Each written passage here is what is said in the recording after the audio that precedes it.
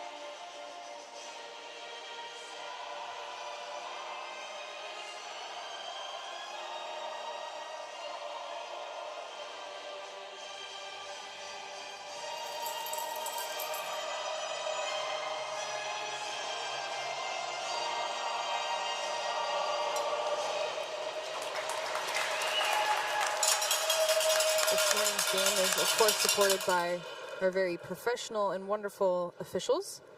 This morning we have Mark St. Hilaire, Brandon Miller, and Richard Defont on shot clock. This morning's starting goaltenders, we have Georgia Fraser, who's in net for Atlantic Attack. Played a little bit of the game last night, coming in as an AP, and Cam Schnarr has been playing all the games so far. They're in net for Waterloo Wildfire, looking to use that momentum from yesterday into today's game. And we're off. Colette starting things with the Ringette center, bouncing it off the boards to Vautour starting the skate, coming around behind the net. Triangle set up, calling for it to Snowden. Snowden back to Vautour. Vautour fires it. There's the first shot of today. Snowden from Vautour, big rebound on that. Keeping the cycle up top now. Snowden stepping back, does the drop pass, tries to get something over. Shot goes on net, but doesn't find its way to the back. Jenny Snowden with her classic, I'm not going to make it look like I'm doing a back pass, but I'm certainly doing a back pass, which can be very scary for a goaltender, I imagine. Yeah, that was a great way to kick off that first period. And as we get a bit of a line change here, keeping things fresh. New Ds and forwards for Wildfire.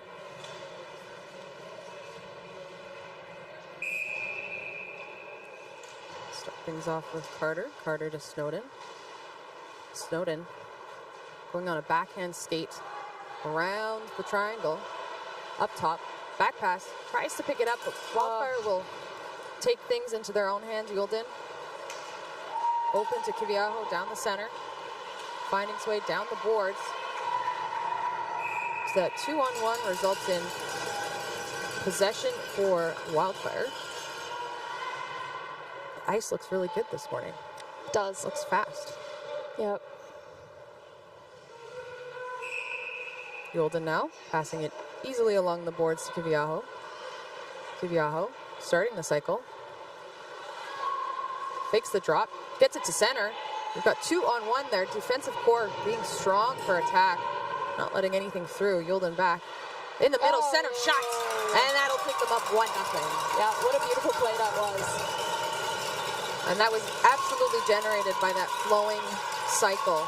Sending Yulden inside the triangle. She's their top goal scorer. No surprise there, but just a really quick shot. Hard to save for Fraser. Great way to kick things off with a goal by the captain there. Starting the tone. Attack. Feeding things in. Down deep to Pro. Starting the skate. Keeping out wide. Faking up top. Starts to cut in on the side of the defense. Drags the defense a little bit out of positioning. McGoldrick got pulled. And the rebound will go back to attack. Passing things around. 20 seconds on the shot clock. Pick up front. Didn't necessarily result in much, but possession is maintained. Sliding pass over to Pro. Back over. And a shot from a bit of a sharp angle there. Richard had a look, needed the reset. Things will go back to Duncan. Duncan now. Finding space behind the net. Turns away from her check. Over to Jacoby. Hearing the call from Duncan. Duncan picking it up along the long board. 8 seconds on the shot clock. Back pass to Jacoby. Jacoby fires it. Fraser gets there's a quick release.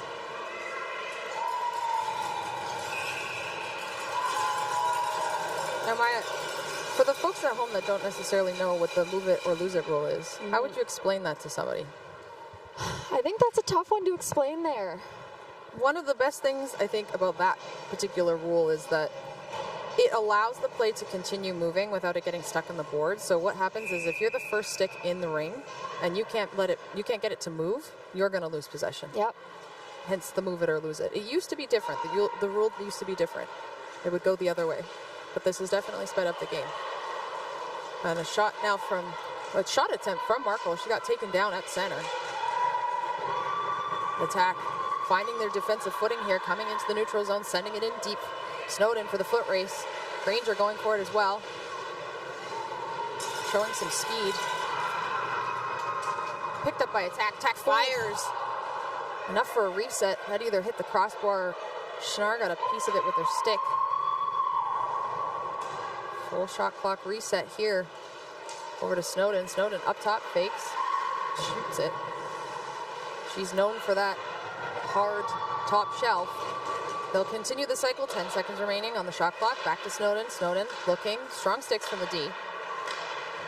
Back down over to Godet. Godet gets a shot. Wants to continue the cycle.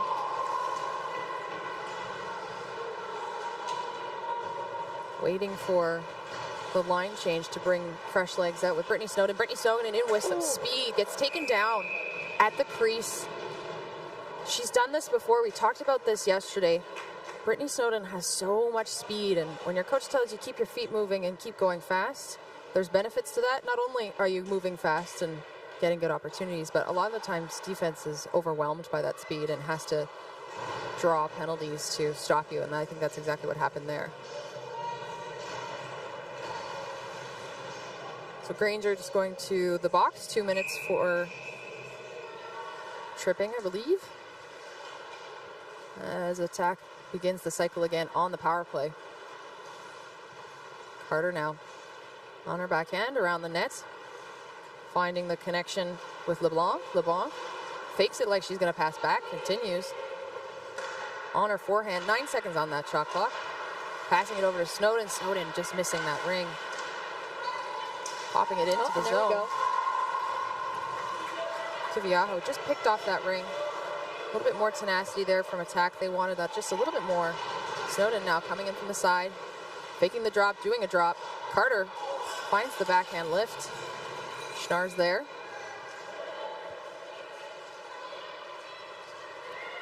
Anton Fong now.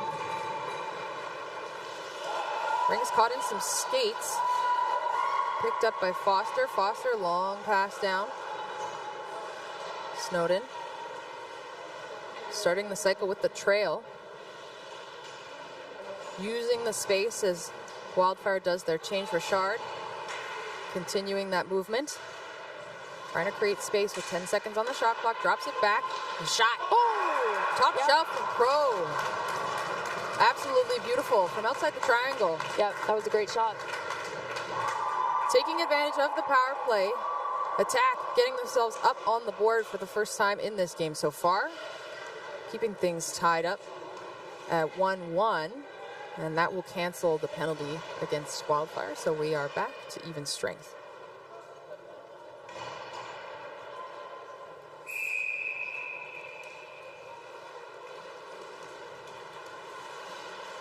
Wildfire looking for an outlet.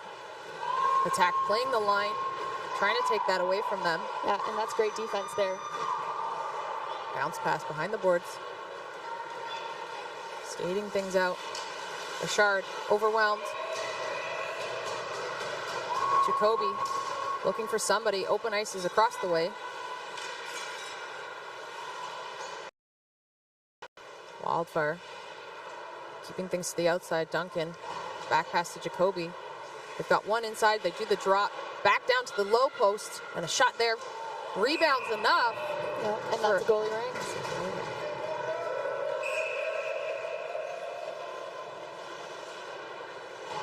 Attack. Trying to find a white jersey to pass it to. Picked up there. Go. With some speed now. Vautour coming in almost 1-0. Gets the shot off. Takes full advantage and puts Attack up in the lead.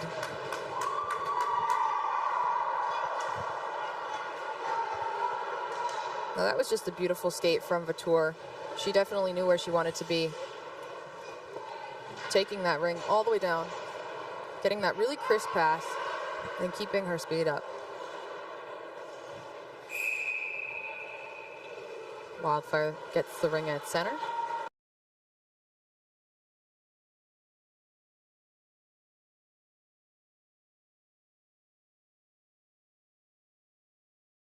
Things back.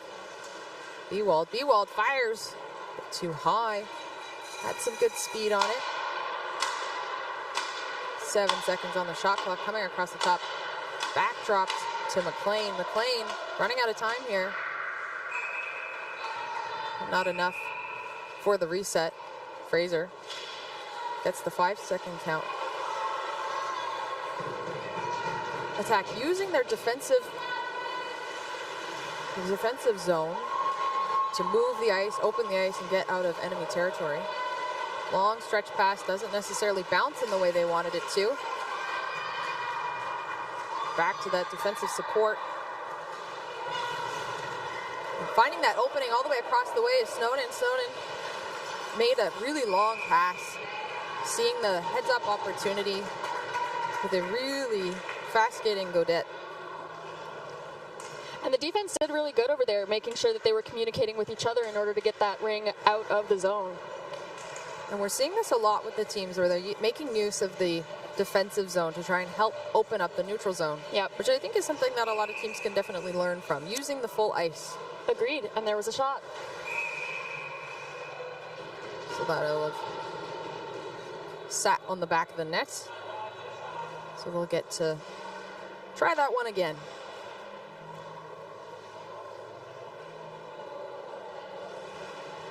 Snowden with the free pass. Got a block in front. Almost looked like she might shoot. That is part of the strategy. Don't let them know what you're about to do. And the drop pass is just inside the zone, so it's picked up by Wildfire. Taking advantage of that mistake. Yulden now. Yulden passing it up front. Here we go. Picked up and a shot. An amazing save from Fraser. Cormier had time and space. Fraser, she had that no problem. An early test and an important save. Yep, for sure. She managed to shut that down really quickly.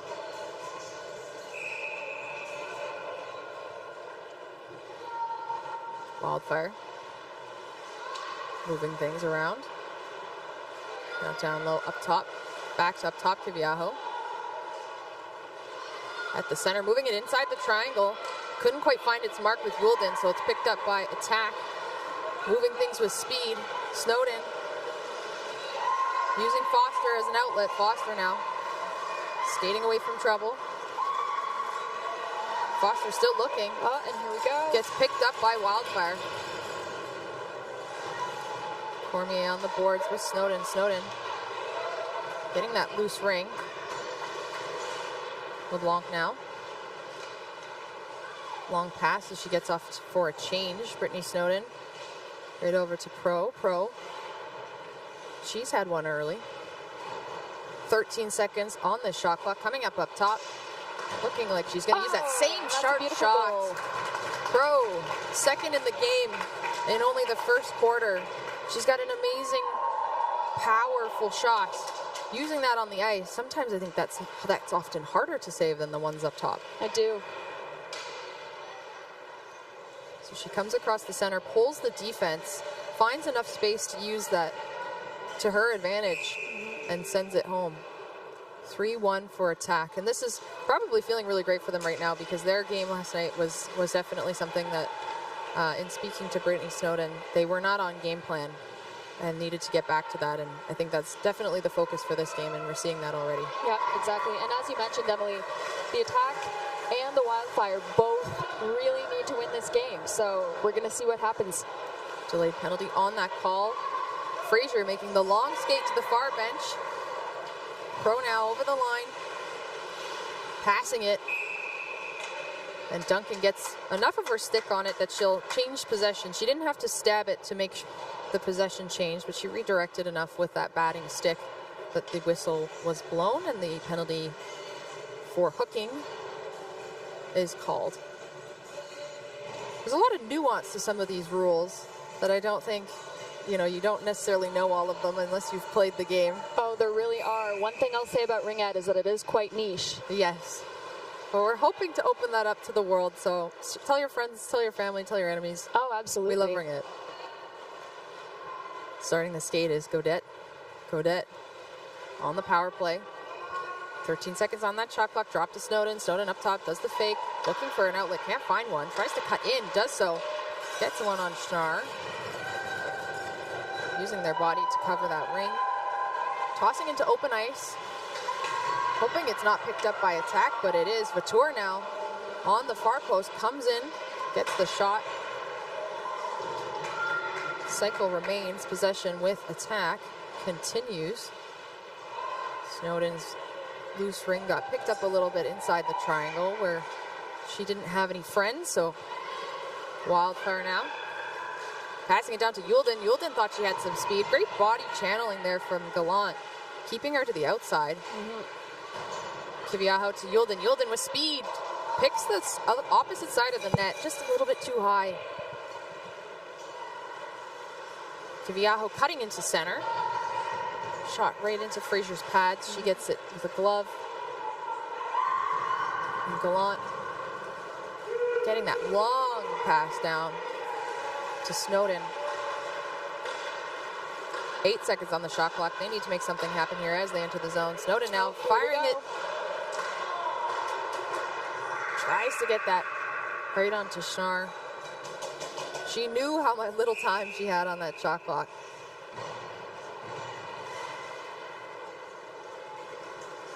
Wildfire now into open ice.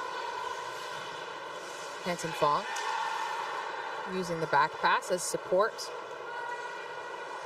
Youlden. Hanson Fong back to Youlden.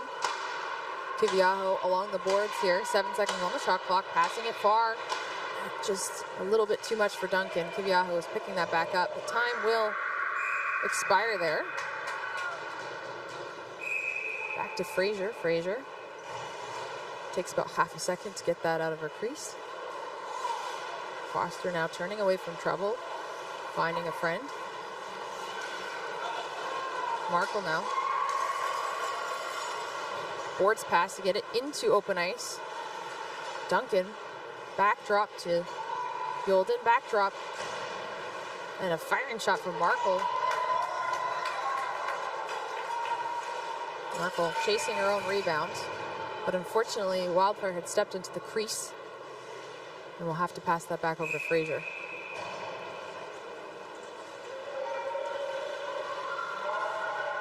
Attack. In their own zone. Skating around their check. Looking for that pass. McLean will be there to pick up the ring. Stretch over to Duncan. Duncan now in with some speed. Moves it to the corner. Great heads-up look from Duncan. And a back check here. Along the boards from McLean. McLean looking for that ring. Jacoby now with the loose. Coming up top. Looking to see if she had anyone to pass to. Things were a little bit scrambly at that point, so deciding to go for the skate. Wait for some fresh legs to get back on the ice. And a shot there from Jacoby, hitting the post, getting the reset. Laurence gets the shot off. Jacoby now spinning, tries to get it to the low post, and an active stick from attack does not let that go through. And with less than 10 seconds here, we're really looking to see some movement. Now down to Snowden. She gets the last minute attempt. Should say last second attempt. Yeah. On Schnarr. As we wind down this first quarter. Already some great action, 3-1. Have you been seeing things? Things are looking pretty good. I'm impressed with the way that the attack is really using every zone of the ice. I think they're really, really using their defense in a good way to get that ring out of the zone, and that communication is there. Wildfire coming off some winning games yesterday. The last time these two teams saw each other was January 4th, so it's been a little bit of time. A lot of development happening in those short months between Christmas and Nationals. We had a few interviews yesterday where the players were talking about how their team has peaked at the right time. They're building towards Nationals. All of these teams get to go to Nationals. They work for the entire season to get to Nationals, but oftentimes you don't want to be at your best too far away from Nationals. Yep, that's for sure. And both of these teams show a lot of strength, and they have today. And you can definitely see the determination that they have here. They're really, really looking for that win in order to just keep going and keep getting stronger here. They've faced each other 3 times already this season, with Attack taking the win on 2 games, and Wildfire on the 1, and Wildfire taking that win on January 4th, 5-4. They've been close games as well. A lot of really great skill on both sides of the rink. The game plan here for Waterloo is likely just to keep sending players into the zone and generating those opportunities, because, I mean, Ringette is a decently high-scoring game. 3-1 is nothing, realistically. For sure. That can change in an instant. And I think that'll be what their focus is, especially coming into the second quarter here. Kiviaho now pushing through the top, getting away from traffic.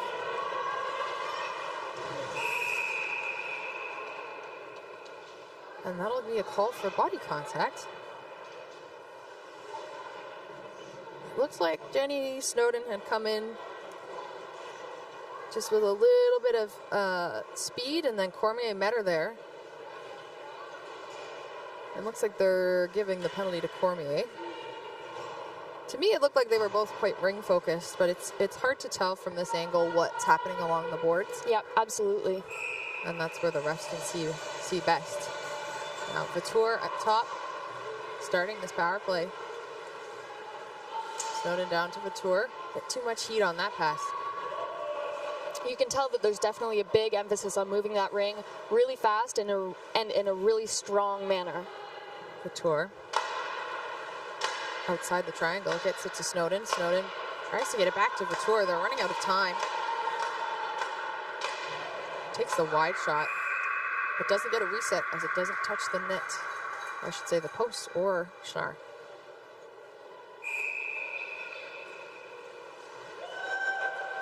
Wildfire facing some pressure here. Coming up into the neutral zone. Flipped up by Kiviaho, bouncing into the boards where it's picked up with speed by Gaudette. Ring gets moved over to Snowden, touched by Wildfire in the interim. Snowden looking for someone to pass to. A little bit too close from Gaudette. But she'll get it back, sending it down into free ice, where Granger will find it first. 55 seconds remain on the penalty to Cormier.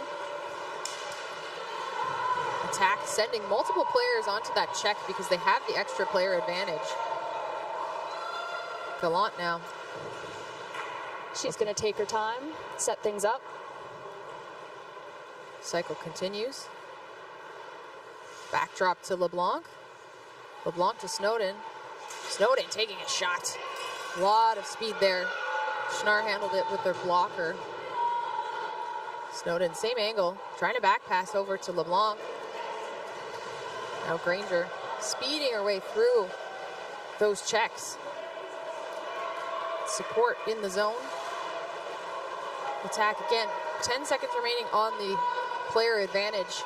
So they're putting a lot of pressure onto these Wildfire players and coming out on top here. Time expires on the penalty. Back to even strength. Snowden. Cycling. Drop to LeBlanc. LeBlanc tries to fake it.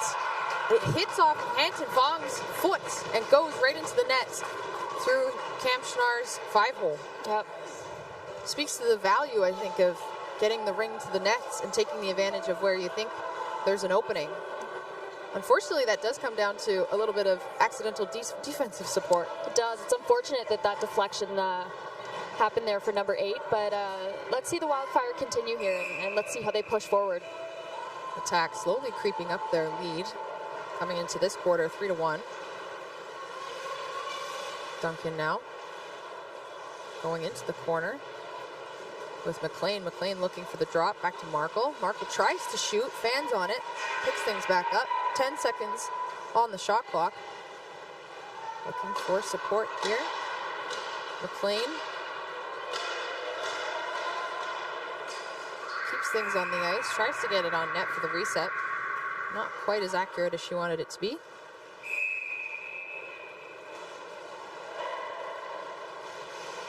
And a drop back to Richard. Richard finds Foster. Foster turning. Gets it over to Robichaud. Robichaud had 3 Wildfire on her, so she couldn't move the ring. That's why it went to the Wildfire goaltender, Schnarr.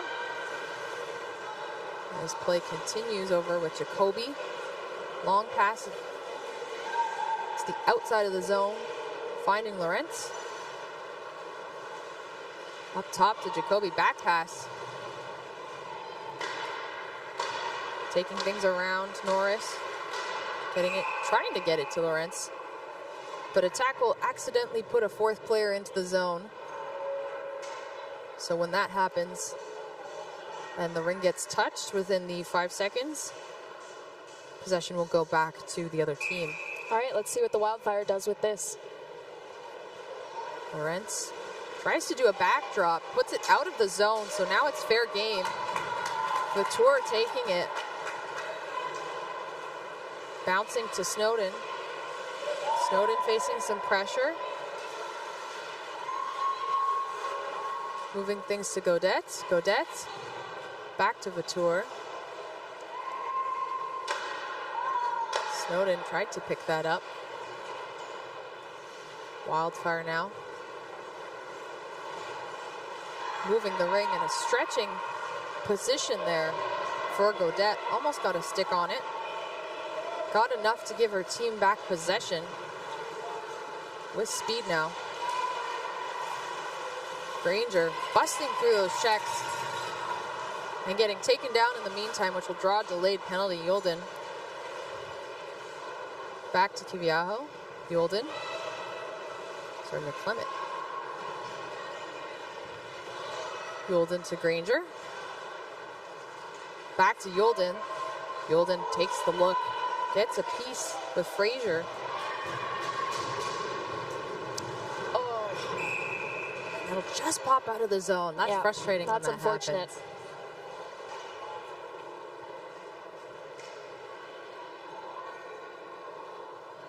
So Wildfire will go to the power play. Body contact called against Isabelle Cormier. 2 minutes for body contact. Oh, actually, it's a major.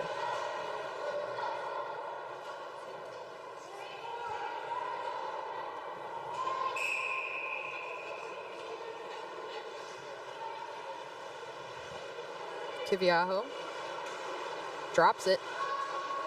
Plays the screen. Back to Markle. Oh, Markle lets it rip. She'll find the back of the net. And now we've seen both teams using those really low shots to hit the 5-hole or hit those low areas in the net or behind the goalie so that they could really, really, really get that ring and fire it to get a goal. Markle showing up for her team. Bringing things back within a little bit of a more reasonable score spread. Now, with the 4-minute major, Cormier will stay in the box. She will not be allowed to come back out. She has to serve the full major penalty, so Waterloo gets to have the full 4 minutes of a power play here. Drop 2 as the cycle continues for attack. Sticks, beating the ring out. 1-0 opportunity here for McLean. McLean walking in. Gets just picked up by the defense. Really great last-ditch effort by the attack defense, getting their sticks in on that check that lifted her stick just enough to get that ring going too high. Great skates from McLean, but even better defense from attack. Attack now. Richard staying to the outside, coming up top. Back to LeBlanc. LeBlanc fakes it, fires, and that's it. Just enough of a shoulder shake and a lot more power behind that ring. That's for sure. Using, I think the defense is a bit of a block there. I think so. Both of these teams have been showing their ability to really, really, really fire that ring at a super high speed and really using those defense as a screen almost. Yeah, she placed it right between McGoldrick's legs. And that'll bring things back within 3. A shorthanded goal for attack. Wildfire now with speed. Up top, Jacoby fakes it. Continues. Lawrence to Jacoby. Jacoby tries to get a shot. Finds feet instead. And there's some defense from the attack. Duncan takes things inside the zone. It's over to Jacoby. Jacoby tries to get things back to Duncan, but she'll swap with Lawrence.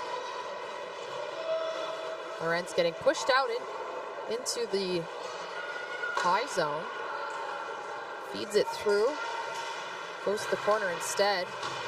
Some pressure there from Norris, trying to get the ring to the net. But Wildfire will have skated through the crease.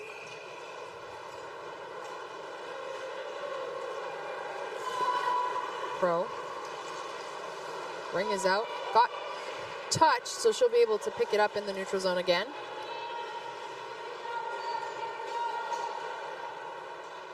Drop back on the cycle from Foster. Pro. Staying to the outside. Looking, fires it low. There we go. And that's her third. And again, we're seeing another really low shot. Those right on the ice or really low to the ground are really getting these goals in the net. She's got a really powerful shot. We've seen it now, I guess, 3 times. A lot of muscle behind that. And a lot of the time, as much as a goalie can be in the right position, if you get enough power on it, it's hard to stop some of those shots. Yep, that's for sure. The speed of this game is really picking up. So Pro having a great weekend, scoring a lot of goals so far, but a hat trick in this one already. Wildfire getting tripped up with some traffic. Continue moving around, trying to make that triangle move a bit. Over to Markle. Markle now back pass over to Yulden. Yulden fires it wide. 4 seconds on the shot clock. Down to Markle. Markle maybe half a second too late on that. Fraser will get the 5-second toss. Sends it to the corner. 2-on-1 there. Passing up front to Kiviaho right into her feet. I don't think she expected that pass, but was all alone out front. Yep. Gallant. Using Jenny Snowden's screen to help keep some space for her.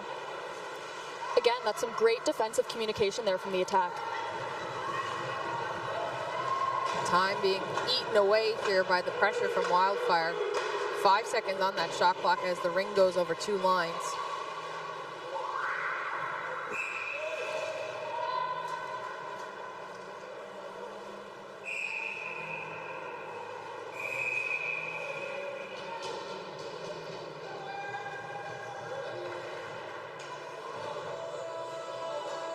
So 32 seconds remain on the major penalty to Cormier. It's sad when you have to sit in the box all by yourself in the cold for 4 minutes. It really is. Of watching your friends, you know, out there having fun. Yeah. She does have to serve the full 4 minutes despite the goal scoring. But she'll be out soon. Foster now in the zone. Fakes the drop, does the drop. Couture. Behind the net. Has a trailer. Flips things around to Snowden. Snowden trying to take up space here. Gets picked off by Duncan. Bewald does a quick back pass to an open space where McLean just is able to skate into it. Over to Jacoby now. Jacoby back to McLean. McLean looking. McLean gets the shot right into the D. Great block by attack. And we are officially back to 5-on-5 here. And attack stepping out. Trying to get that ring past the blue line, but Wildfire stepping right back in. Fake shot there, and then a real one from Bewald.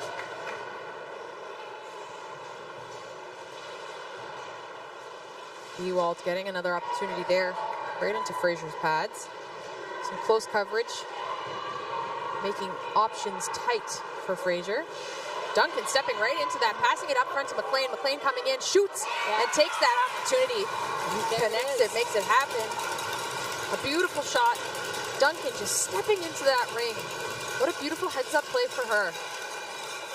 And this is the second time now that we've seen the Wildfire have the opportunity to really get that one-on-one chance with their attacker against the goalie. And this time they really took advantage of that. And one of the things we try to focus on in Ringette is staying goal side. It's very easy. We don't have offside, so it's very easy for a high forward to kind of just stick around and cherry pick almost. Absolutely. I say that as a cherry picking high forward. Yep. I'm there with you. And it can cause a little bit more of a disruption in the back zone. And there we see a penalty being drawn.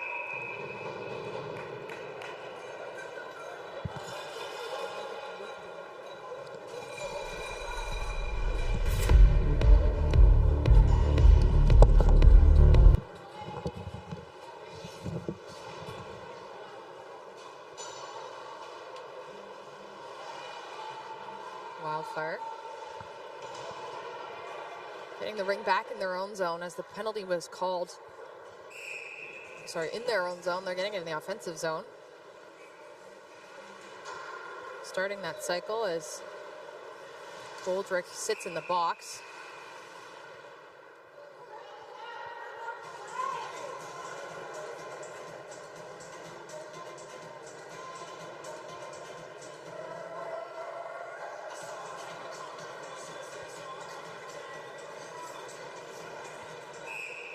McLean now with the ring.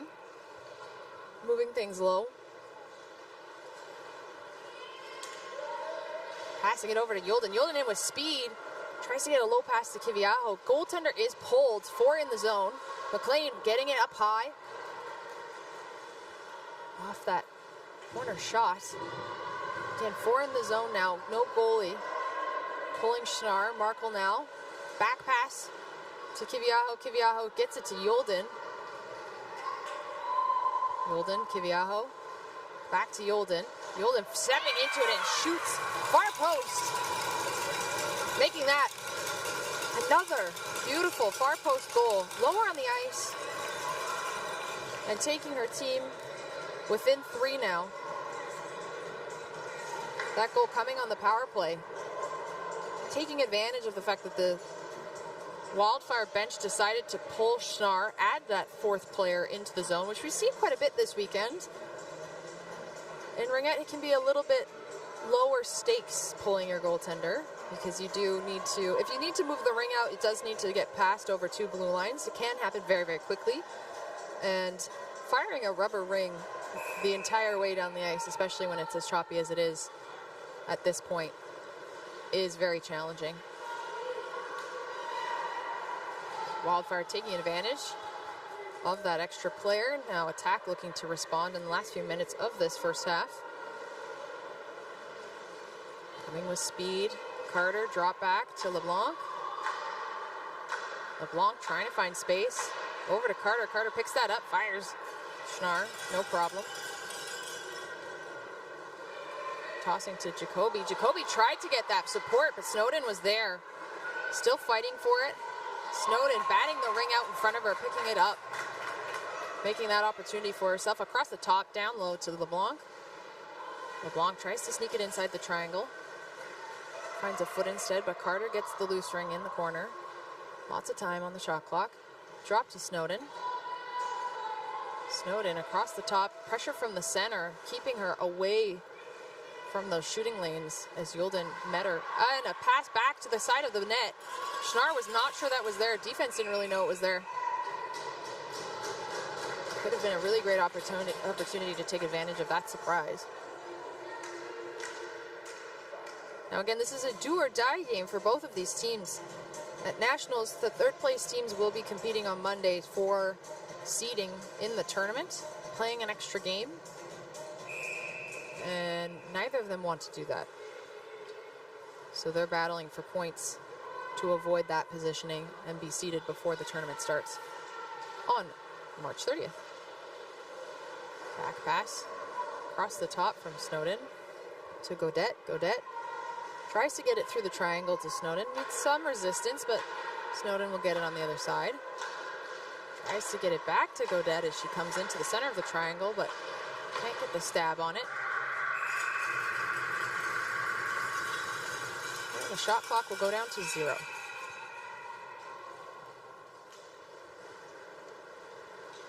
Moving things up now. Picked up by Vautour. Vautour over to Snowden. Snowden's almost by herself. Hinton Fong is trying to catch up. Big save by Cam Schnarr. And in all of the fuss, Wildfire accidentally headed a 4th player into the zone. But what a great save from Schnarr. Definitely needs to keep their team in this headspace of a closer game, and that was a key save to do so. Snowden being one of the top scorers in this league. Markle to Yolden. Yolden, she's limited for options, but finds Kiviaho. Kiviaho back to Yolden. Over to Markle. Markle now back to Kiviaho. Fires it low. Make no mistake, 5.4 seconds remain in the quarter. Just a beautiful set play, putting that together. They knew where each other were. Kiviaho sending it home on the post. Beautiful tic-tac-toe play from Yolden and Markle, showing why it's fun to play with the captains. Time comes to the 0 now as we complete the halfway mark here at the Slush Puppie Center in Gatineau. We will have a interview coming up with Wildfire. Maya going to take that down. So far, a lot of really great energy in that second quarter. Things looked a little bit more in attack's favor in the first quarter. They definitely came in from last night's game looking for a little bit of a redemption arc.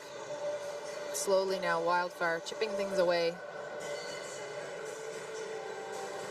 Sitting at 6-5. Looks like we're setting up an interview here with Maddie McLean. Maddie McLean has played 20 years of ringette. She's been in the NRL for 6 years. Her home association being Waterloo Wildfire. And she's played at the Canada Winter Games.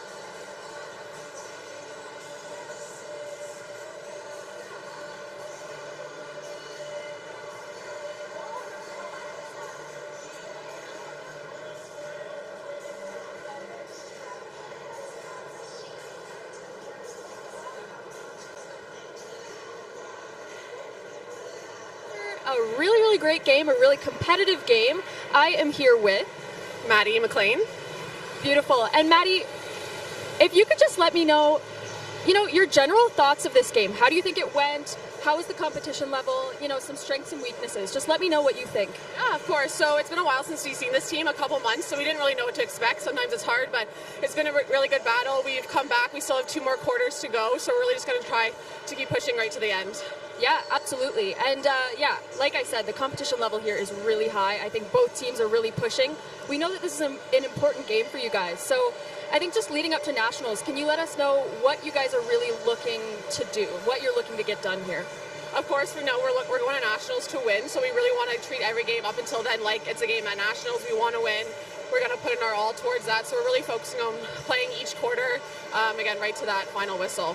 Yeah, beautiful. All right, thanks so much for your time.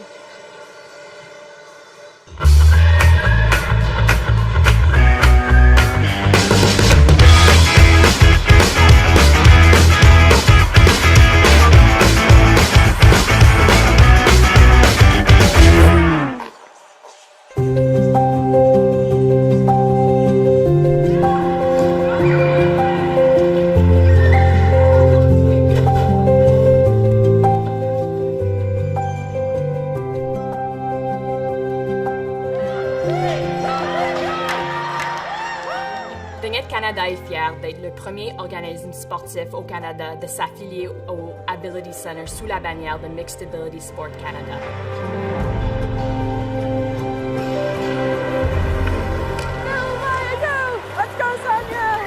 Notre but est de créer un modèle de sport inclusif qui va contribuer et améliorer la santé mentale, sociale et physique de tous les Canadiens.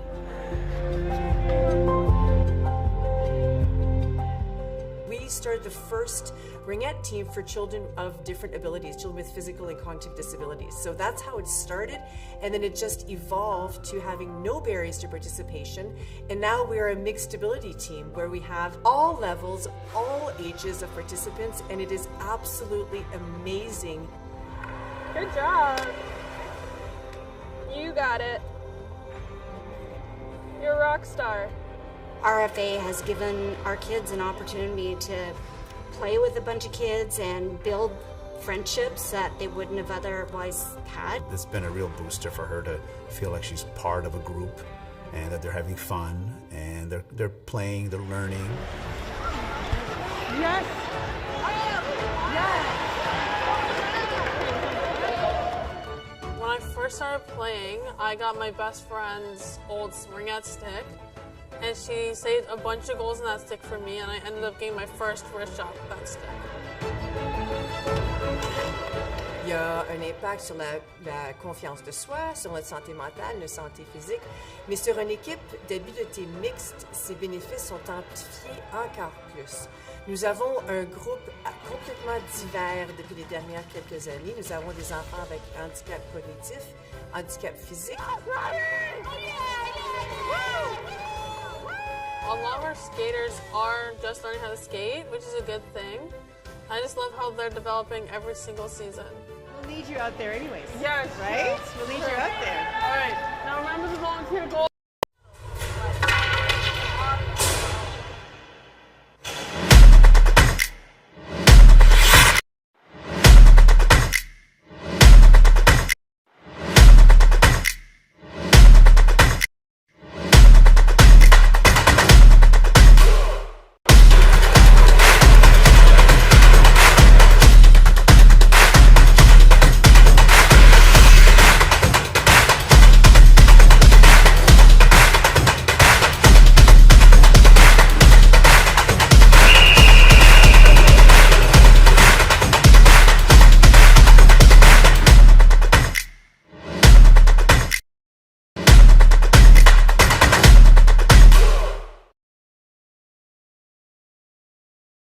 Hi, my name is Jade and we're in Yellowknife, Northwest Territories. We are at the Air Tindy float base here in Yellowknife Territories at this beautiful outdoor rink playing some Ringette with Ringette Canada. Yeah, this is the best day of my life. I haven't played Ringette for over a year since my last game with Laurentian, so for Ringette Canada to bring Ringette to Yellowknife, this absolutely made my day. I think everybody should play Ringette and it's great to see it here in the Northwest Territories.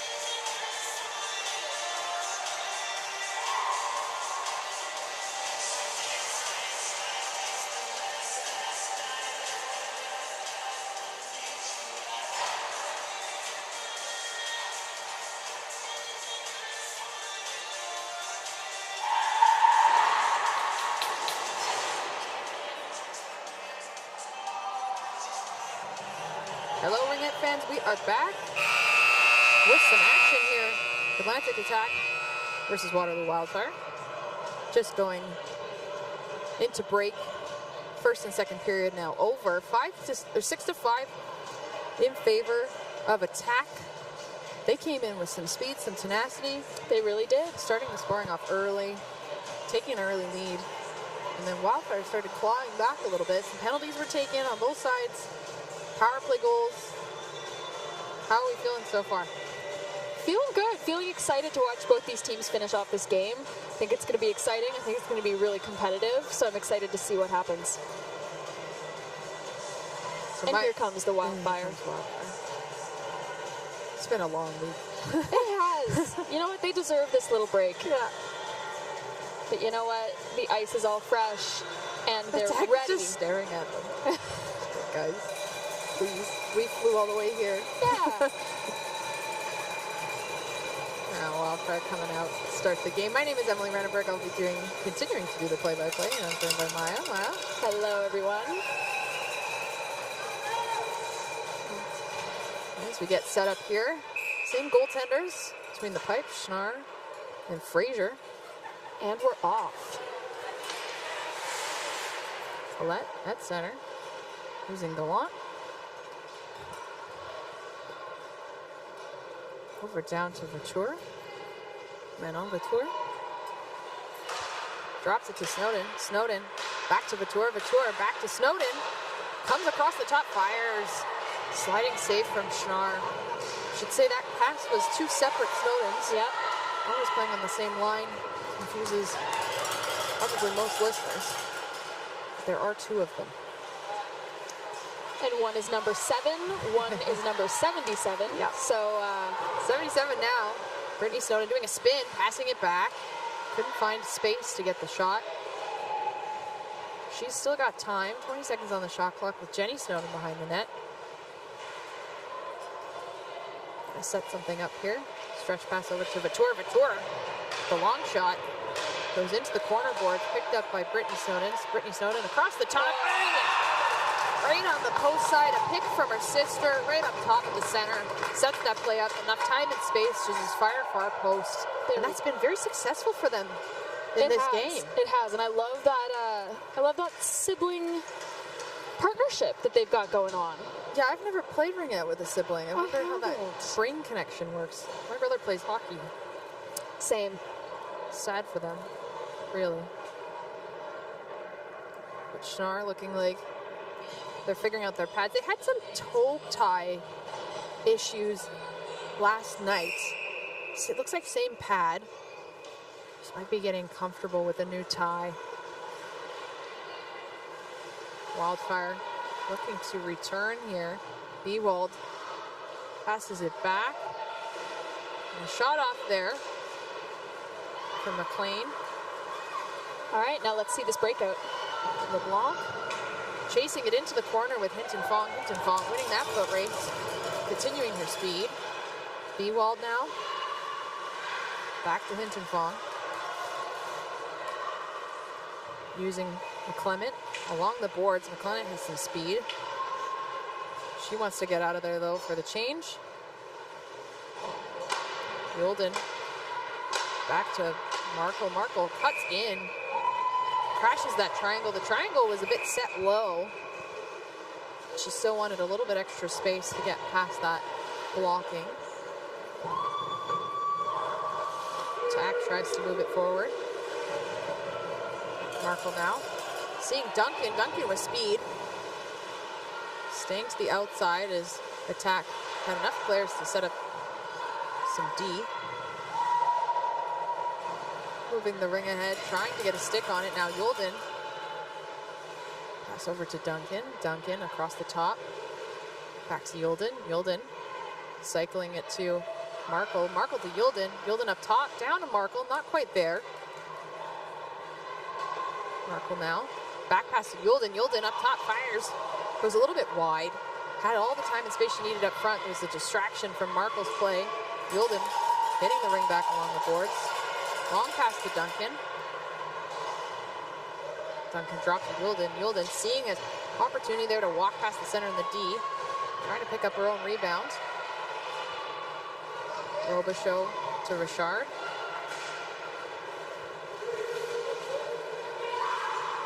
Snowden to Cormier. Back to Snowden. 10 seconds on the shot clock. Snowden staying to the side, passing it over, comes walking in. Ring finds its way to the other side. And a sliding shot from Snowden. Hoping to get that reset, wasn't quite on target. Things will go back to Schnarr. He'll get 5 seconds to drop. McLean picks things up, taken down in the meantime. This fresh ice looking like it's a little bit slippery. Couture now, we're facing some pressure in the neutral zone. Moves her stick from between her legs, keeps the ring. Quite impressive. That right is there. veteran talent for you. 15 seconds on the shot clock, coming around up top. Drop, Snowden to Snowden. Back drop over to Jenny Snowden. Jenny Snowden comes through the center of the triangle, shoots. Schnarr gets their pads down in time for that one. Brittany Snowden moving the ring from the corner over to Vautour. Vautour now to Snowden, back to Vautour, back to Snowden. Jenny Snowden looking for that center part of the triangle, getting the shot off, but Schnarr sees that, gets a toe. Jenny Snowden using what we call the reset zone to let her teammates have a bit of a change here. Enough time on the shot clock, down. Long pass to Carter. Carter tries to get it back through, but the ring goes bouncing, picked up by Yolden. Yolden now with speed, looking for an outlet, finds Markle. Markle down to Kiviaho. Kiviaho, what's she gonna do? Goes behind the net. Tries to feed it through center, picked up by the D.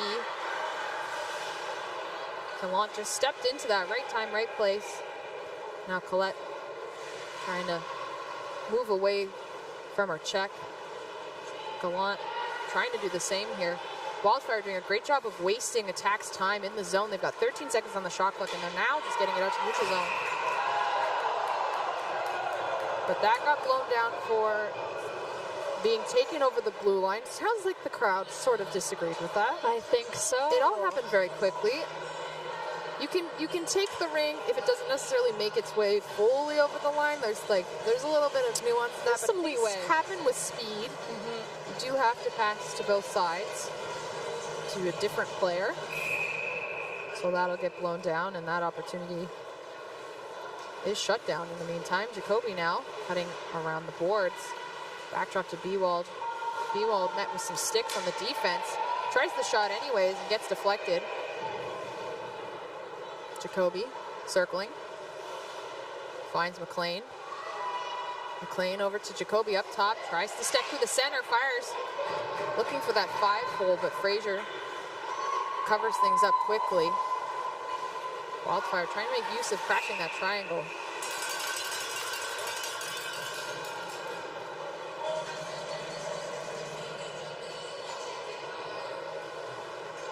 And we were saying earlier in the game that Ringette is typically a higher scoring game than folks who watch ice sports are probably typically used to. Absolutely, yep.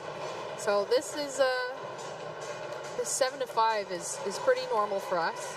It's also quite tight still. Now a lot can happen within the next 6 minutes and 45 seconds, plus the 13 remaining in the fourth quarter. As Yolden up top tries to find the corner with Markle. Bit too much of an angle into the crease. She couldn't touch it until it's too late. Markle now moving that cycle, finding that there's pressure. The triangle is pushed pretty low down. Sending somebody inside. Using the corner. Yolden skating, moving. Drop pass to Kiviaho. Kiviaho is covered by two. And that's some tight coverage there by the attack. Ring gets pushed out. And now it's over to Snowden. Snowden with Granger. Snowden pushing, fires it, gets her goal off just before she hits the crease. And a classic Brittany Snowden streaking in. And a great pass to follow that up. Bit of a question there from Markle on whether or not that was in the crease. From this angle, it looked a little bit tight, but the ref was right there. I think we got to trust the ref on this one. Brittany Snowden taking her team up further for a lead, 8-5. Again, this is a game that's very important to both teams, as they do not want to be the third seeded team, as that team plays an extra game to get seeded into nationals. Whether it's Pool A or Pool B. 7 seconds on the shot clock. Ewald across the top, trying to cut through, sees a low pass instead. Tries to get a shot. Met with some sticks. Clement was in the zone as a defense to help cover that off. Drop pass fails. Cormier there instead.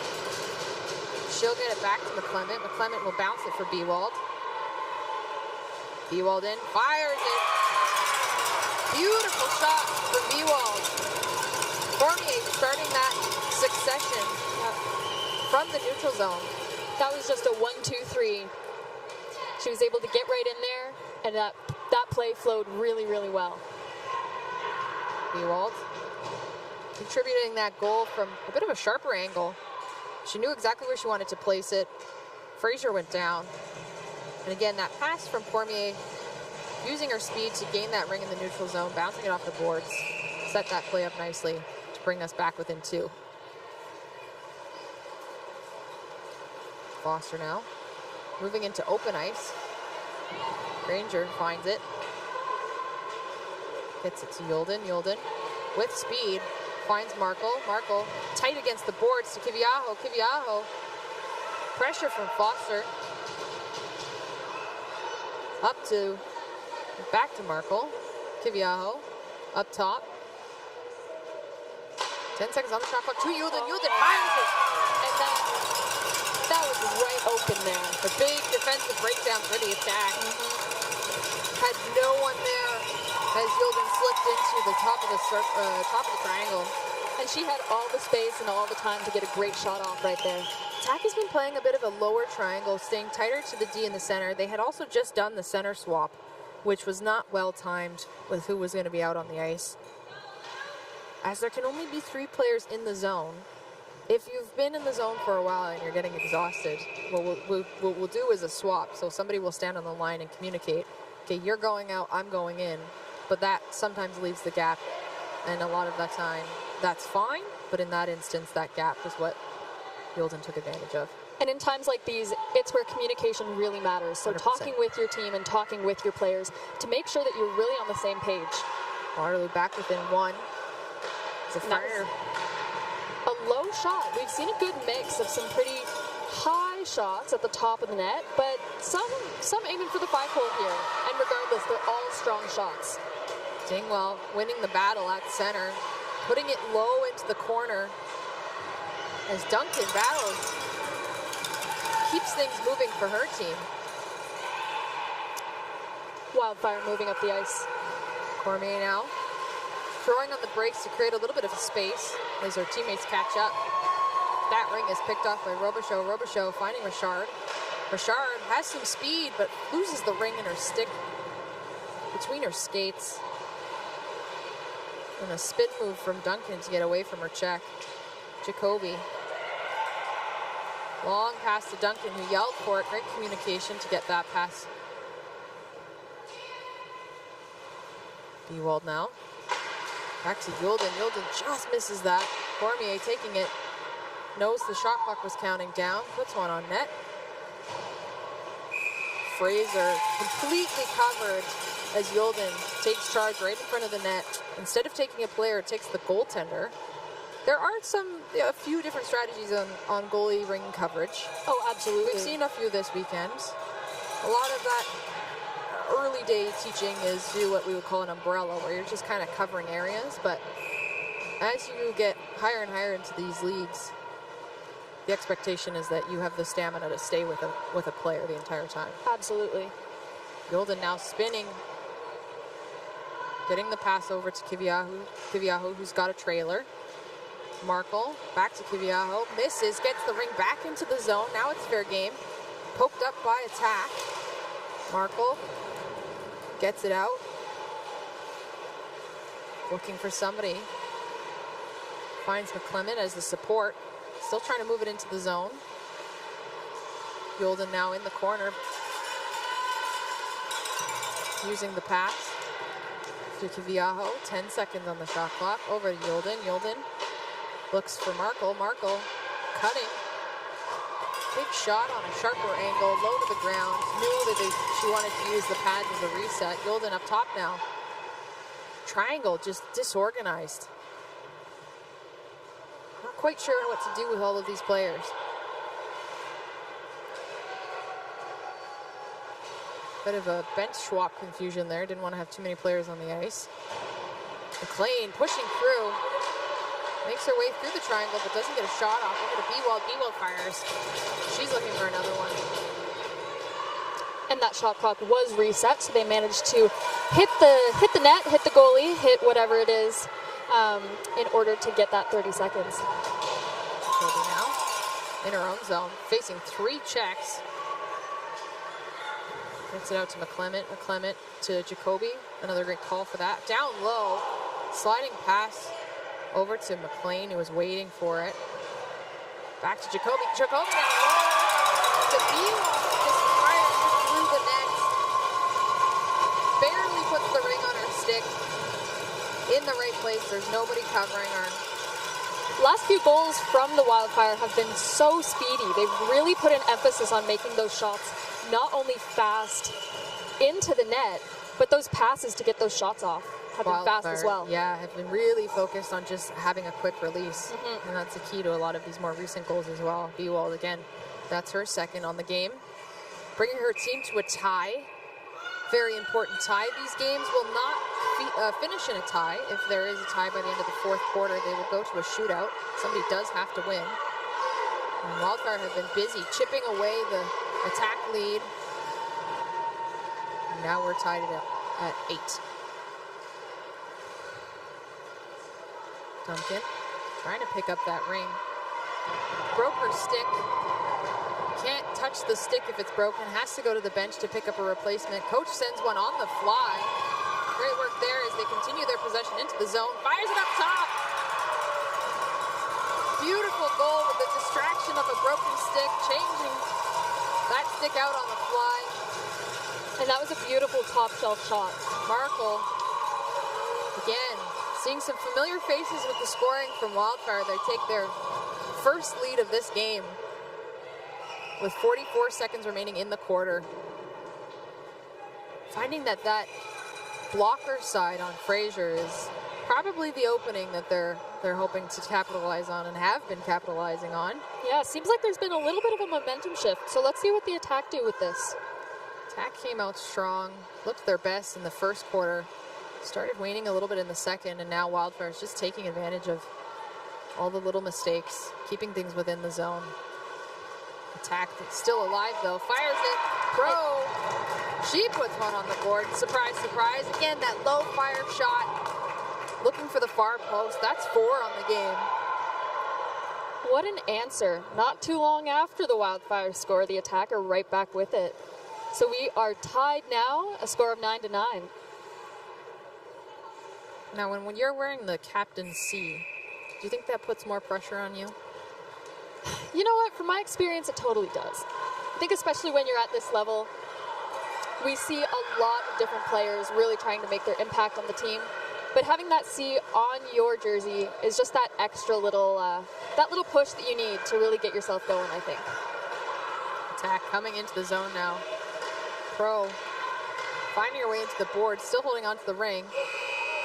Was looking for that reset. There was a bit of a play just out front of Fraser's net before the buzzer went, where Attack had thought they drew a penalty, but there was no arm up from the ref. But it caused so much confusion that they slowed up with the ring, thinking there was going to be a whistle blown. And then the bench had to yell to say, hey, no, keep going. There's no call on the play. Yeah, and that's your sign, right? Like, our coaches always tell us, you got to play the whistle. Exactly. So a lot of great action so far. Again, our teams are back at tie. Didn't take long.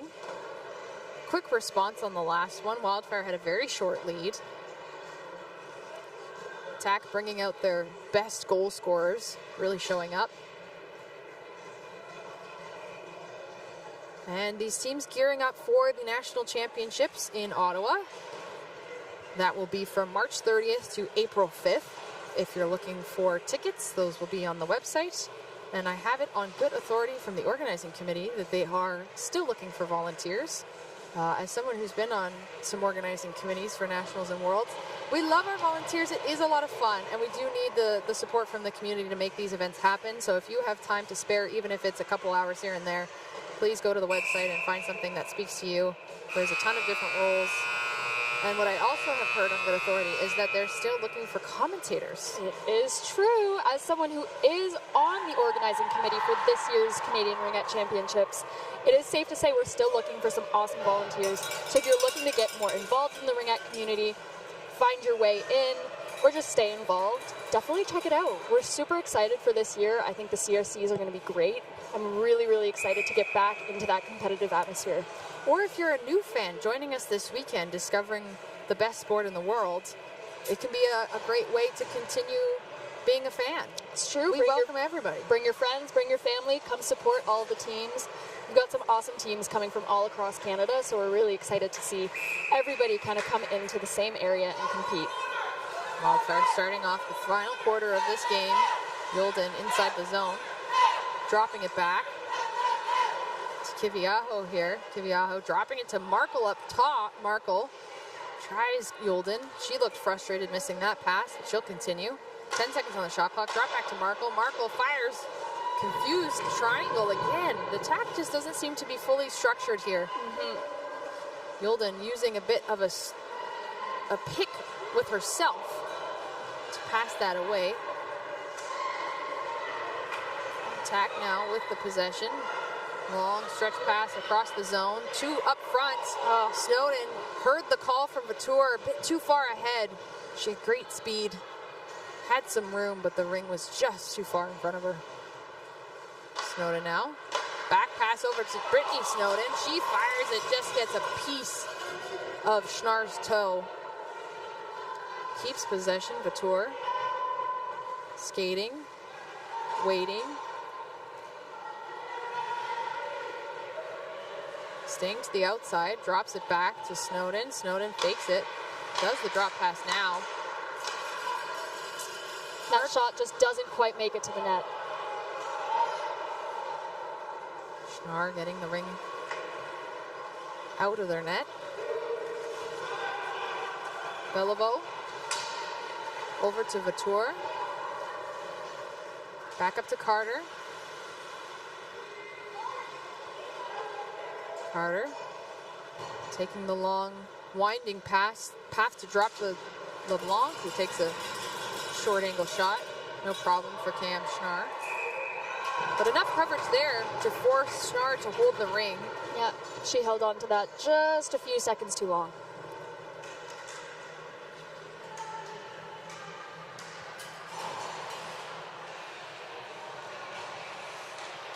Attack here setting up on the free ring. Only one person can enter the top half of the circle, and you have to pass the ring out. You can't skate out with it. So that's why you're seeing that set up in front of the net. Drop back to Carter. Carter continues the work around the triangle, trying to break things up. Passes it back.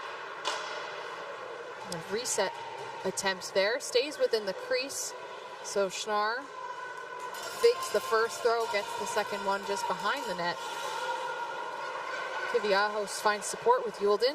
Yolden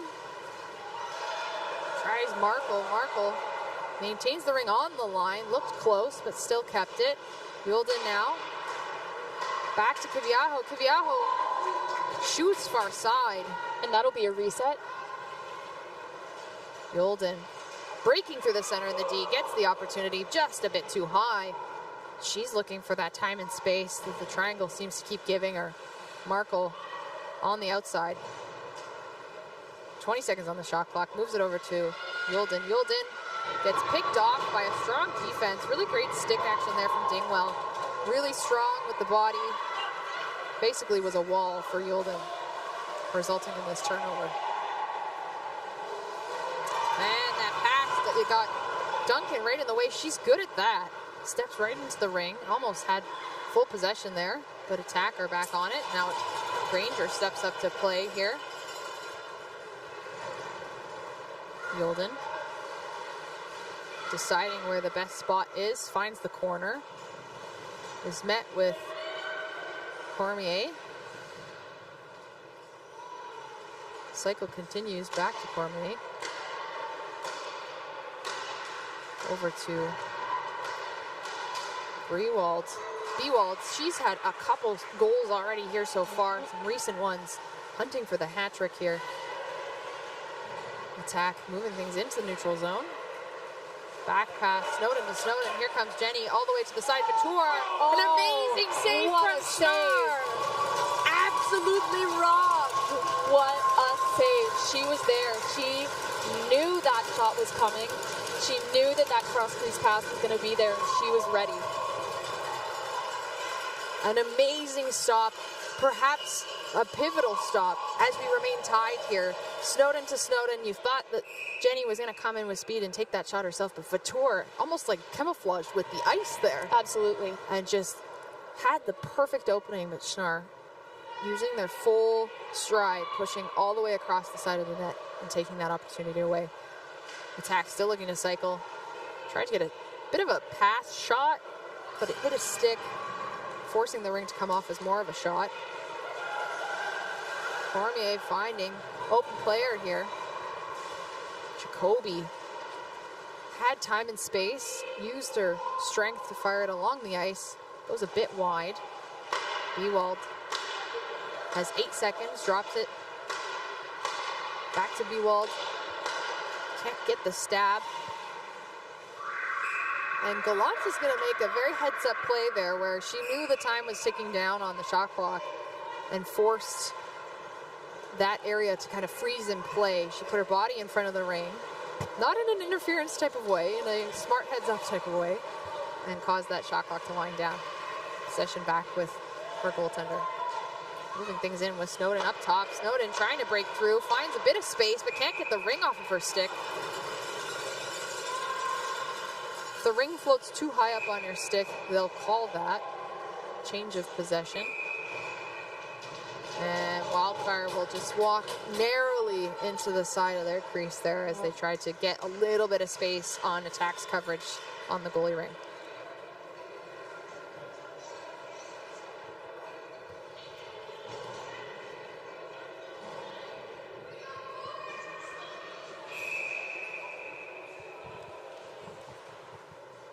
Attack now.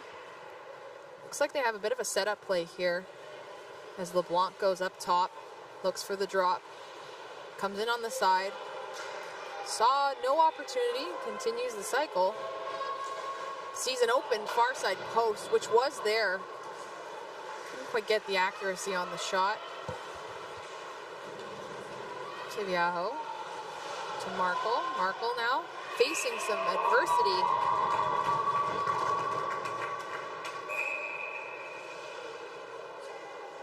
Fraser drops things back.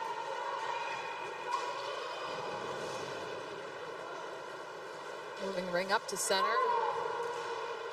Rodette couldn't get that. Chiviajo now in the center over to Yulden. Yulden's got some speed coming in. And a great stick from Foster keeps that away. Loose ring will still stick with Waterloo. They're coming across the top here with Markle. Markle to Yulden. Yulden around the back, up to Markle. Markle with the stab down to Yulden. Shot off the side, comes out of a rebound. There was a bit of space if there was somebody there to pick that up. Slowing things down for a little bit of a shift change there. Oh, you know what? I didn't even notice. Sophie Degas is in net. I thought those pads were different. Aha! There Sorry, we folks. go. Degas back in net. Yulden to McLean. McLean fires. Over to McLean. McLean sees an opening, doesn't necessarily take it. That shot got deflected there by Duncan. Or Duncan's shot got deflected, I mean. Ewald taking the shot up top. Goes a little bit wide. McLean passing now inside the triangle. Drop back to Ewald. Ewald to Jacoby. Jacoby sees the opening. There's enough space between the pipes and Degas sent it home. Bringing our team up on the lead.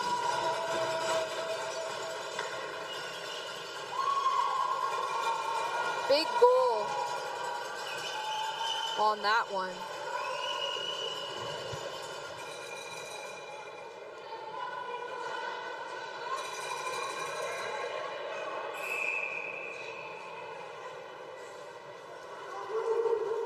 Cormier now with it. Drop over the line to Snowden. Snowden spinning, finds some space in the middle of the triangle, still pushing. Enough pressure to push her away. Gets the ring into the crease. But Wildfire take away that threat. Loose ring. Picked up by McLean. Moved back. Tries to get it over the line. Ewald coming in with some speed. McLean battling. Over to Jacoby. Jacoby finds the low pass.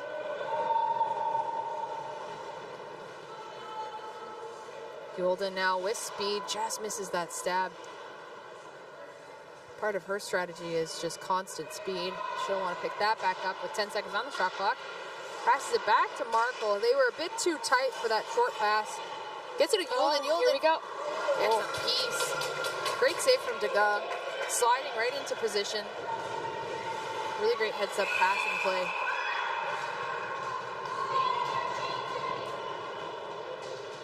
And Waterloo's getting called on that play.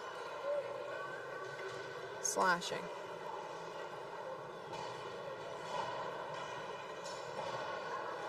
We'll see who goes to the box. I don't think they recognize that there's a penalty. Oh, and here we go. Oh, Yolden. None other than our captain here. So Kelsey Yolden will go to the box. 2 minutes for slashing on that play along the boards. Wildfire up by 1. In part from Yolden. The attack most likely looking to use this power play to even things up. Starting the cycle, coming in with some speed from Carter. Carter looking, didn't see what she liked. 7 seconds on the shot clock, drops it back to LeBlanc. LeBlanc fakes it, shoots it. Schnarr keeps it within their pads.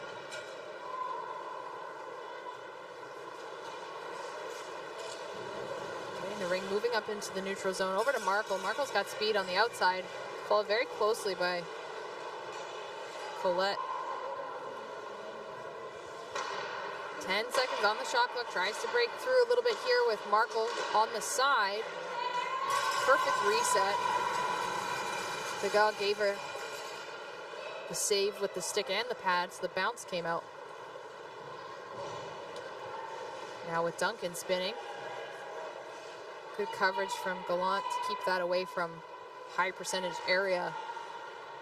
Kiviaho down to the middle of Markle. Markle shoots. No 5-hole there on Degas. Snowden now. Over to Vautour. Vautour pushed out to the side by Granger, taking up that space. Quick pass, but not enough time to move things forward towards the crease. And a shot from Snowden finds feet instead. Granger tries to move it to Jacoby. That'll be a 2-line. Foster picking it up for attack. On the power play still for 14 seconds. Keeping that extra player. Snowden with speed coming in quickly. Tries to crash through the center in the D. He's getting held up. Called for holding. The team is not thrilled with that one. Yeah, Wildfire does not seem to be too pleased with that call. 1 second remains on the penalty to Yolden. So there'll be 1 second's worth of 3-on-2, which is my favorite thing in Ringette. 3-on-2 is my favorite thing. Right. And I think they're going to want to strategize a little bit here as they've called a timeout. For folks at home, when there are 2 players on the same team in the box, you don't just lose 2 players on the ice. Normally, you're allowed 3 in the zone. But when you have 2 in the box, you're only allowed 2 in the zone. Yeah, so it really, really impacts the way the game is played. As a forward, it's a delight to be out on those. As a defense, which I am not, I'm sad for the defense. See, it's the hardest task to possibly do. It's as very a defense, let me tell you. Yeah. Some of my favorite times. I'm sure. Some of my favorite times. They play typically what we call like a butt-to-butt defense, which we'll probably see here. But again, there's only 1 second remaining on the penalty to Yolden, so we won't have very long for the 3-on-2. They're honestly, attack might just, they have a set play is my guess. Yeah. They have a set play where it's going to be tic-tac-toe, trying to get it into the net before Wildfire sends in their extra player. Yeah. I think we'll be looking to move fast so that they can get that shot off. Markle's on the line, waiting to go in. There's only 3 players on the ice, so it looks like they'll probably use Yolden as she exits. Oh, Markle went in a little bit early. I think so. Hard to count that 1 second. So, attack pulls their goalie, adds a 4th player in. And a big shot from a low post on Schnarr. Boxing things out, trying to get it across. Power play still for attack. But with the goalie pull, they get to add an extra player into the zone. They haven't added an extra player to the ice to give them that flexibility, but Pro now, she's got 4 on the game. We're looking to hit the net now. Pro, down low, gets it to Vautour. Vautour fires it, gets the perfect rebound. Yeah, Schnarr was there. Keeping the box. Still a minute, 8 seconds on the penalty to Duncan.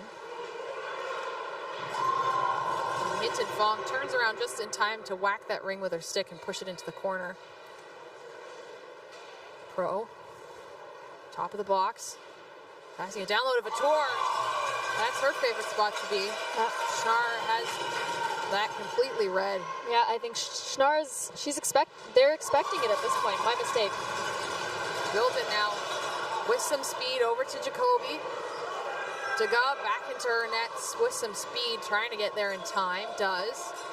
Yolden slams on the break to change directions, moves it over to Jacoby. They're still shorthanded for another 25 seconds.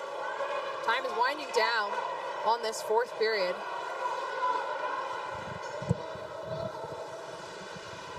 Waterloo up by 1 with 1 in the box. Attack doing everything they can to try and even things up just once. 1 more goal. 1 more shot clock remains. Passing it down low. Vautour low on the box, gets the reset. The ring stays in the crease, so Schnarr gets it. That's another few seconds wasted. Wildfire just trying to maintain that possession and keep some control, so attack can't get any opportunity. Duncan moves things in for Kiviaho. Kiviaho gets possession. 5 seconds on the clock. Waterloo's still up. Moving that into ice. And a last-ditch attempt from Duncan to put that ring on the net. And Waterloo Wildfire takes the win in a closely matched game. The last time these teams saw each other was back in January. Attack has won the majority of the games up until now, and now they're tied at 2 apiece. This was a big game in terms of seeding for Nationals, which are coming up at the end of March. Really great action for our fans here. Really great teams. A lot of amazing scoring and some big plays by Schnarr, keeping their team totally in this game, especially at the end.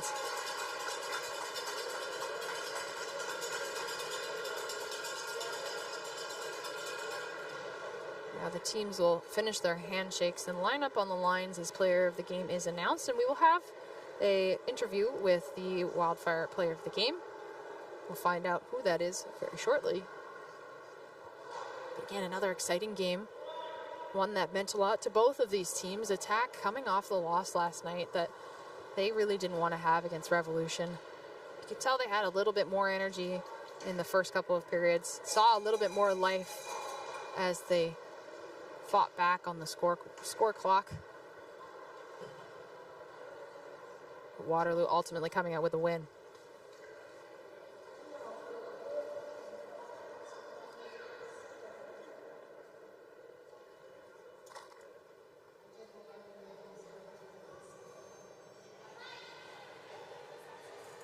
And we're getting set here for players of the game.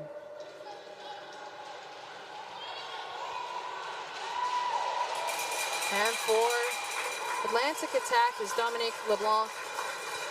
With 18 years playing Ringette, 8 in this league. She had a very solid game. Kept play moving. A lot of great checking, good movement. Good to see that recognition. And on the Waterloo Wildfire side, we've got Erin Markle. 9 years in this league, 23 years in Ringette. We talked to her yesterday. She's just really excited for this time of the season. Seeing a really good momentum with her team. Really excited to go into nationals and really excited to have the broadcast. So again, thank you folks for joining us. We'll have the interview with Markle.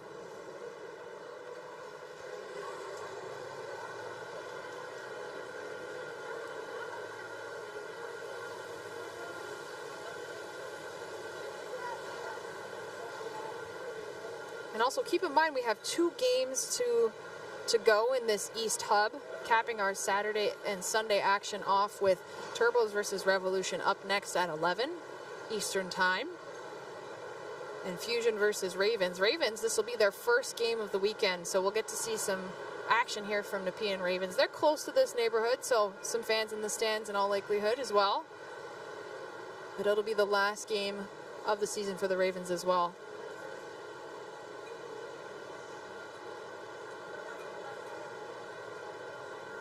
And we move things down for player of the game, Erin Markle.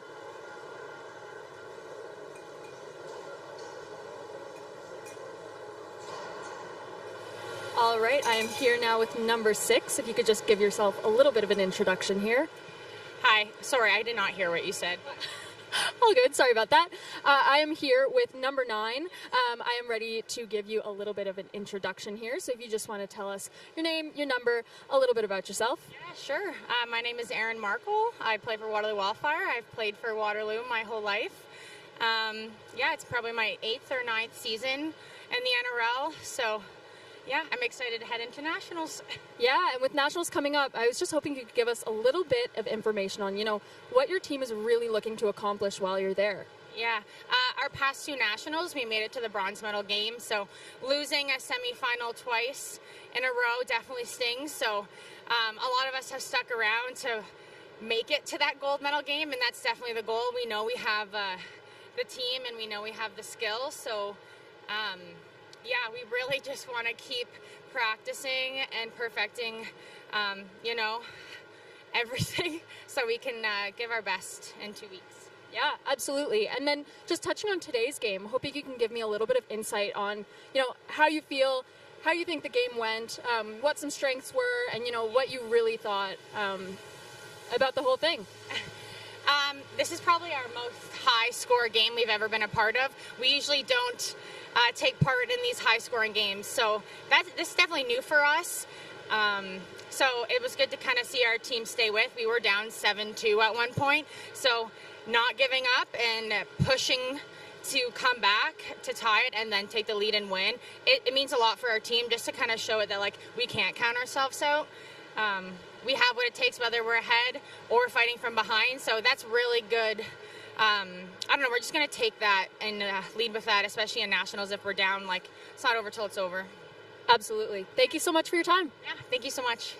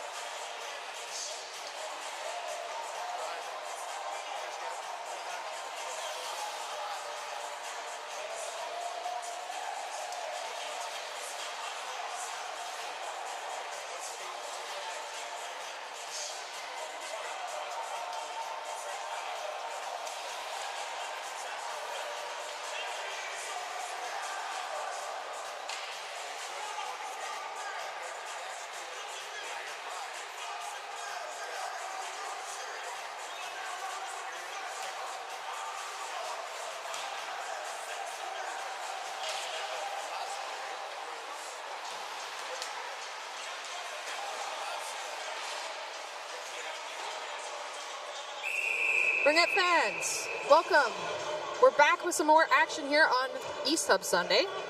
Welcome to the action at the Slush Puppie Arena, Slush Puppie Center in Gatineau. Some action between Rivsud, the Revolution, and the Cambridge Turbos for your Sunday morning. My name is Emily Renneberg. I'll be doing the play-by-play for you. I'm joined by my friend Maya.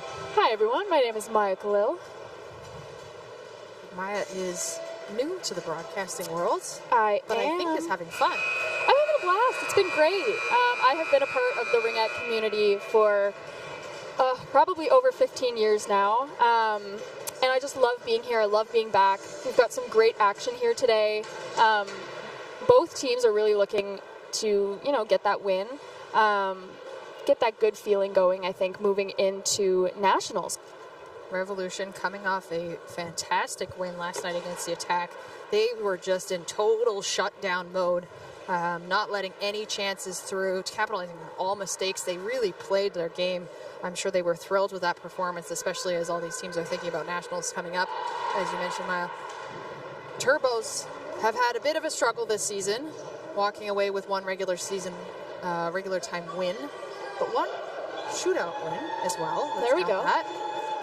So the name of their game, all these teams get to go to nationals. It's just where you place affects the standings and the pools. And so both of these teams will be looking for some extra points here as we walk into the national anthem.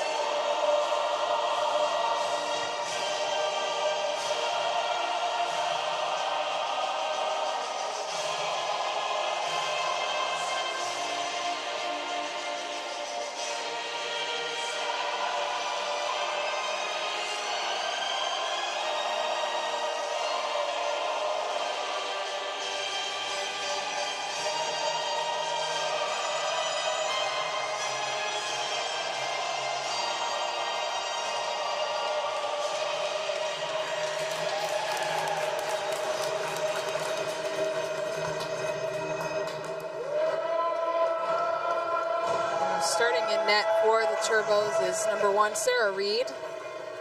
And for Rivsud Revolution, Evelyn Martel between the pipes, number 30.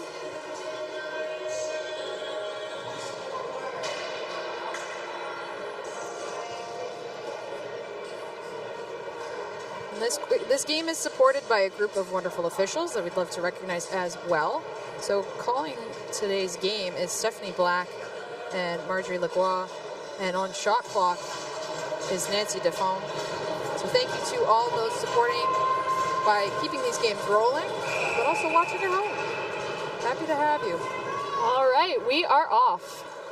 It starts for Revolution, breaking in to the zone, met with some traffic with Turbos, but Turbos will have too many in the zone early, putting the ring back in play for Revolution.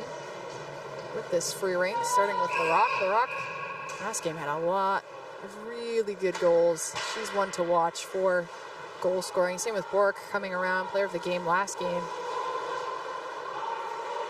As the Triangles tries to keep them outside. Center pushing that ring up front, moving it down to Anderson. Anderson fighting with the seal. Bork continuing the skate.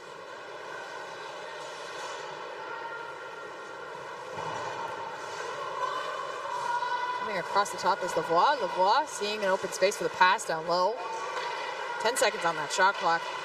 Drop back to Lacombe. Lacombe shoots. First look on Reed. Bounces out. Reset on the shot clock. Lavoie. Back to Keeble. Keeble. Down low. firing it from the creases. Lavoie just a bit too wide. Now Lacombe passes a drop behind the net, picked up by Larocque. And just as Vachon was changing off the bench, she comes in, grabs the ring. A hard shot on the ice goes a little bit too wide. No reset there. Reed with the 5-second goalie toss. Sid Nozzle down the center. Hard pass over to Newbrand. Goes over 2 lines, so Revolution has to touch it first. Coniel will start things off in the zone, moving it over to Vachon. Vachon turning. Tries to find Bourque. Bourque gets the ring in her skates. Picks up her own bounce. Turning away from pressure. Newbrand putting some heat on her there. Forcing the pass out into open ice, but Vachon beating Ostove with the foot race. Firing it on net. It makes it past Reed. That was an amazing effort from Vachon to come flying in, picking up that ring, beating the 2 Turbo players who definitely should have been a little bit more tenacious on that ring, coming around, taking the shot as a reset, but slipping it right through Reed, who I don't think was expecting that level, that tight angle. Yep, absolutely. And you know what? A goal is a goal. A goal is a goal. A goal makes it 1-0. Exactly, it will. So an early start for Revolution with Vachon coming in on that tight curl around the back of the net, taking advantage of the defensive setup. Lavoie with speed coming through the top. Tries to break through the center, and the defense gets taken down by a cross check. That will be called for our first penalty of the game. Even though she got caught up between the center and the D, she still managed to get the ring off her stick. Just a little bit wide, but a bit too much on that play from Reese Peacock. She'll go to the bench again, 2 minutes for cross-checking. But really, there's not much you can do when there's that much speed. As a defense, sometimes you just have to make the decisions to keep things away from your nets. And Reed will drop it back with a tenacious Revolution back check that we've seen all weekend, sending 2-on-1. Yeah, they are all over that ring. Rival now with speed, coming up to center. They're behind 1 player with the penalty, so harder to find an outlet in the zone. But they do. Rival getting pinched along the boards. And a sharp angle fire almost makes its way over to Martel. No reset there, so Martel passing it off. Down along the boards for Bourque. Bourque starting the cycle. Bit of a change here for Revolution. Half a shot clock left as the drop makes it over to Vachon. Vachon fakes the drop over to Larocque. Sees an opening through the triangle, not at the net. 6 seconds on the shot clock. Larocque fires it, goes wide.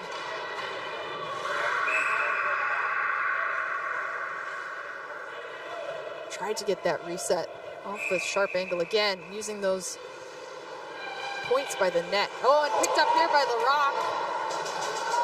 A fumbled toss finds its way onto her stick. She decides to create the cycle instead of going for a net crash. Takes things out. Back pass over to Bourque. Bourque tries to get something across the top, but Nozzle's stick gets a piece of it.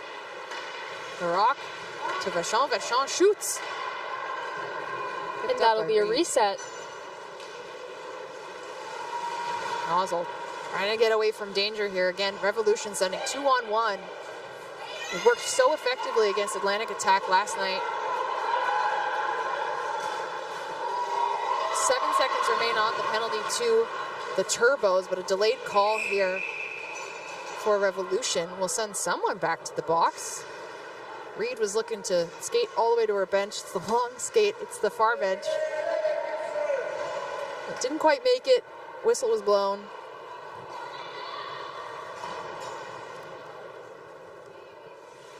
So Sarah Bernard Lacaille goes to the box. Coach is asking a bit of a question about why that was called. Bernard Lacaille, been in this league 16 years, a very experienced player. Knows what she's doing.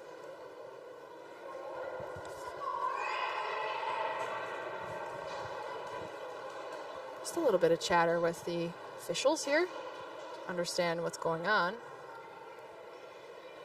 Bernard Lacaille speaking through the glass. In Ringette, we put the penalty takers on the same side as their own bench. So you'll see Bernard Lacaille on the visitor side. And you'll see Peacock on the home side. Now it looks like they're trying to find a good ring. This is actually really important. Rings are made out of rubber and they can very easily split or start to deteriorate where they get harder. Rings are quite expensive too. So, you know, teams will have a lot of rings for practice, and the rings used in the games are those same kinds of rings. So they'll get used. It's not like there's a fresh one every game. That would be nice. That would be great. I can't imagine. That's a future I wish for. But they're trying to find a good ring. Like there is a standard that the referees look for when looking for a ring. So it's possible that the one on the ice splits. They'll keep some backups in the penalty box with the timekeeper. They want to make sure that the ring works because it is a pneumatic tube. It does need to have integrity for it to work properly. Absolutely. So it's important to have the right ring on the ice. And it looks like we're settled with that now. Wyville fakes it from the free pass. Picks up that bounce. Coming out along the edge, using the Ringette line to her advantage, dropping it back for a bit of a crease violation there. Got some excitement there as Babineau started walking in and saw the outlet on the other side of the crease. A bit too tight for that action. Keeble now trying to push her way through, muscling her way through, gets taken down in the process, keeps the ring. There'll be a delayed call for the Turbos. Martel goes skating over to her bench again, long skate over to the opposite side. And it'll be a body contact play. Now, I've talked about this in earlier broadcasts, but Ringette is technically a non-contact sport. And I say technically with the lightest of terms. It is a very physical sport, and the fact that there's no contact allowed just makes it easier to be a little bit sneakier about it. Absolutely. I think you're right. I think having that no contact, it really does put an emphasis on the skill of the game. But these players definitely don't shy away from, giving it their all and being aggressive with each other.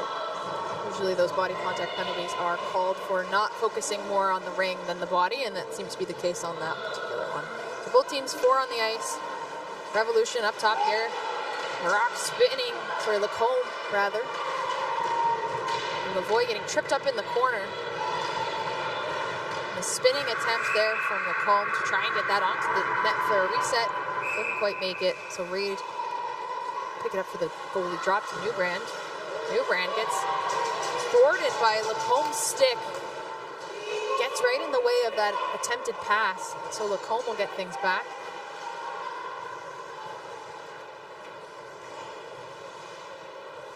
Starting the cycle again with a fresh set of offensive legs. The Rock up top, coming through the check, loses the ring, keeps it inside the zone. 7 seconds on the shot clock. Looking for something here, gets deflected off some bodies, away from the net.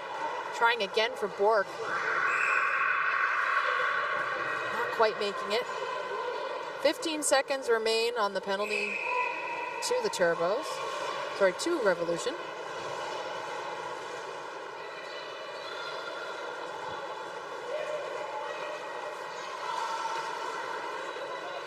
Play makes its way down into the zone. Not quite secured for the Turbos. And a really great attempt there with Sid Nozzle getting right in the way as Vachon came flying off the bench, yelling for the ring. She was wide open, had speed, had a direct course to the net. Nozzle just getting her stick right in the way. As Revolution's penalty expires, they are now on the power play. with 29 seconds remaining on the penalty to Claire Lodge.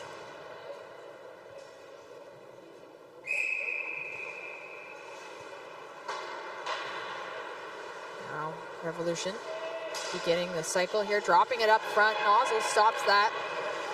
It's picked up and checked back off by Keeble, taking advantage of that heads-up play, sneaking in behind. The Peacock picking things up a little bit there, keeping things away, but still possessed by Revolution. Roulette makes the pass over to Lacombe. Lacombe shoots, it goes wide. Lacombe now behind the boards, 10 seconds on that shot clock. Firing shot from Keeble. Could hear it bounce off the pads, but Reed keeps it inside, tosses it out to open ice, but that open ice leads to Revolution.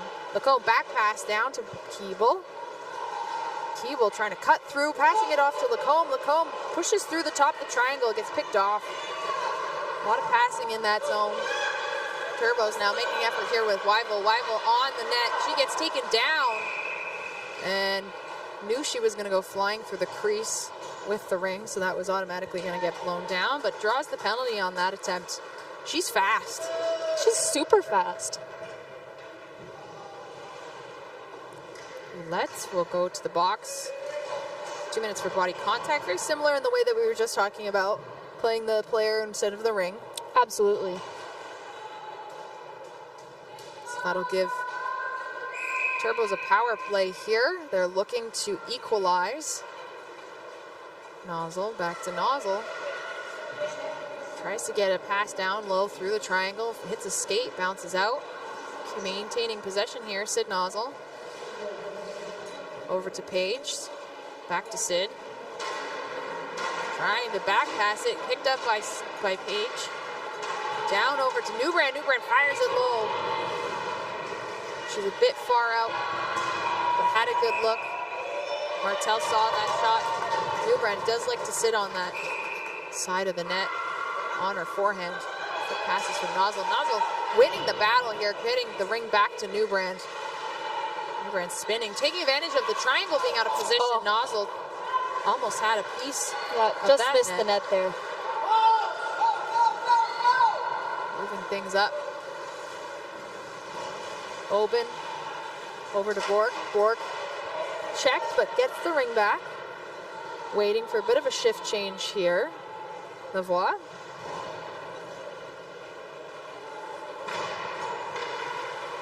Drop back to Vachon. Vachon shoots. Chest save from Reed. Quick toss to orange jerseys. And a two-line pass will force that over to Revolution. Raymond Couturier caught up in that. Turbos come out with it with Anderson pushing. Drop back. And a ring makes its way through. Almost bounces right into Raymond Couturier. There's a reset on the clock. They managed to hit the net. Wyville now trying to exchange the ring with the change. Settling things back in. McGillen. Inside over to Newbrand. Newbrand is tight in. Defense on top of her. She touches the crease. Doesn't think that that was true, but the ring still goes to Martel. Time expires on the penalty to Revolution. Back to even strength. Newbrand fighting for it along the boards. Raymond Couturier giving her a bit of a fight. Flipped up into the corner for Larocque. Larocque spinning, gets taken out, falls. The ring goes to Turbos, and a firing shot there from Bowman. Bowman had some speed, had some luck picking that ring up. Not quite there. 2-on-1 here for Revolution. Turbos keeping things out of harm's way, moving a little bit faster here. You can feel the energy starting to pick up. Turbos realizing that speed is the key. Peacock tries to move things down over to Lodge. Revolution using their goaltender as a player here.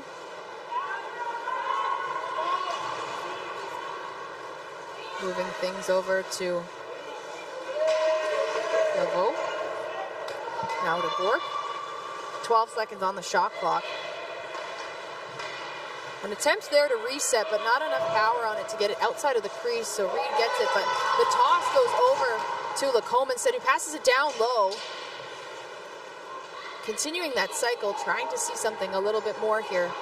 Pushing past the center, getting inside the triangle, shooting it. Some excitement there for Ouellette. Pushing her way to that triangle, getting a shot off, but not seeing the netting. Play will get whistled down and sits with Revolution. A little bit of a conversation going on here.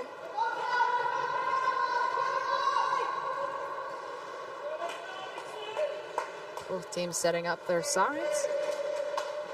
Again, back to even strength. 1 minute and 45 seconds remaining in this first quarter. Lacombe. Easy toss over to the boards. Coming around with some speed now is Lavoie. Coming out of the zone using the space that she's given. Bowman trying to pressure that line. Change is made on the fly. Shot to get that reset. Bounces out in front. Turbos need to get it out of harm's way. Putting on the pressure, skating hard. Yeah, aggressive with that back check. Peacock trying her best, but too many on her. The Rock now up front. Passing it down low. Missing that stab, but Vachon shoots. Reed with a piece of it. Keeps things outside. Bork now on the short side, shoots. Gets the reset, gets the rebound. Tries to get it up front, but an active stick pushes it out of the zone. The Rock fighting for it to get it back into the offensive side. All tied up along the boards. Now Revolution using the support pass of the neutral zone, getting a bit of a change here for the forwards and center. Ouellette. Counting down the clock, 20 seconds left in this first quarter. Cutting through the center, trying to get past the D. Gets picked off, but keeps possession with her team. Sliding pass, trying to find the center of that triangle again. Not quite connecting. Turbo's trying to move it into the neutral zone. Counting down on the time. Making a last attempt shot on Martel. Easy enough for her. There was some good energy starting to pick up in that quarter. There was. I think you could definitely see both teams kind of waking up and you know, really picking up the energy there. Revolution deciding to continue their game plan of sending 2-on-1, which I've talked about yesterday. There are advantages and disadvantages to each type of coverage that you select for your team. The 2-on-1 being there's a lot more pressure. It's a lot harder for the ring carrier to find a path away, but that leaves somebody alone. It does. You've got someone open. So sometimes that can be a little bit advantageous for the team that's being checked, but oftentimes that overwhelming of the ring, if it's played really well, which Revolution has been doing very well, it can be almost impossible to get out of that zone. Absolutely. And especially with these teams that play at such a high and fast pace, the ring is always moving around. So being able to have that coverage, you know, it's something that teams really need to work on. Turbo's looking for more opportunities net front. They've got some of their point getters circling, waiting to make something happen. A few quick passes here and there. It looks like the conversation for the Turbos is being primarily driven by the players on the bench. Coaches adding a bit in there.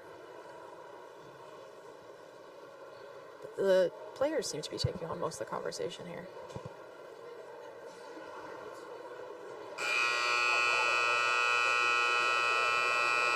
Three quarters remain, 13 minutes each. Lots of ringette ahead for you. This is a low-scoring game so far. Yeah, I would love to see some more shots on net. Goalies likely to be tested early. Both teams with some offensive firepower.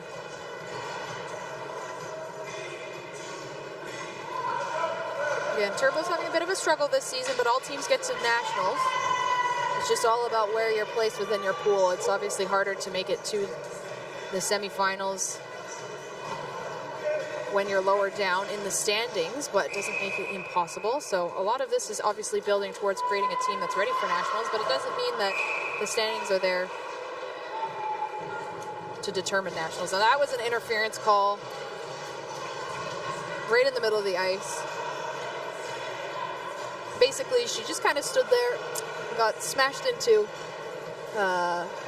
Looked like she had just sort of planted herself there, so instead of being just a pick or just standing there, called as an interference. So Revolution will go up on the power play. Sarah Pedersen will be in the box for 2 minutes.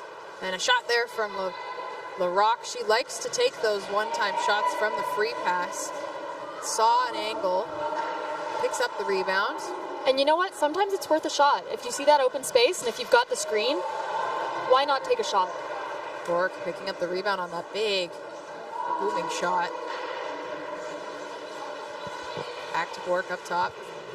Back to LaRock, who fired it into defense, but there was some power on that stick. Yeah, she gets a second chance.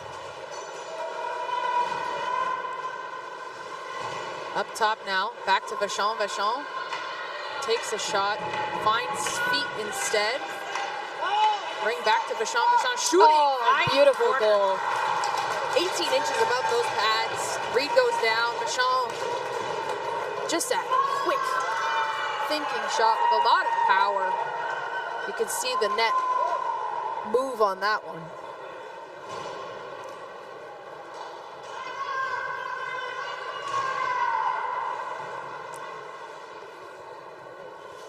And that was a goal that, you know, it really didn't need much setup, right? Like, that shot was just she was able to get in there, release, and take that shot. Turbos now. Weibel with speed. Tries to make it look like she was going to move in. Continues the skate. Moving backwards through the triangle over to Babineau. Just through her feet as she was hiding out on that crease. Move it or lose it, gives it over to the Turbos. His action behind the net got stuck.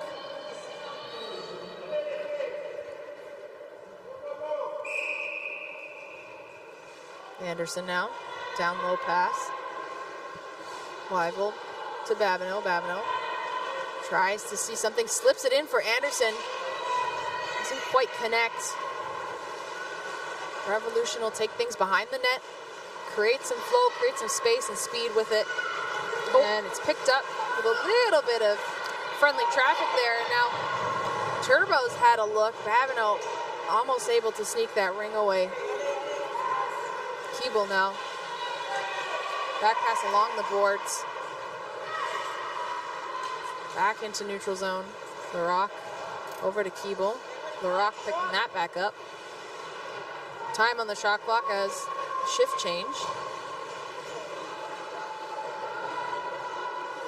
Through the legs, over to Vachon. Vachon behind the net now, 8 seconds on the shot clock, coming around.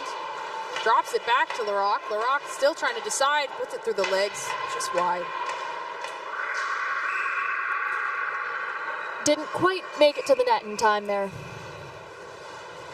Newbrand with speed. Back pass to Nozzle. Nozzle with speed, trying to get away from the check. Over to Newbrand now in the corner. Newbrand throws on the brakes. Through the legs to Nozzle. Nozzle faking, kept to the outside. 8 seconds on the shot clock. But Bowman steps into the crease just as that was about to be set up. So that gets blown down. Bit of a disappointing turn of events for Turbos, but hoping to cover here. Loose ring almost crossing over the two blue lines, touched. Turbos waiting the extra second to let the ring float over the blue line. Bowman gets taken down, frustrated. Babineau hunting for open ice, looking for an outlet. Finds one. Pedersen now. Tenacious checking from Lacombe, not making it easy. 8 seconds on the shot clock and they have just entered the zone. Free flowing ring goes to Revolution. Long pass down the wave. Lavoie now with it, takes a shot, rips one top shelf, puts her team up 3-0. It was a beautiful flowing play that got them end to end. Absolutely. In less than 10 seconds, it appeared. The power of opening up the ice, using all of its space. And obviously Lavoie has a beautiful shot as well. And that simple pass to the player, not just all the way across the ice, but just right in front of you, gives her that really, really wide open space in order to take that shot. Reed gave her a little bit too much net on the blocker side, and she took full advantage, putting again her team up 3-0. As we continue this second quarter with Turbos in the offensive zone, 16 seconds on the shot clock. Nozzle over to Newbrand. Newbrand fighting for it. Counting down the clock, gets one on net. Bounces out for the reset. Nozzle to Nozzle. Page to Sid. Sid now. Back to Page. 20 seconds on the shot clock. Over to Newbrand. Newbrand tries to get it through. Finds Nozzle skates instead. Nozzle behind the net. 10 seconds. Over to Sid Nozzle. Steps up. Shoots. Easy one into the chest for Martel. Doesn't let that rebound go. Larocque now. Connecting over the line. Tries to find Keeble. Keeble turns to the opposite side of what was anticipated. Nozzle skating her way through to Dumont. Rival now inside, being held up by Lavoie. Ring finds his way to the corner, but enough sticks and bodies to keep things away. No one can get full possession of that. Anderson had a good look on that corner, good positioning, waiting for that ring, but defense got in her way. Lavoie now over to Elaine. Elaine trying to find something. Pressure now. Forces the ring over to Revolution.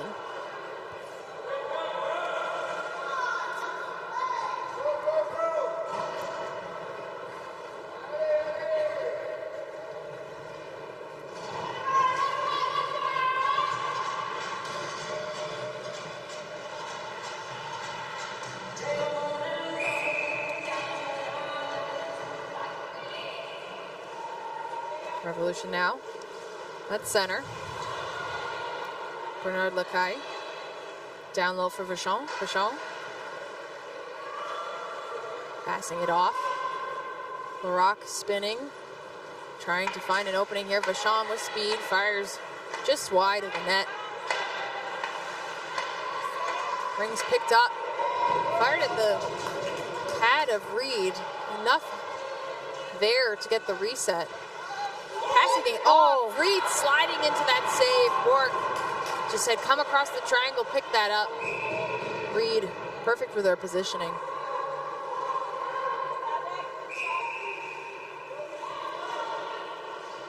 Dropping it back for the goalie Ring. Now moved up to Newbrand. Newbrand finding a pass with Bowman, but Bowman can't get a stick on it. Bernard Lacaille. Sorry, Raymond Couturier. Two lines, gets picked up by Turbos. McGillen finds Lodge. Lodge facing some checking there from Revolution. Shaughnessy down the center, bounces back out without finding a stick. Shaughnessy still maintaining that possession there. 5 seconds on the shot clock as it's up front. Shot off there by Babineau. Babineau still looking. Looks like there might be an injury on the play there from Lacombe. Play was not whistled down. She managed to make it back to her own bench as Babineau tried to take advantage of the little bit confusion there. And Turbos will take the ring at the circle.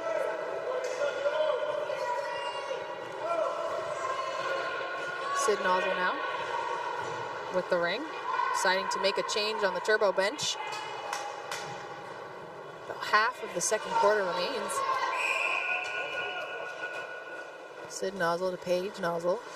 Setting up that box. They've pulled their goalie. Turbos had loved to do this yesterday. They scored 2 goals off of this tactic, pulling their goalie in what would probably be considered early, but it is a tactic to add a 4th person into the zone, as you'll see here. And now it's opportunity from the side from Paige Nozzle. Beautiful save from Martel. Continuing the box, looking for that reset.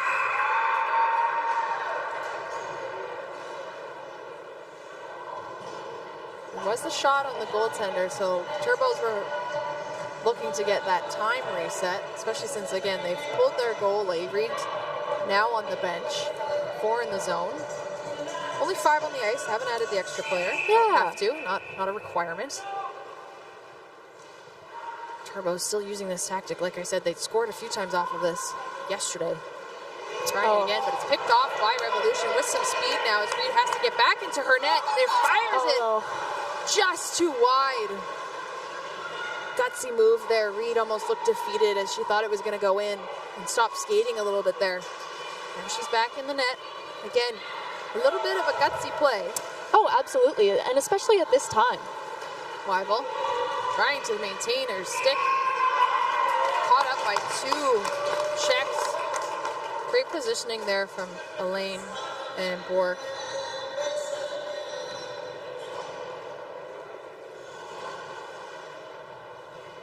And we'll go back to center for Revolution.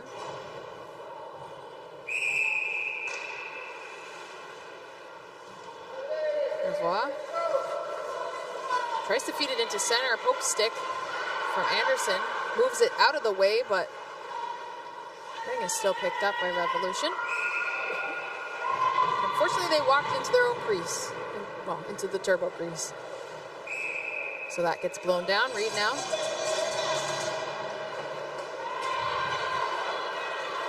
Moving things up with some speed over to Babineau. Misses that stab. But the ring's playing keep away here. Finally picked up by Revolution. Keeble by herself. Does a spin move. Shoots it on the backhand.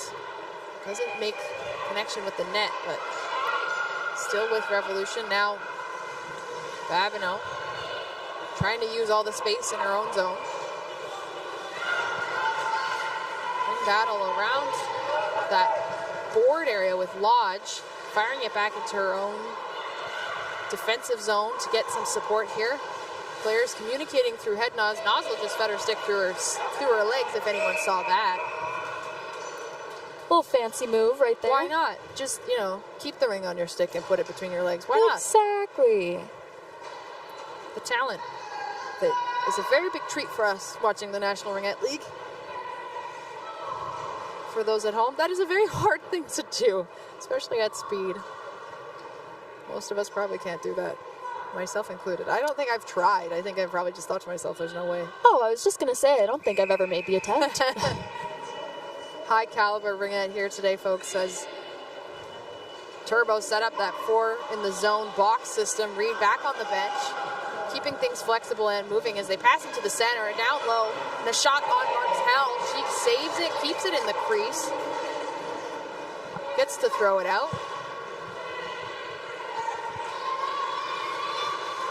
Penalty to Revolution puts a minute and 33 of power play up for Turbos as Revolution maintains possession despite being down a player. Bernard Lacaille had gone to the box.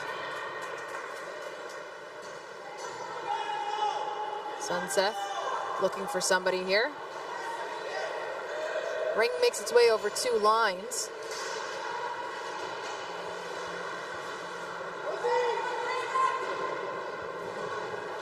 Bit of a battle along those boards. 2 Turbo players keep it away.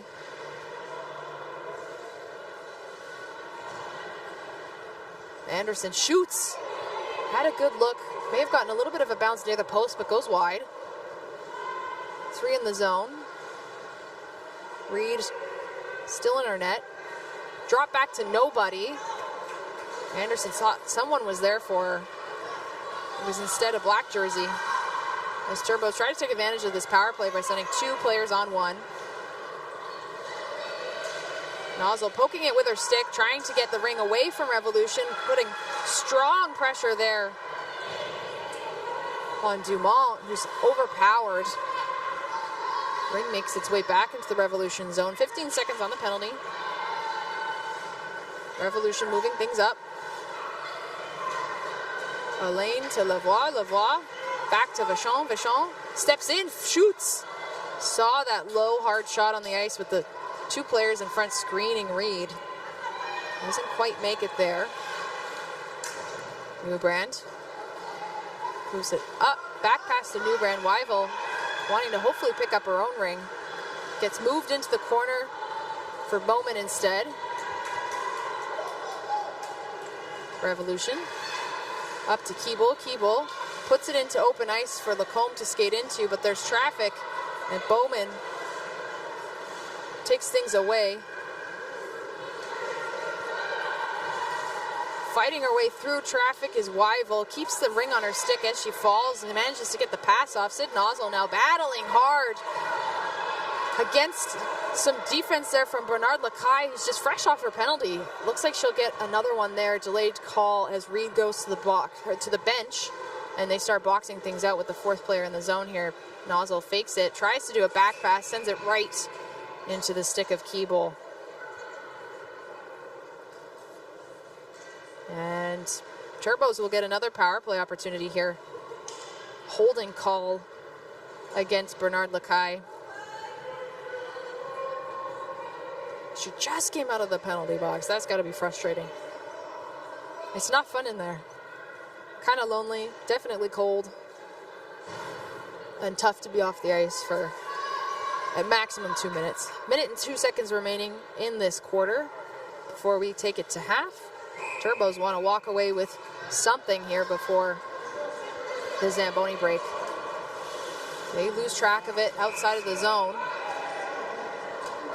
but that gets blistled down. Ref thinks that was both sides. Larocque picked it up on one side, so they think that Larocque touched it on both sides. Team doesn't agree, though. Had a conversation with the official. The bench is open. Coach is looking to speak. The two refs are conferring.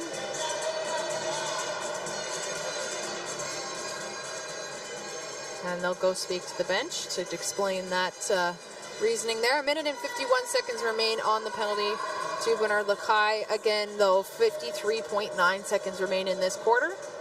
So Turbos down by 3, haven't scored a goal yet, want something. They've pulled Reed. She's sitting on the box, in the bench, I should say. She's not in the box. I don't think she can be in the box, as a 4-on-3 is set up in the zone. Nozzle does a backhanded pass, whipping it around across the crease. Now replacing up top, down low to Paige Nozzle, who fans on it. An active box here as positions keep changing, moving, and a shot there from the post from Wyville. Had the quick release, but Martel was there. Nozzle up top fakes it, looking to fake out that triangle, and a shot there from McGillen. McGillen again here. Time winding down, less than 5 seconds remaining as Revolution decides to flip it away. Typically in Ringette, it's a possession game and flipping it away is not the play, but in that instance it was perfect. Needed to get it out with a few seconds remaining in that quarter, and that's what they were able to do. So 58 seconds remaining on the penalty to Revolution. So when we come back, Turbos will be on the power play. But before we take a break here, Maya will be out with the Turbos for an interview. And following the break, just before we get into the third quarter, we will have the 50-50 draw. So if those of you at home are watching have purchased 50-50 tickets, that draw will be happening in this game just before we get into the third quarter. So, you know, watch the Zamboni as it comes to an end. That draw will be happening on the ice. We'll have the announcements both in the rink and on the broadcast. So again, if those of you at home have bought 50-50 tickets, A, thank you for supporting, and B, make sure to tune in to see if you've won the 50-50.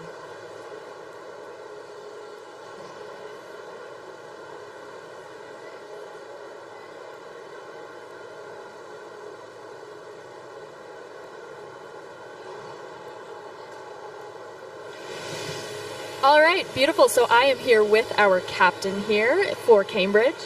Hi, I'm Paige Nozzle. Hi, Paige. So can you tell me a little bit about the strategy going into today's game? What did you guys talk about in the dressing room? What was the goal for today? For sure. So today's our last game before going into nationals. So we knew we had to bring the energy. We only have one game today. And we've been building this week so far. So the biggest strategy was go out and control the game. We find that the team that does that between the blue lines and in each end typically ends up on top. Not always, but that was our hope. And we knew that the results that we've had earlier in the week were because we were giving away the ring and our own turnovers. So those are things that we can control. So that was our big focus going in today. Great, thank you. And in terms of going forward for the next, I guess, half of the game, what do you think the girls are talking about in the locker room right now? What is the goal moving forward? For sure. So we've done a really good job so far this game, keeping less goals against. Our games have been quite high scoring.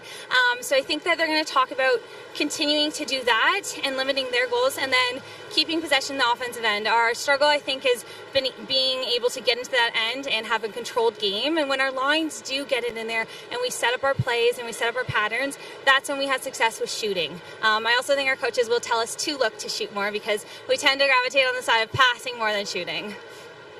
Thank you so much, and good luck. Thank you.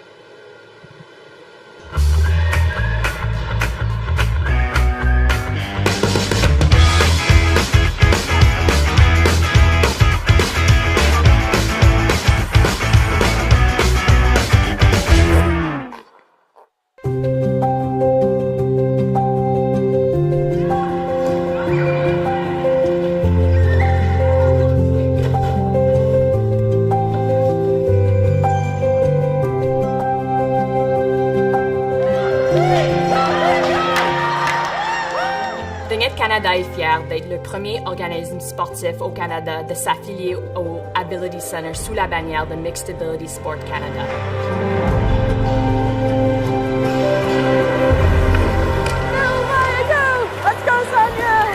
Notre but est de créer un modèle de sport inclusif qui va contribuer et améliorer la santé mentale, sociale et physique de tous les Canadiens.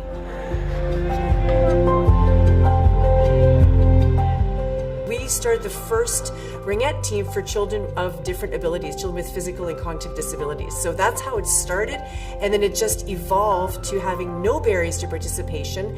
And now we're a mixed ability team where we have all levels, all ages of participants, and it is absolutely amazing. Good job. You got it. You're a rock star. RFA has given our kids an opportunity to play with a bunch of kids and build friendships that they wouldn't have otherwise had. It's been a real booster for her to feel like she's part of a group and that they're having fun and they're playing, they're learning. Yes! Yes! When I first started playing, I got my best friend's old Ringette stick, and she saved a bunch of goals in that stick for me, and I ended up getting my first shot with that stick. Il y a un impact sur la confiance de soi, sur notre santé mentale, notre santé physique, mais sur une équipe d'habileté mixte, ces bénéfices sont amplifiés encore plus. Nous avons un groupe complètement divers depuis les dernières quelques années. Nous avons des enfants avec handicap cognitif, handicap physique. A lot of our skaters are just learning how to skate, which is a good thing. I just love how they're developing every single season. We'll need you out there anyways. Yes. Right? We'll need you out there. All right. Now remember the volunteer goal.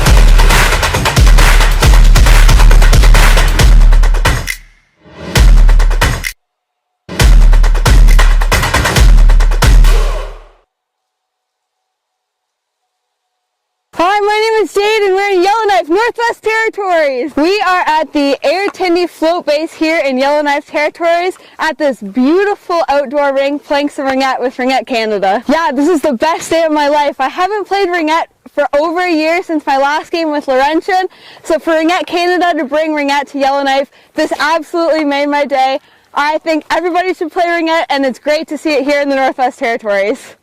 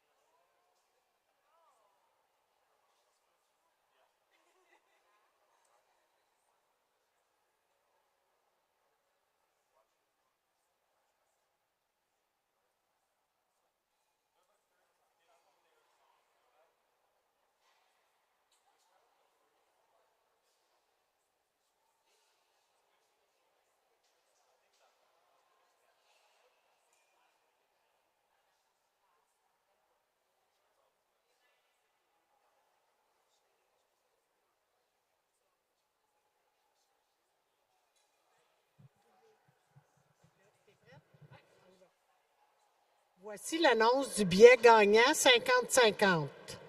Now for the winning number of the 50-50 draw. Le montant recueilli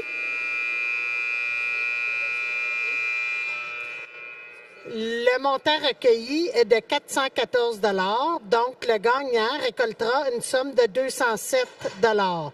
The amount raised is $414, so the winner will take home $207. Le numéro gagnant est 988-6264. 988-6264. The winning number is 988-6264. 988-6264. Si vous avez le numéro gagnant, présentez-vous à la table d'accueil pour récupérer votre prix. If you have the winning number, just come to the table at the entrance to pick up your prize. Maintenant, pour le tirage de ceux qui ont acheté des billets de fin de semaine. For the draw of the winning weekend pass. Nous avons 2 gagnants d'une couverture signée par tous les joueurs du Fusion avec une bouteille de notre distillerie locale Artistes in Résidence. We will have 2 draws for a blanket signed by the Fusion players along with a bottle from our local distillery Artistes in Résidence. The winning people, les gagnants sont Sid Perron et Valérie Tremblay. Ces prix peuvent être aussi recueillis à la table d'accueil. These prizes can also be picked up at the reception table. Les numéros des prix seront affichés sur nos médias sociaux du Fusion de nos associations de ringuettes régionales et locales. The winning numbers will be posted on our social media pages. Nous aimerions remercier nos partisans, partisanes et bénévoles, ainsi que Ringette Canada, pour leur support et présence pour ce hub. We would like to thank our fans, volunteers, as well as Ringette Canada for their support and presence at this hub.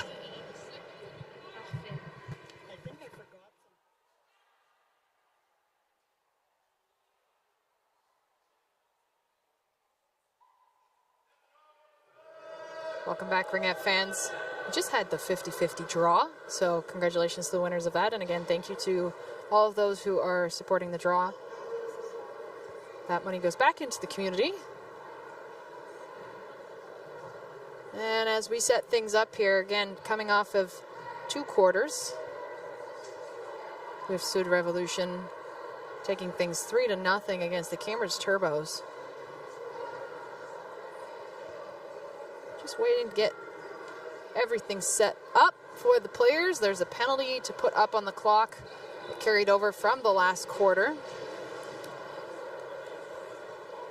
If you can recall, Sarah Bernard-Lacaille is in the box, but she remains there for only 54 seconds as the free play starts with Revolution. Now moving things into the zone. Keeble staying outside the triangle, making the pass over to Lavoie. Lavoie to Keeble. The shot there on a sharp angle from Keeble. New goaltender in net for this portion of the game. Betke now in for the Turbos, replacing Sarah Reed, who was there for the first 2 quarters. Looks like our goaltender remains Martel on Rive-Sud Revolution. 14 seconds on the penalty to Revolution. Turbo still on the power play, but math is hard sometimes, and 4 in the zone was just called. Seems to be happening a bit this weekend. I think perhaps the players aren't necessarily used to where the bench placement is. The door is within the zone, so they won't have to violate it on a swap, but it's been happening a few times now. 3 seconds remain on the penalty as Bernard-Lacaille comes out. Back to even strength for both sides. Turbos trying to speed away from it as Wyville. She moves things over the top of the blue line. Lodge tried to pick it up.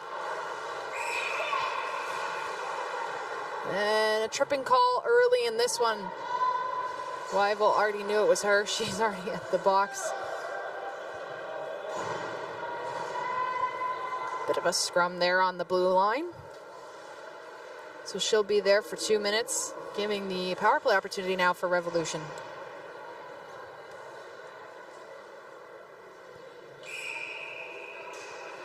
LaRock fires it. Loves that shot from the circle. Had success with it yesterday. Tries it again on Betke. Spinning with that pressure up top. Strong center play in that triangle. Lodge not giving her any movement. LaRock passing it up across the board, who just misses that stab. Shaughnessy trying to find her way out of the zone. Now 3-on-1. Again, Turbo's down a player due to the penalty. Revolution normally sending 2-on-1. Deciding to go for 3 on that. Pass intercepted by Nozzle. But Turbos had gone into the crease. So play will resume back with Revolution. Thank you for joining us here at the Slush Puppie Center in Gatineau. Again, my name's Emily Renneberg, and Maya, you're back. I'm back. Here I am. Happy to be here, excited for the rest of this game. Maya's been doing our interviews and helped facilitate the 50-50 draw. I did. With the It's been exciting. Yeah, it's been fun. It's been great to talk to the players. It's been great to, get down there, get a little bit closer to the action. I can't say that I don't miss it. And that is a goal. There we go. Coming across the top, giving Betke a challenge early. Again, another 5-hole goal, taking advantage of the power play there. Again, coming across the top, using the space available. Saw the 5-hole. Just fired it, really. Just fired it. Simple, went with it. Effective. When you have that gut feeling to take the shot, you got to do it. Simple and effective. Revolution now up 4-0. Not a big score to overtake at this point. Ringette, again, high-scoring game. Things could turn around for the Turbos. They have struggled this year and seem to be struggling to put any real offensive positioning into play here, with Revolution's back check being so strong. But looking to make something happen at some point in the next 2 quarters, obviously, as Keeble takes things across the top. 13 seconds on that shot clock, passing it a long ways over to Lacombe.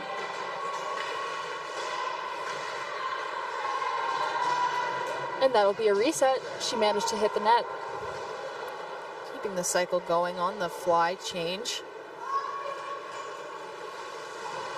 Keeping things moving. LaRock breaks through the center, cuts through the D, fires it low for Betke. And another low goal.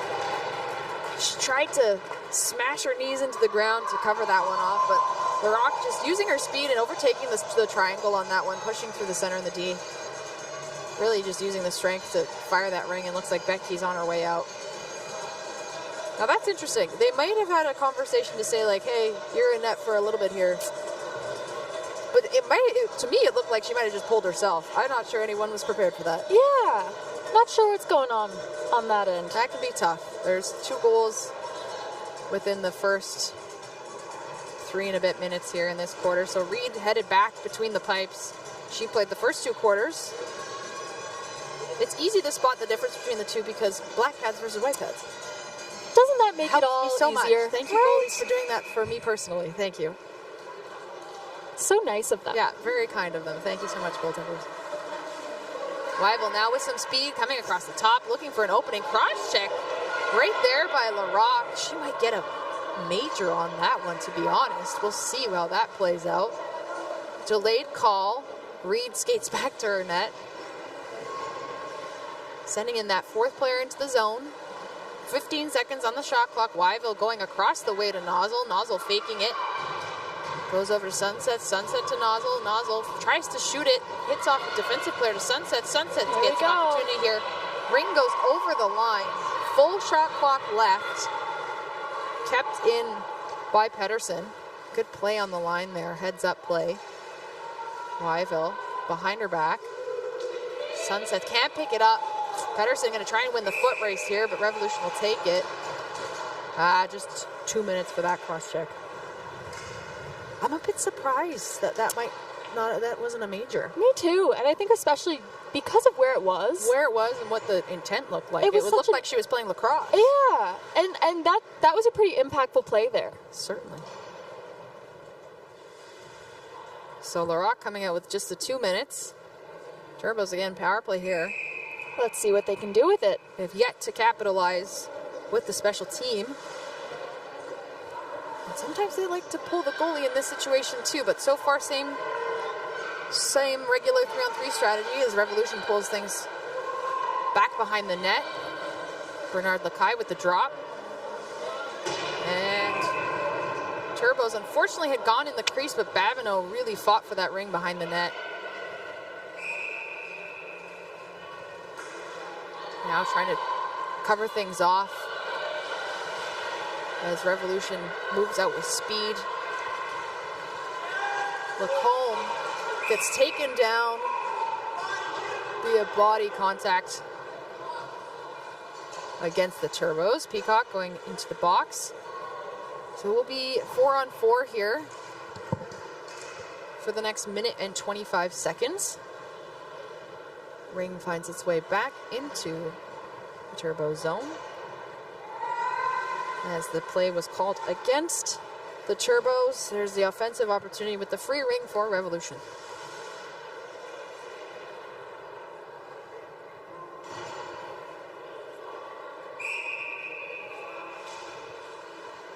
Keeble, easy pass to the boards. Skating around. Roulette trying to find an area that she likes. Now on her backhand. Back to Keeble. Keeble gets the shot from the sharp angle of the corner, but Roulette picking up that rebound. 25 seconds on the shot clock for that reset, giving them back the full 30 seconds. And Dumont tries to slide it past over to Roulette. Freshly Zamboni ice, giving some speed to that ring. Keeble back pass, and a shot there from Dumont, hanging out on the bottom end of that crease. And enough pressure to make Reed wait that 5 seconds, not have enough time to toss the ring out. From a defense perspective, what's some of the tips and tricks you use on goalie rings? Oh, geez. Really getting out, just using the space that you have. Trying to get away and get out of the way from, all the other players, whether they're on your team or on the opposing team. Just making sure that you're giving yourself the space to get out there and chase after that ring. Work now over to Vachon. Vachon. Already some goals scored this morning. Back to Bourque. Bourque fakes the pass. Drops it. And there's a shot there from Vachon. Doesn't quite get straight to the net. And now Betke's back in net. They did another swap. I swear, I blink and the goalies change. It's true. Sid Nozzle now in center, trying to avoid Revolution's back check, getting it out to open ice to Sunset, who slides her way into the zone. Not her typical territory, so she'll pass it off. And a back pass was meant for somebody, but finds itself floating on free ice instead. Turbo's making a mistake there, costing them possession.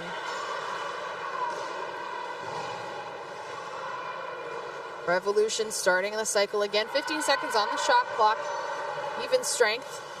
Lavoie over to Lacombe. Lacombe picking it up in that corner. Fires it. Gets it to a rebound shot. Backhand. Rebound. Gets the goal. Lavoie off of a reset shot from Lacombe. Yeah, and number 31 in net just wasn't able to recover quickly enough across the net to get there. felt like slow motion in a sense. It really did. There was that wide open net for enough time. I don't think Becky knew where that rebound was going. That rebound ended up at just the perfect spot for her to step in and really just take that shot. So slowly creeping their way up the scoreboard. Revolution progressively making this game harder and harder. I think they're having some problems with the clock. Yeah. I think they started it on time. Let's see, they may have to hold it. Try that again. Wyville using the boards to bank that pass off the side. Bit too much for McGillen. Revolution will get it back in their own zone.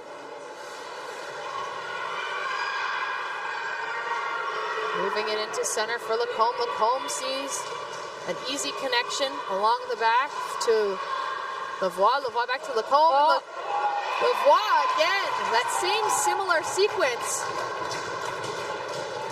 Takes the rebound on that short side. Lacombe to Lavoie. And unfortunately, continue to creep up that scoreboard against the Turbos, who are just looking for one goal at this point. Becky almost got her stick on it. Yeah. Looks like Turbos are calling a timeout. Need to regroup. You can tell the energy has definitely dropped in this game. I'm not quite sure what's the difference, but even from the Revolution side, I think they're realizing that this is not necessarily something you have to put full effort into, which, you know, coming into Nationals, I think you definitely want to be playing your best, but Turbo's really struggling to bring up that energy. Yeah, I'm really hoping to see the Turbos give it another push. I want to see the momentum come back to their side and see what they can kind of do with that. But yeah, I mean, like you said, with Nationals coming up, each team is really looking to fight for their place and for their sitting, their standing in the Nationals competition. So I'm hoping to still see a bit of fight from both of these teams. It can be quite challenging when you're looking at a scoreboard that says 7-0 to put your head back into it and just focus on your game. But realistically, that's what we're taught, is to focus on shift by shift. Absolutely. And Ringette is such a high-scoring game. You never know what's going to go down. We could see the score even out at some point. We have seen that in other games. It could totally happen. There's lots of game left here. Turbo's moving it inside. Met with some pressure. Sid Nozzle now across the top, moving it back over to Newbrand. Newbrand back to Nozzle, tries to take a shot. Fans on it. Keeps the ring, 8 seconds on the shot clock. Looks for the pass down low. Bit too much there for Bowman. And Dumont dropping it back, using the space. Now up with Vachon, Larocque, getting that loose ring over to Dumont. Over down to Vachon. 10 seconds on the shot clock. Beginning that cycle now. Short angle shot. Trying to push it past Becky's pads, but she keeps it. Coverage looking tight again. Revolution doing a really good job of not letting there be any obvious outlets, which I think is quite a testament to the fact that they're so good at that, because the orange jerseys are just so bright. Exactly. You can see them wherever they are. Yep.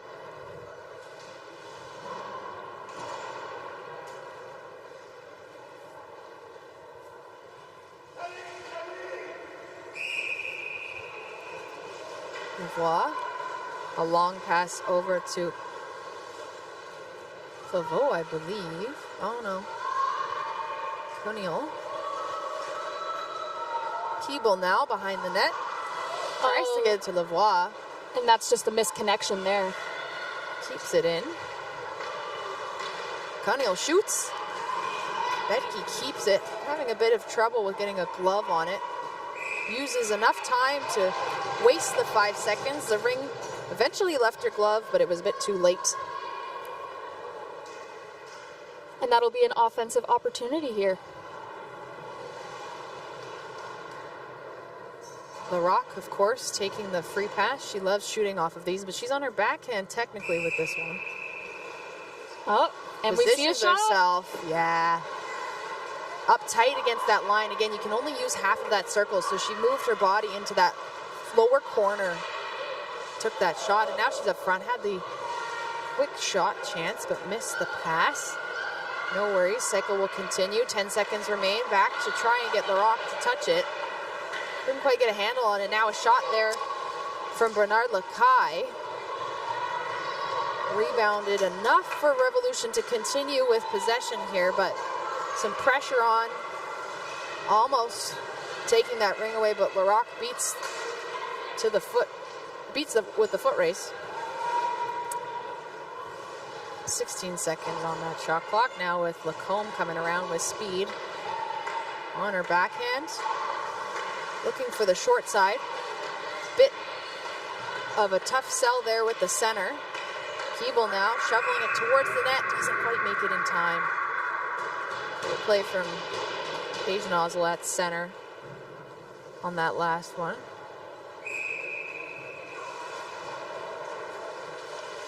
And Shaughnessy had it in her feet, but lost it. Lacombe takes advantage. Moving things back to the boards now up top. Shoot! Keeble thought she had something there. Bounces off the glass, no reset. Back up top. Roulette tries to put something through her legs, but Nozzle sees that for what it was, picks it up. Sunset. Long pass to the forward here at Sid Nozzle. Creating that cycle within the neutral zone. Now crossing with Newbrand. Newbrand hustling her way over. Weibel now with the ring. 7 seconds on the shot clock. Looking for something here. Moving it to Newbrand. Newbrand has time up front. Big rebound from Martel. Can't get that onto Nozzle's stick. She'll make her change. Yeah, I would have loved to see them do something with that rebound there. Up top now. Lodge looking for an opening. Still trying to find it. Does a fake. Back pass. Over to Weibel. Weibel back to Lodge. Lodge can't pull it off. Dumont's gone in there. Heads up pass over to open ice for her teammates to pick that up in stride. Laroque spinning. Great pressure from Anderson, not letting her get away too easy. And she lets go of the ring. Turbo still trying to make sure they have a handle on it. Now they do. Bit of a brief pause in the reset zone to get a change. Both teams have been extremely defensive and aggressive in the neutral zone this game. McGillen over to Newbrand. Newbrand facing some defensive trouble with Dumont. Gets a shot off anyway, but Martel finds that quite easily. Michon behind the net. Skating with it, moving it up. Can't quite connect. Bowman streaking her way through, reaching with her stick. And a call from Newbrand sends it across the ice. 54 seconds in this quarter. Time is winding down. Quickly eating away those 13 minutes. Turbo's getting a change here as they move the ring around the zone. Back down low, just a bit too far away for Weibel to handle. She comes down low, gets one off of Martel. Big rebound, goes out front. And now Weibel loses it to Babineau. Babineau gets a chance here. And Martel sliding across the crease. Using all that she's got to make sure that that stayed out. Babineau thought she might have a good look there. Did have decent positioning. Took advantage of the falling triangle. There was definitely some open space there, but the longer she held onto the ring, the less space there was. 25 seconds in this quarter. Almost a full shot clock's worth of time. Weibel now. Over to Babineau. Babineau trying to cut through the center, and the D gets blocked off. Now with it is Lodge. Lodge tries to get the ring through. Again, strong defensive play from Lavoie and Bernard Lacaille. As time winds down in the third quarter, again, Revolution just creeping up that lead. That's it. Nothing for the Turbos yet. No, Turbo's struggling to hit the net there. The last few shots.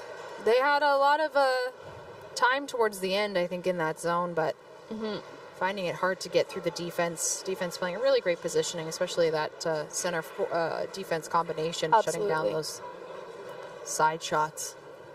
Yeah.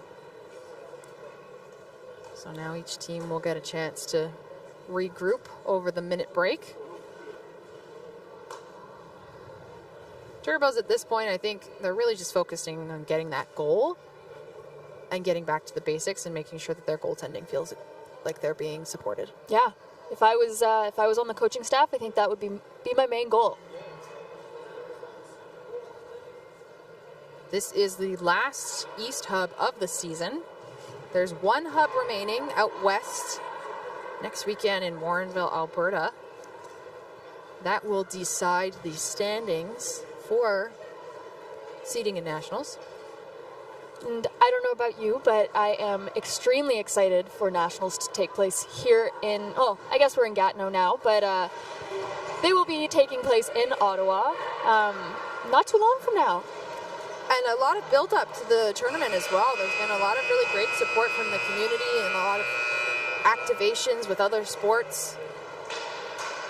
That's for sure. So, hey, as someone that is on the host committee, unbiased, I'm here to tell you it's going to be a great time. Tickets are still available, and so are volunteer positions. So keep that in mind while you're watching this game. And Turbos give it straight to Revolution. They're going to take this in speed with Laroque coming up the side of the boards. Defense settling into the triangle quite quickly, pushing her out to the side. She goes back, tries to pass it, does. Ring gets tipped off out of the zone, but that's okay for Revolution. They'll maintain it with Raymond Couturier. Back over to Bork. Bork can't quite handle that. 5 seconds on the shot clock, looking for something here. Not quite making it. Becky still in net. Yeah. We've done some swaps back and forth. She remains. McGillen tries to get a ring on her stick. Can't really handle it. Leads to a bouncing play over the blue line. Now picked up by Revolution. Trying to get it over the line. A lot of scrambling over here, trying to get things settled.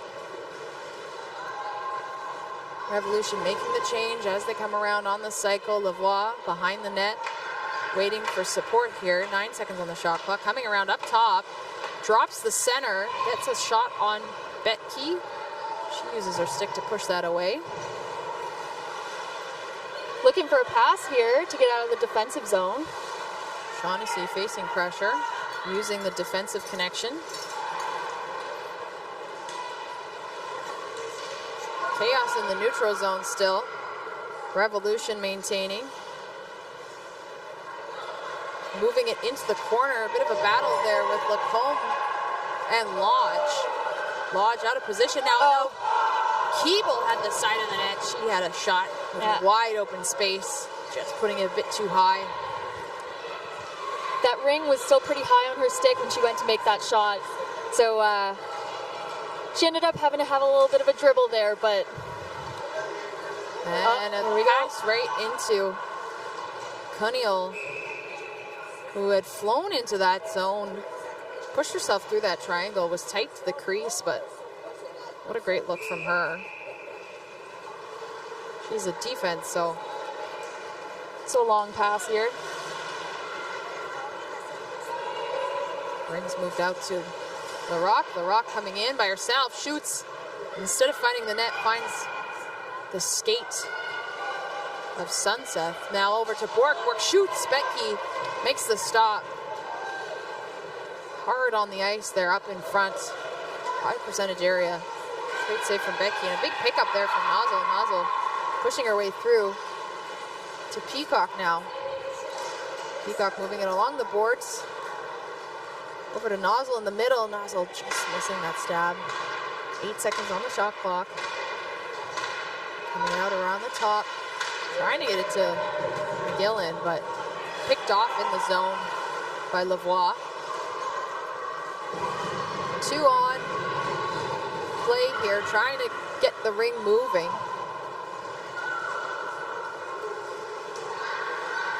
Revolution taking advantage of the neutral zone.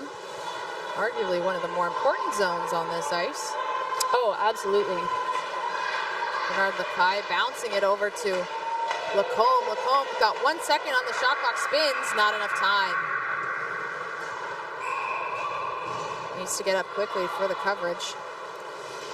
Shaughnessy facing a big check from Lacombe, a sprawling move. She'll get called for that. That was a pretty sloppy penalty right there. She was caught off on her back foot as she came flying in, got that shot off a bit too late, and then was still scrambling to try and get into position for the coverage, and I think had the tenacity in her to just go after that a bit too much on that play.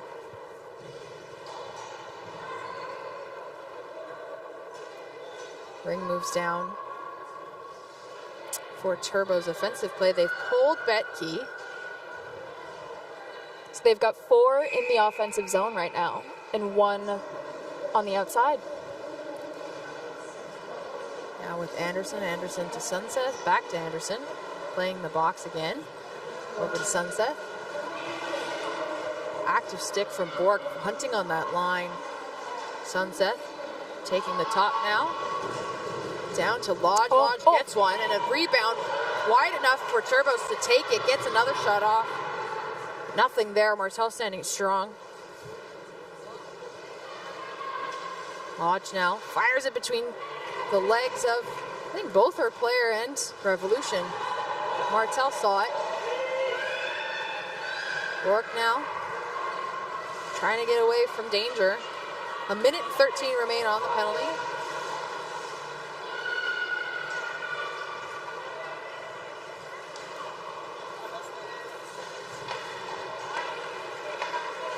And a shot there from Elaine from out wide. Betke keeps it in her crease, tosses it. Nozzle with speed, breaks, tries to break through. Can't keep it on her stick. Vachon all by herself there with 3. 4 now. Oh, yep. 3 it is.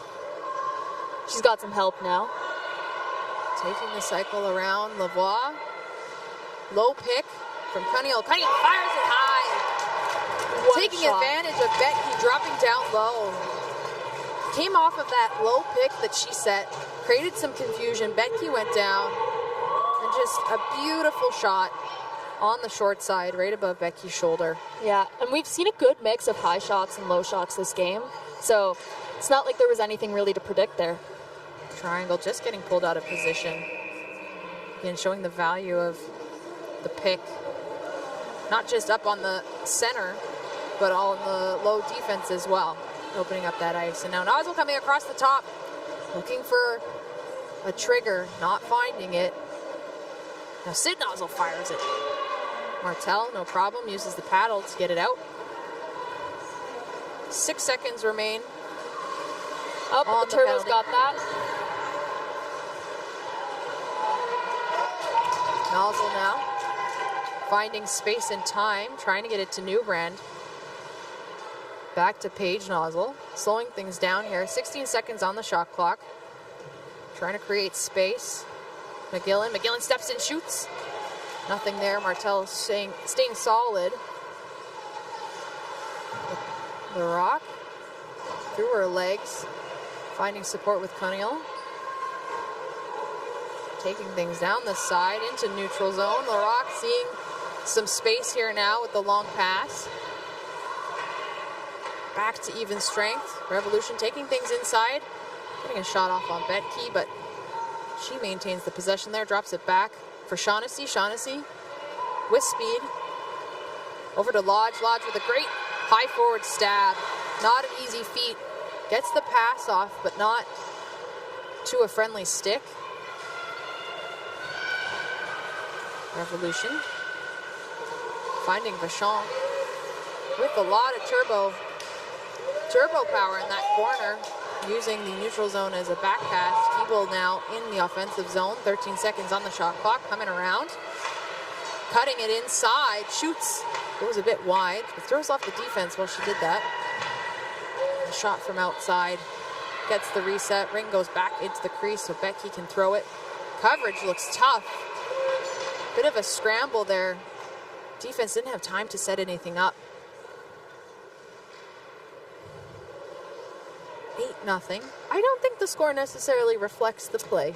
You know what? I don't either. I think the competition level has remained pretty high throughout this game.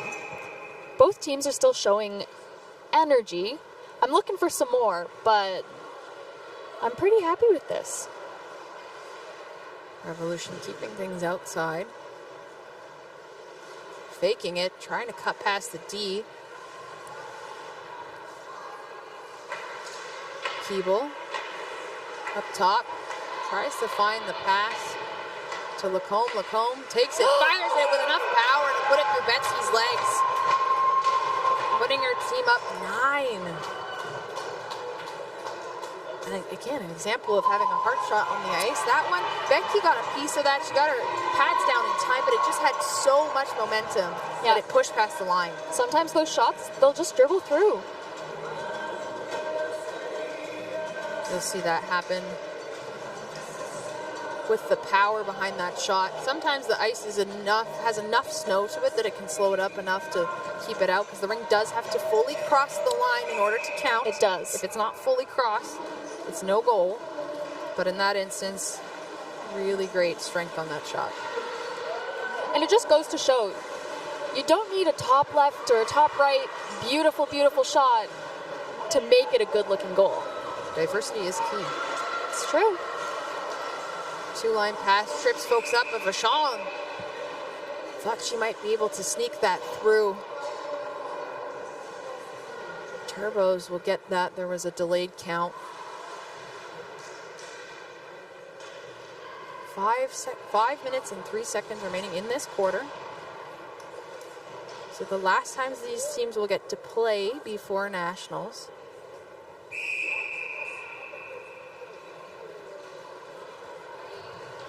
These Turbos start us off in the center. Finding Anderson. Anderson keeping to the outside. Babineau now. Over to Wyville. Wyville, she's got speed coming across the top. Really great center coverage there, but Babineau gets one. Just missed hitting the post on that short side. Gets the reset.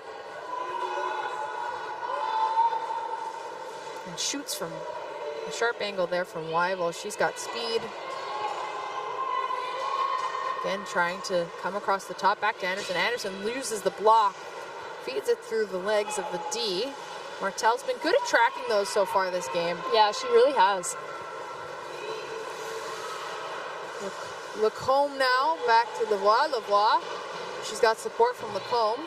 Turbo setting up that triangle, but finding the other side of the ice, almost stabbing that. Could have been a classic Lavoie-Lacombe combination. Now Lacombe trying to shovel it through. Getting the reset there, but not enough of a bounce off Betke's pads to leave it out front for Revolution, but they'll still capitalize on that throw. They're very good at picking those off. Lavoie keeping the pace as she wants it. Back now to Keeble.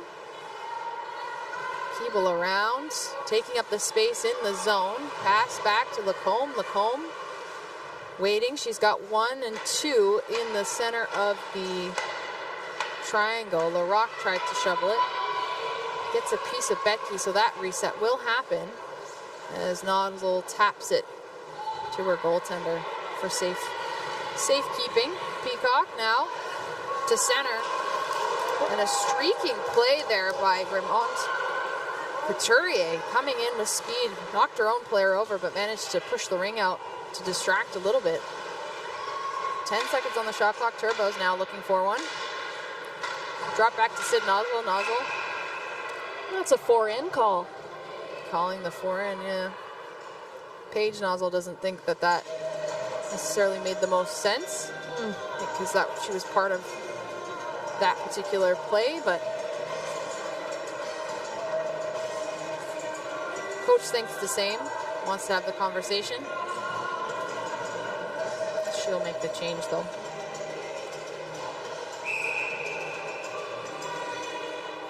Larocque firing it low from the free pass.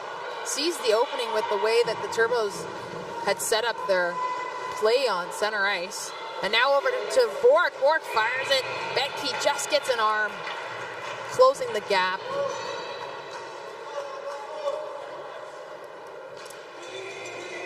Revolution taking advantage of the fast play that they created just by having the space and time from that quick long pass from Larocque from center. That's just it.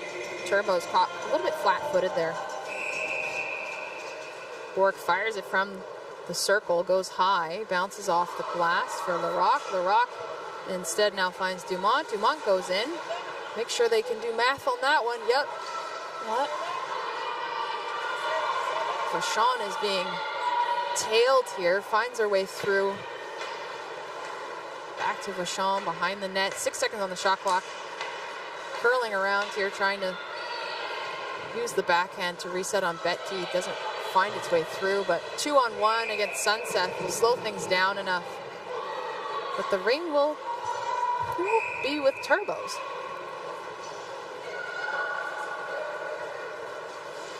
Babineau, big stab there at the high forward position, moving it quickly. Sending herself down to the center of the ice, just picking up a little bit too far to make a play on the net just there, but she'll keep the ring. Nozzle now.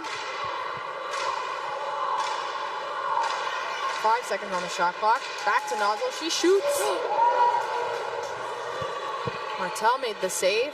Yeah, close but no cigar. Nozzle. Using the time and space she has. They definitely don't need to, pick things up here if they want to score one. Nozzle down to the side for Paige Nozzle. Just fans on it. 8 seconds here. Getting things back to Newbrand, sorry. Almost had one there for Newbrand, right out in front. Revolution's whole goal here is really to keep things quiet. I mean, realistically, a goal against is not going to make a huge difference here, but from Turbo's perspective, they definitely want to get one still.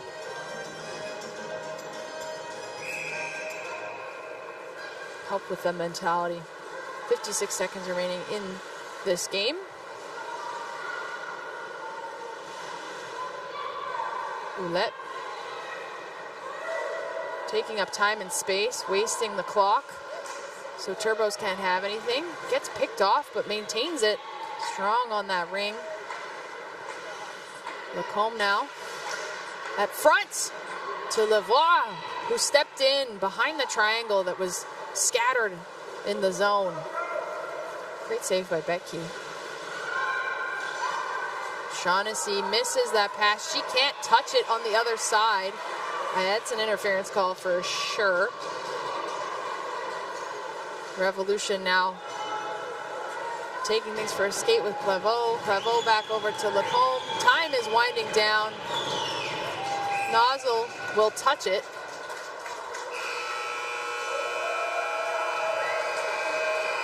And they'll let time expire on the clock. There were a few seconds remaining.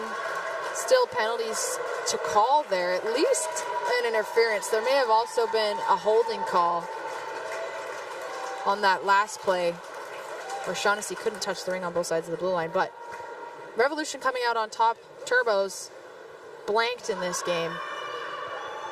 Tough season for them. Tough way to cap it off. But all teams get to go to Nationals, so they will still get the opportunity. And they'll have seen the Eastern teams. Perhaps the West will have more luck for them. Revolution playing well this weekend, coming out with a few big wins, demonstrating their talent and focus on back-checking and tenacious 2-on-1, really shutting down key areas for their opponents.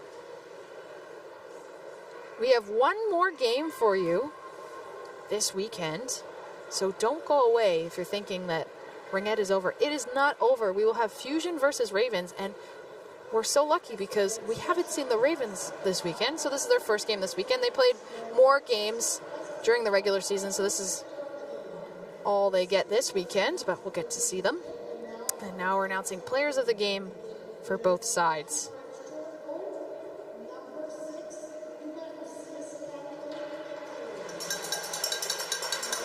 And so for Cambridge Turbos, number 6, Caitlin McGillen. I have it in my notes as Caitlin Smiley McGillen, so congrats, Smiley.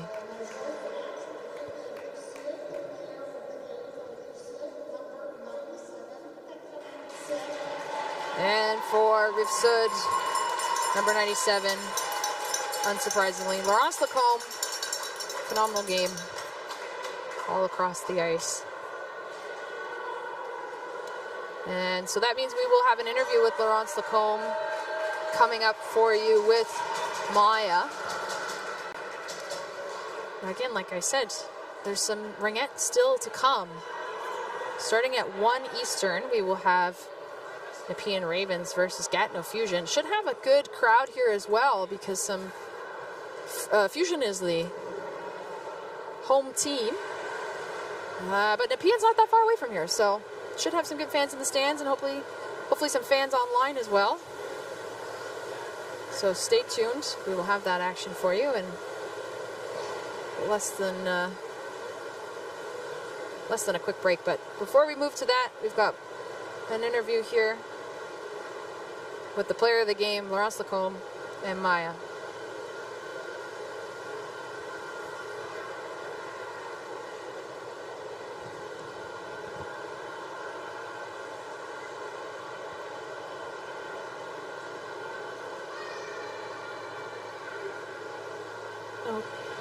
OK, alors je suis ici avec Laurence. Alors, parlez-moi à propos du jeu. Qu'est-ce qui est passé bon? Qu'est-ce qui était... c'est comme... What do you need to improve on? Excuse-moi, j'ai vraiment pas entendu avec la Zamboni. Alors, qu'est-ce que tu avais besoin d'improver? Qu'est-ce que tu as aimé du jeu? Tout ça. Parle-moi à propos du jeu. Je pense après une dure défaite lors de la première match, on s'est tous relevés en équipe puis on a vraiment suivi le plan de match puis ça a juste bien fonctionné puis on a eu du fun aussi, fait que on pouvait pas mieux finir la saison par une victoire comme ça. Ouais, c'est ça. Et les championnats sont comme en 2 semaines à peu près. Alors parlez-moi de ça et de la préparation. Puisqu'on a gagné, on s'en va jouer un match pour savoir si on va être dans le pool A et dans le pool B. Donc, c'est sûr que ça nous motive vraiment à continuer à travailler fort pour gagner ce match-là et aller dans le pool A au championnat canadien. C'est ça? OK. Merci beaucoup.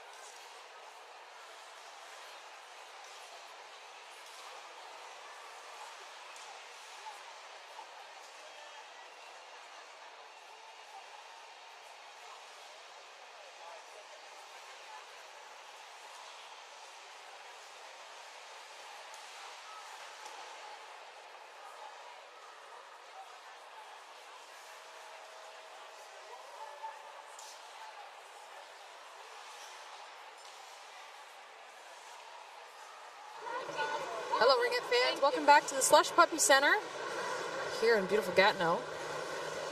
The last game of the last East Hub of the 2024-2025 National Ringette League season. We're joined by some special guests that you may have noticed on the broadcast this morning. I guess it's the afternoon by this point.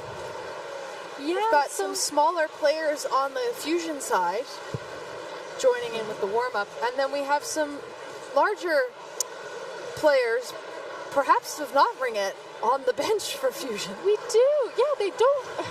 At first Something glance, strange about them. Yeah, at first glance they don't look like Ringette players, but they are wearing the jerseys. Well, and turns out that at one point they were Ringette players, and that's why they're here. Is that not true? Exactly, that is right. So what you see over on the bench, the local side bench, is a hockey team from the area, from the local community. It's the Hall Volant de Gatineau.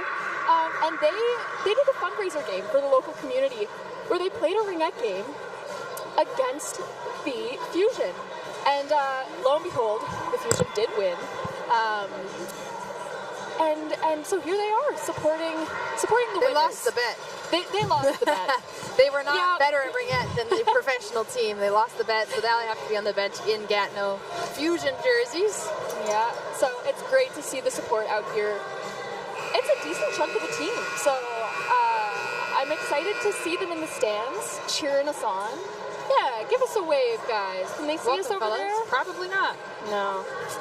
But then we also have a local team warming up with Fusion. Which I think that they do quite often. I think that the Fusion makes an effort to try and bring out local teams and younger players to kind of, give that community value and really be role models for, Show for them the what next the generation. future could look like. Exactly. Yeah, Fusion definitely, what we've noticed, is definitely really connected into the community. Really puts a lot of effort into hosting this hub and hosting their fans during the regular season as well. I was so impressed. You walk into the rink and Emily Chenier's face is just up on the side of the building. Yep. The biggest poster I've ever seen. And I'm just like, wow. They really did it. Yeah. And I think, speaking personally from my experiences with Ringette, this is the most that I've seen a Ringette team get, publicity. Have their faces on big buildings and really make an impact. And the local team will join on the line for the national anthem.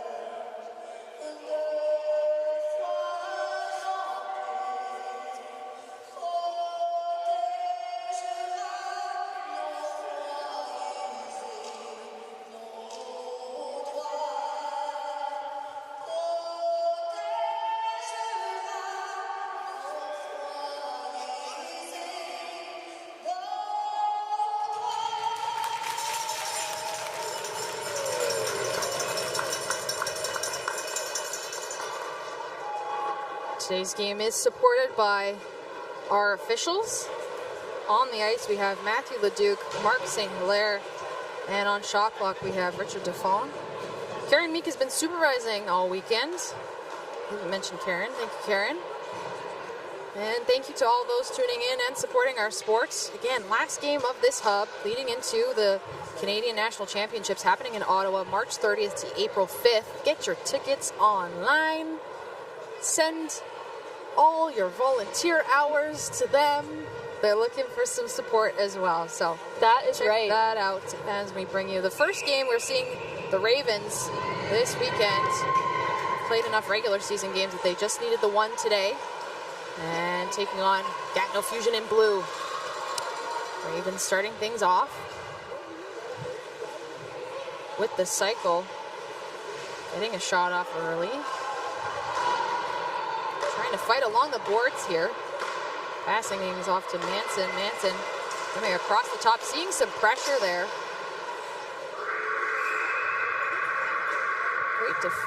Great center play from Siegel there. Starting in net for the Fusion.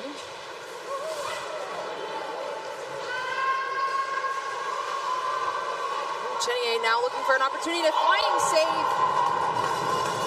Pelisek in net for the Ravens. I should give her an introduction. Pelisek tested early. Yeah, what a save. That really showed the athleticism there. Chenier up top, firing it again. Goes over top of Pelisek's head. 10 seconds on the shot clock as Chenier comes bounding across again. Gets tripped up at center. Calling a delayed call on that one as Caron goes streaking back to her net. Fusion will add the fourth player to the zone and firing that across the triangle, trying to find the pass.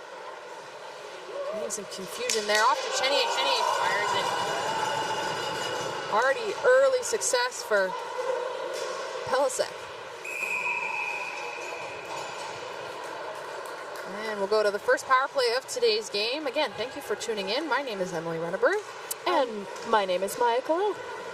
Happy to bring you today's broadcast.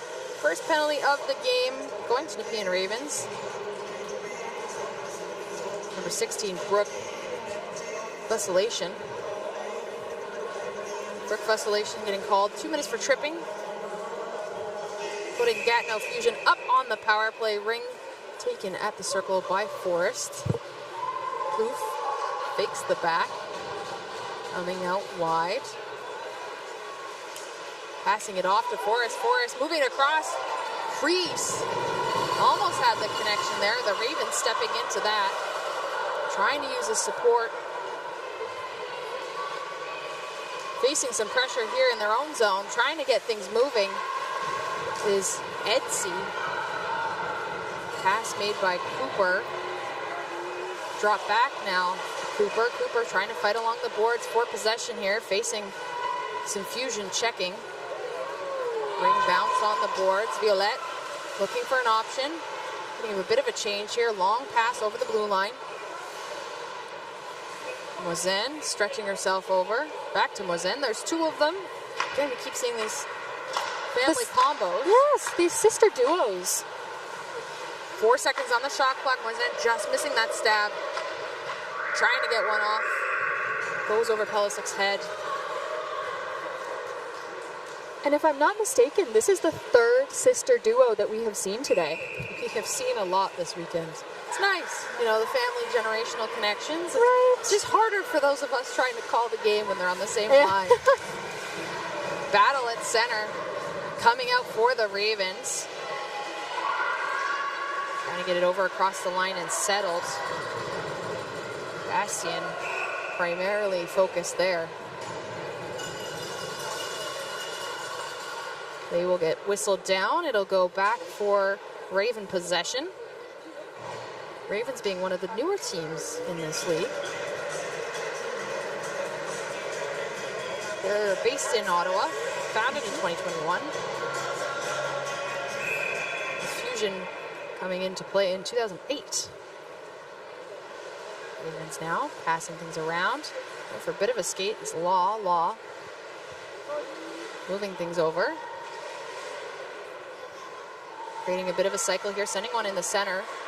The shot from the side finds its way onto Caron, bounces out.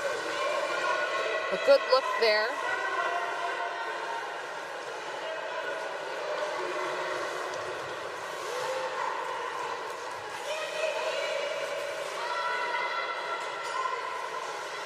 Ring gets moved into the Raven zone here. Fusion looking for a shot. 9 seconds on the shot clock. Tries to get one off from St. Laurent meeting traffic, pushing the ring through. Finds his way to the crease, but Ravens step in the crease.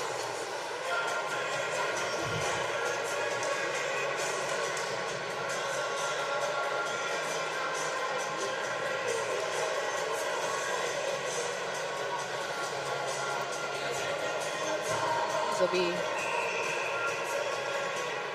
moved down into the zone. Easy pass to start the cycle. Poof now.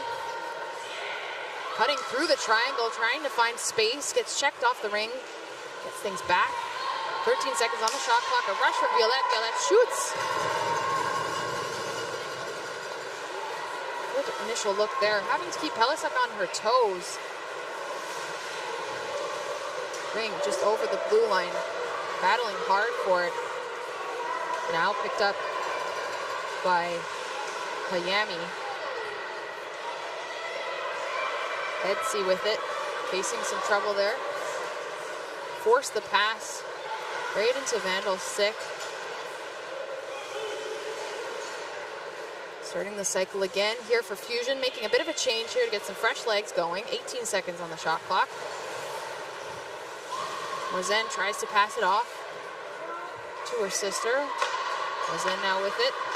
Over to Wilson. Wilson takes an opportunity, fakes it, takes it more to the side, loses that angle a bit, but still manages to get a shot off. Reset. Mozen down to Wilson.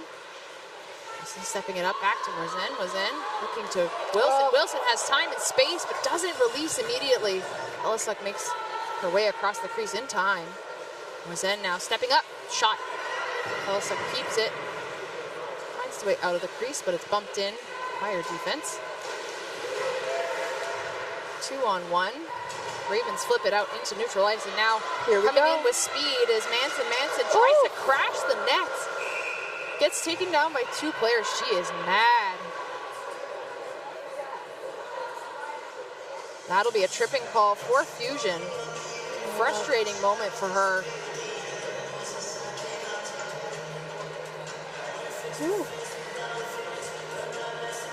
Looked a little messy, just hoping all the players are feeling okay.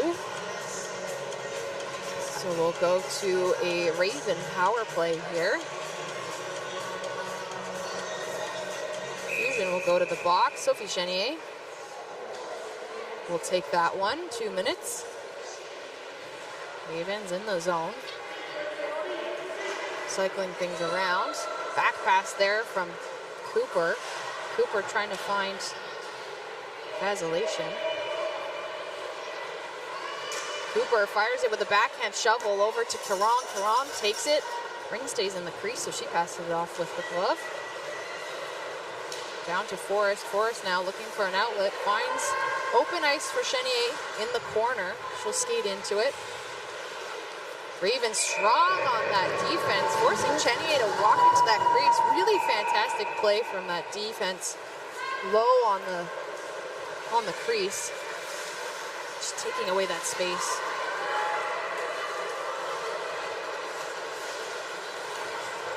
Moving things into center ice. Vacillation to Baston. Drop pass to Rizba. She fires. Had a good look there at center. Fighting hard now for possession back. Fusion move things up quickly, and now with speed is Vandal. Vandal taking the ring, trying to find an outlet. Gets blocked by his stick, so Pelisuk able to corral it into her crease. Ravens will get called on a delayed penalty there. Hooking call.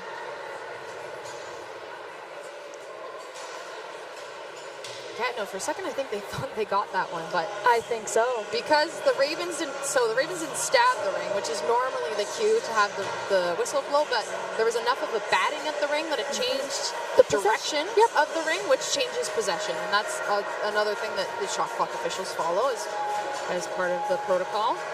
So that was enough of a redirection on the ring to cause change in possession, so blown down. So no problem for Fusion. They'll be up shortly on the power play after their penalty expires in 26 seconds. So Amanda Law in the box, 2 minutes for hooking. And a firing shot there. Walking into the crease. Following that, Plouffe just had a little bit too much momentum. And a drop pass to support. Ravens moving quickly up the ice. 4-on-4 action right now. Everett made a big move there to make sure that the ring continued its way over the blue line. Yep. Her team could continue to touch it. Everett moving that. Miami passing as she makes her change. 20. Shot clock is frozen. And so Ravens will continue. Quick shot there from Bastien. Shot clock resumes.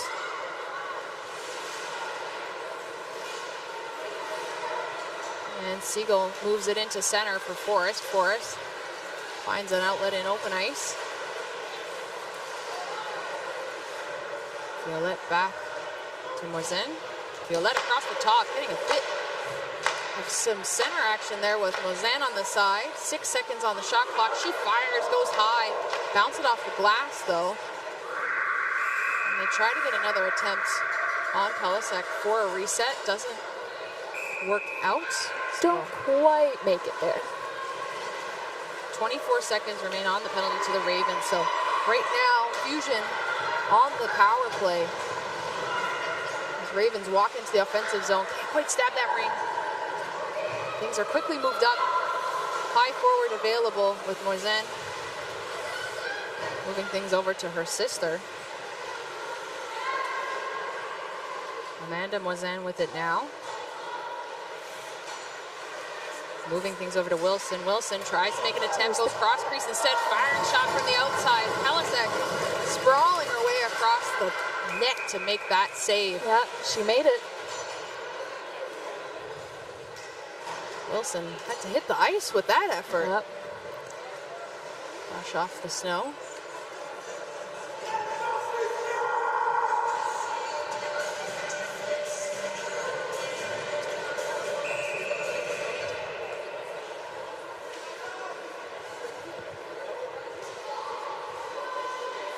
Fusion trying to sneak that ring through the crease. Chenier now up top, down low, passing.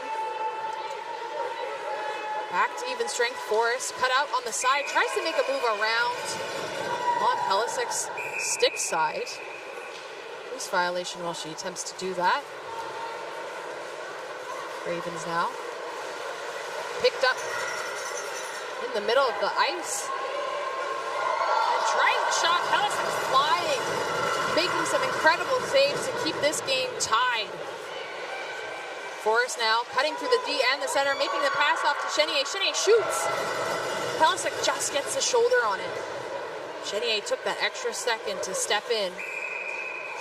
And Pelisek decides, you know what, that's all good. I'm going to hold on to that and we'll get a change.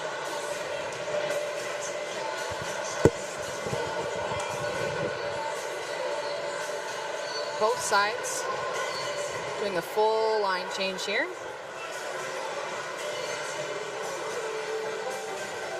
Kloof with it now for Fusion in the zone. 5-on-5. Forrest. Coming across the top, does the drop, leaves it for. She continues the skate. Cycling outside, fires it, and that goes in. Sweeping pass. Violette fires that ring short side. Pelisek had a piece of it, but there was enough strength on the shot to put it through. Fusion capitalize, take the first goal of this game.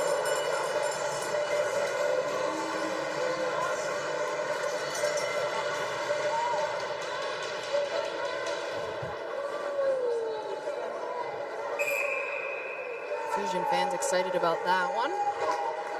Got a full house watching in person today. Yeah, super energetic crowd here too. And an interference call made in the corner. Looks like it was against Kloof.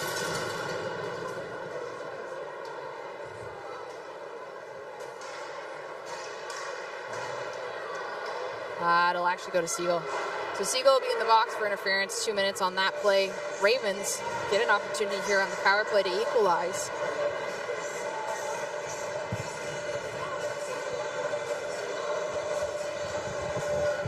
Risbud taking the net.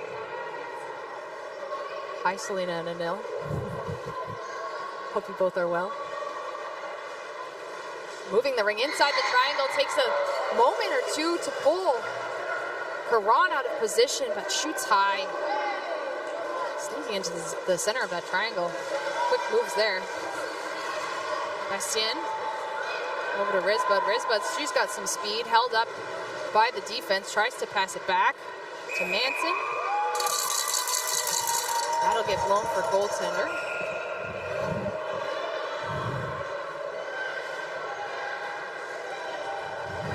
And Fusion moving it into center ice, trying to use the support as well, back in their own zone, getting overwhelmed here by the Ravens, but Wilson will fly in to pick up the loose ring, trying to get things over the line, facing a lot of pressure here. Ravens showing some speed. Wong carrying that ring, trying to find an outlet. Wazen instead. Wong following through on that, trying to maintain the ring for her team.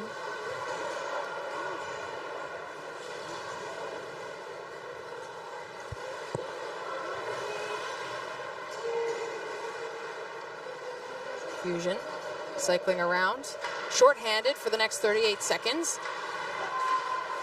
And a shot was just wide from Wazen, Amanda Wazen.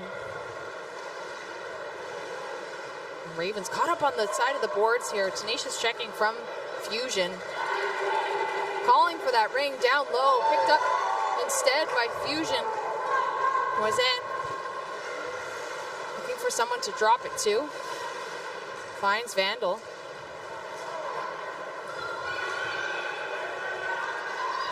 Ravens looking for a last effort here as 20 seconds counts down in the first quarter. Fusion fighting for it. Plouffe skating it up. Tries to pass it, but gives it to the Ravens instead. Time has expired on the penalty. We're back to even strength play. Kelly gets taken down. A major cross-check called on that one.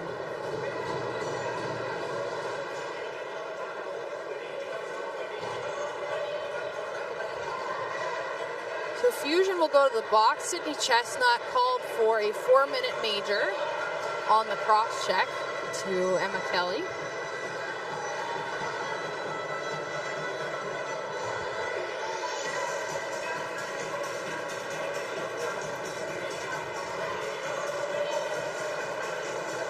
Actually, I have just been sent some information. That isn't Emma Kelly. That's Olivia Wiley wearing number 17 now. Just getting some roster adjustments in real time. We'll have that corrected. Ravens coaching staff, looks like the entire bench is trying to signal something to the team. They've pulled their goalie, firing it from the circle, not enough time to make a play after that. But some tense moments to close out that first quarter. Lots of action so far. Both teams showing a lot of energy. Ravens towards the end of that quarter really capitalizing on the skating.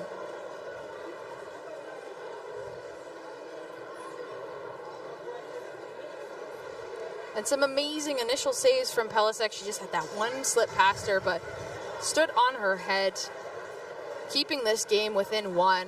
Absolutely amazing performance so far. She's really been tested, especially that first shot. My goodness. Yep.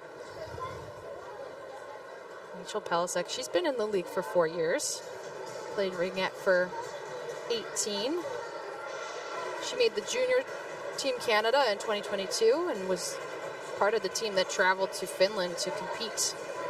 So some top talent there, obviously.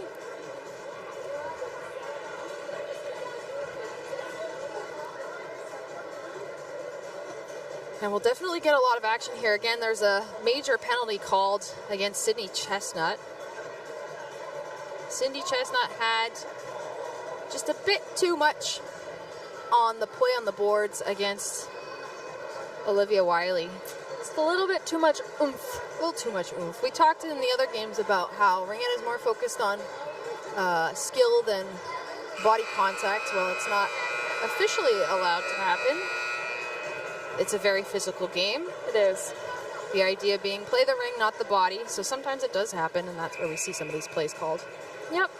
And hey, sports get intense. The aggression is there. Both teams are really going for that win today. So, you know, if we're going to see a little bit of extra aggression, we'll call it, I'm not mad at that.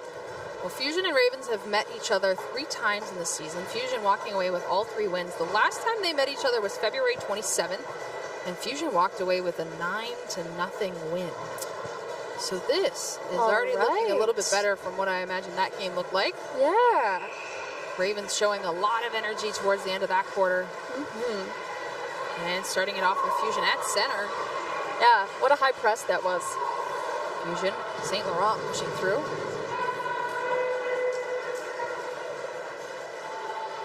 Coming up across the top, St. Laurent fakes it. Decides she still wants some skating room. Uses a bit of the zone. Gets checked up. St. Laurent back with it. Gets a shot away. That'll get a reset. Battle in the corner. Chenier now. Up top where she likes to be. Passing it back to St. Laurent.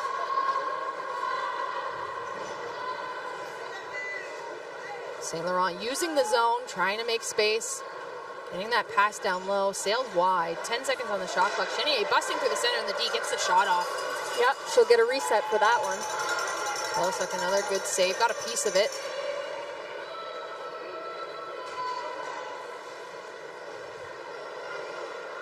Rosen to Chenier. Sophie Chenier tries to walk past the center in the D, just like her sister did. 25 seconds on the shot clock, lots of time here. Drop pass over to Wilson, or Forrest. Forrest walks into the center, drags the goaltender, Pelisic, down to her knees. Tries to roof it just a bit too high. Chenier turning to fire that ring on the short side, taking advantage, hopefully, of a surprise Pelisic, but she is absolutely solid. No surprise for her there. 2 minutes and 16 seconds remain on the penalty. To Chestnut. Now Risbud making an effort to move the ring inside the zone. Tries to back pass it to friendly jerseys. Couldn't quite find a connection. Forrest now. Moving things in with pace, finding the space that she wants. Waiting a bit for the change. She's out there all alone. Again, they're missing a player due to the advantage. And now a shot from up top from Vandal. Finally coming out from the change. 3 in the zone now. Vandal. Across the top, looks for it, shoots. Goes wide. Amanda Moisin. Back down low. Looks for that reset, gets a piece of Pelisic's blocker, it looked like. Ring came all the way out to the line. Fusion maintains control. Moisin down to Plouffe, sorry.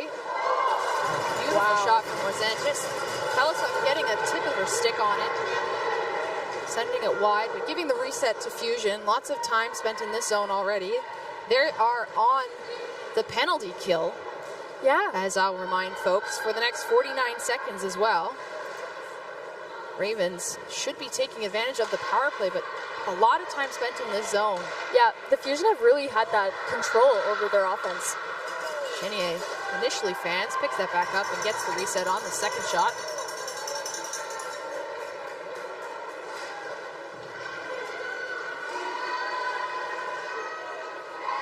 Keeps the cycle moving. Pick on the center, doesn't necessarily add anything, but Chenier is given a little bit of space on the side, tries to break through. Defense swarms and doesn't make that happen. Big change for the defense as the goalie had the ring. An interesting tactic there, seemed to work.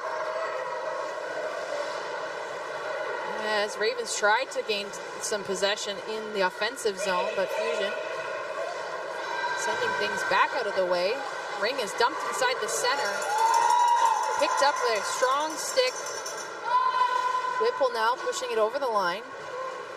Chenier. Emily Chenier over to Forrest. Forrest, tight turn in the reset zone. 12 seconds remain on the shot clock here. Violette takes the shot. A little bit of a gap between the center and the D, so she stepped through, but yeah, she managed to find that hole. Pelisic maintaining her position. Moving things up over to Corey. Wong trying to get it over the line. Forrest battling, moving things back into the zone, trying to create space, trying to create an outlet. Things bounced off for Sophie Chenier. She avoids the ref, drops it behind the net. 10 seconds on that shot clock. A stray stick getting in the way here. And Emily Chenier tried to pick that up on the fly, just missed it. And the shot attempt is blocked off by Dobson Takeoff.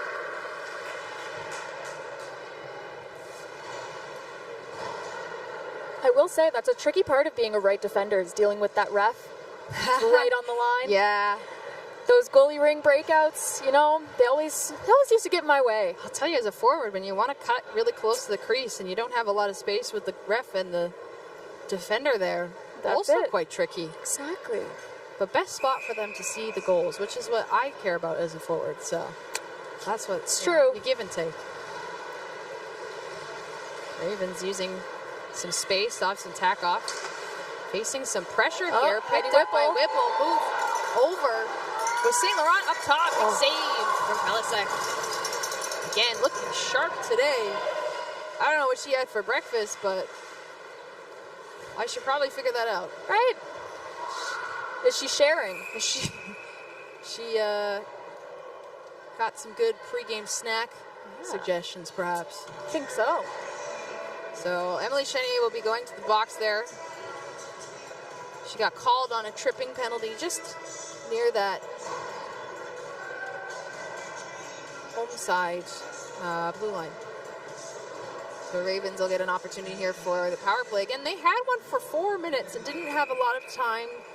Well, they had a lot of time. They didn't have a lot of chance to capitalize on that. They didn't have a lot of possession in that time. An attempt there. Risbud out in front. Tries to put it through Caron's pads. The bounce goes to Fusion's way. Now they're in the zone. And Ravens... Wait, what? Okay.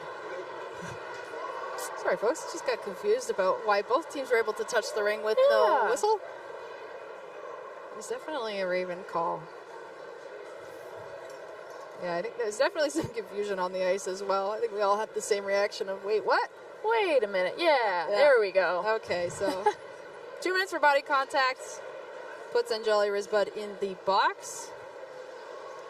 4-on-4 for the next minute and 36 seconds as Emily Chenier serves the remainder of her penalty.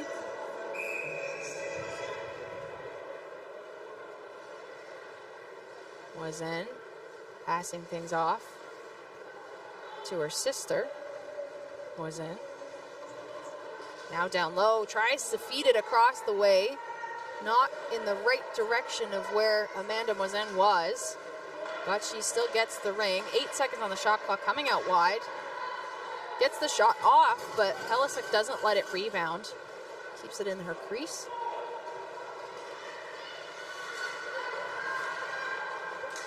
And Ravens look to move that down into the zone. Manson being checked up by Fusion. Manson taking a wide circle here. Tries to get the shot, but it's blocked. Yeah, can't make it past. Why Maxime was in at center. Chestnut now. Drop back to Plouffe. Plouffe to Wilson. Wilson looking for space. Decides to take things out of the zone. Turns on a dime. Charges back in. Flip the center. 9 seconds on the shot clock. Plouffe over to Wilson. Wilson steps in, shoots. Bit of a bounce over Pelisic, but goes to her teammate who drops it back into her crease. Ring goes up for Ravens. Have an opportunity here. Sophie Chenier strong on that defensive play. Yeah. Forces her to go into the crease. Caron gets the ring. Passes things off into the zone. Great defensive work from Chenier. Time has expired on Emily Chenier's penalty. 13 seconds remain on Risbud's. 10 seconds on the shot clock here with St. Pierre walking in. Looking for space, shoots. Bouncing ring goes above the crossbar. Fusion fighting their way around the boards. Chenier still maintaining the ring. Tries to knock one off. Oh, Dobson Takoff just taking away the space. St. Laurent fighting now. The goal counts. No one touched the crease. No one did. Chaos in front of the net.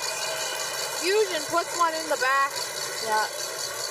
Just enough of a pile of people that stayed out of the crease and still could pass the ring to each other. Not sure how that worked, and it almost looked like they were expecting a whistle. Yeah, I honestly was expecting a whistle too, but I can't necessarily see the best angle of the crease at this point. But exactly. Pellissick forced to try and sprawl for that. But basically an open net opportunity. Yep. Dobson Takoff looking here, trying to find a pass. Gets one with Alyssa Perreault. Ravens setting something up here. Cooper driving past the center in the D. Checked off her stick though. Fusion moving up the ice with some speed here. Taking the time to find the right person to pass it to. Banks it off the boards. Plouffe now. Moves it back.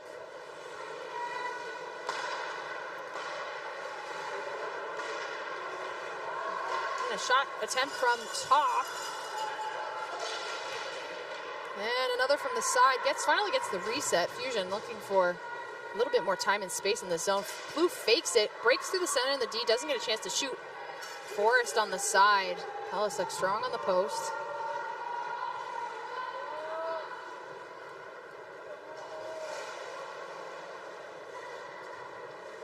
Fusion continuing the cycle here with Moisin. Moisin taking things out wide. Passing down to Wilson, who snuck into the triangle. Got that sharp shot. Pellissick saw her. Yeah, it was expected. But now Wilson forcing that ring back into the crease. As Amanda Law tries to take off, she's checked off that ring. By Moisin, Maxime Moisin. Over to Amanda Moisin. Backdrop to Moisin. And an opportunity there on the post. Pellissick forced to move very quickly. And the ring goes over to the Ravens. Able to put that into the crease. Get that in a better spot. Two-line pass will have to get touched first by Fusion. It does. Vandal now. Across the ice to Chenier. Chenier picks things up. Here's the call down from Amanda Moisin. She starts carrying it along the boards. Moves it to Chenier. Chenier noticing some backups coming in. Decides to fake it. Looked like she was going to back pass, but shoots instead. Lots of skill on that one, but Pellissick was in the right position. Delayed call on the Ravens will send Caron to the bench. Fusion will add a player to the ice. On the delayed call, Forrest picking up that loose ring. Force it over to St. Pierre, who manages it. Plouffe fakes it from down low, setting up the 4 box. St. Pierre back to Plouffe. Plouffe tries to get it moving. And an active stick from Edsy thwarts that idea.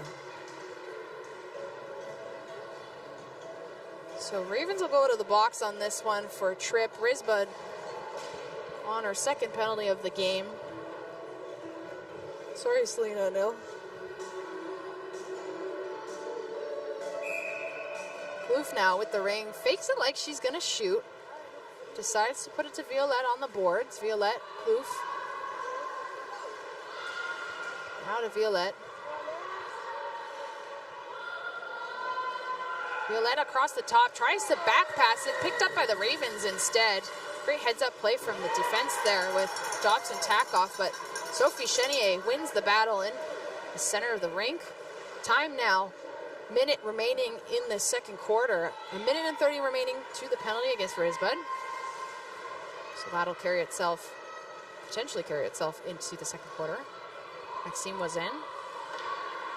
Fires it from a short side. Gets the reset that she was looking for. Fusion pulling their goaltender. Caron going to the box, so the bench. Looking to add that fourth player into the zone. Teams are loving to do this weekend. St. Laurent steps up between the players, does a whole bunch of moves, tries it, gets a bit too close to the crease. Pelisuk was waiting. Completely took advantage of the triangle there, though. Total collapse. Dobson Takoff throwing on the brakes to move away. Pushing the ring up to friendly fire. Battling now at the corner.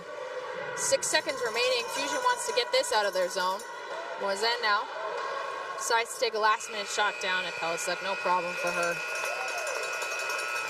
As that closes off our first half action.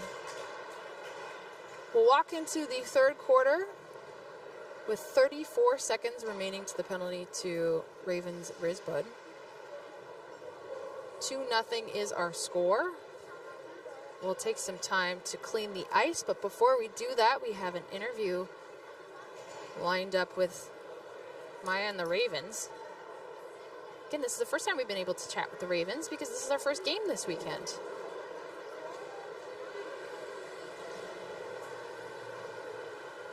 Just getting things sorted down at the ice level.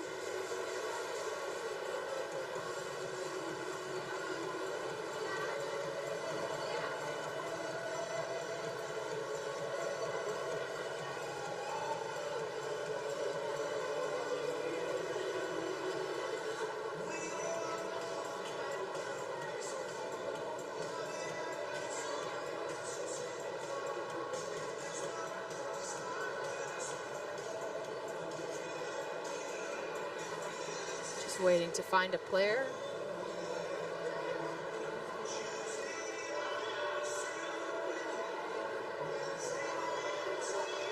And we found one. Woo! So Maya will have that just a few moments.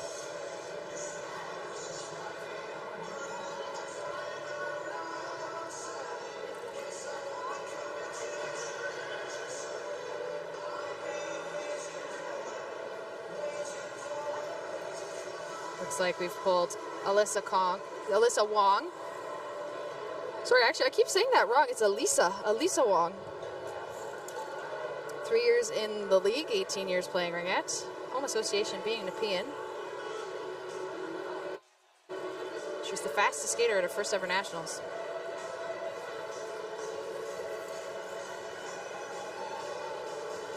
I am just interested to know, going into this game, what were some of the goals? What were some of the things that you guys talked about in the change room? One of our things that we were thinking about or talking about was mainly keeping our emotional control, just because it is an away game for us. So you know that just to begin with, the stands are kind of against us. We don't have all our home crowd, but also we have played this team multiple times. And so we know how intense physically it can get. So in order to keep our emotional control, I think is really going to help us. Yeah, definitely. And so with this first half kind of already being over and looking to the second half of the game, what are a few things that you are kind of looking to implement here? What are you looking to implement here? I think that we want to really implement mainly our middle of the ice playing. I feel like we're missing a few stabs and maybe just not getting as open as we would like. So I think really cleaning up our middle play. Defensively, I think that we're doing okay as well, and maybe just getting more time in the offensive zone, because I feel like we're getting a lot of quick rushes and not just enough time settling it, then doing our plays that we would like. Sounds great. Thank you so much. Thank you. And we will send it right back to our very own Emily. Thanks, Maya. Elisa Wong there for the interview from the Nepean Ravens. Again, first time we've seen them this weekend. It is their last game of the regular season as we start closing things out and look forward to Nationals in Ottawa March 30th to April 5th. So we'll have the Zamboni cleaning the ice for the next few minutes, but tune back in. Don't go too far. We will have the second half of action here. Things have been tight so far, so lots to bring to you.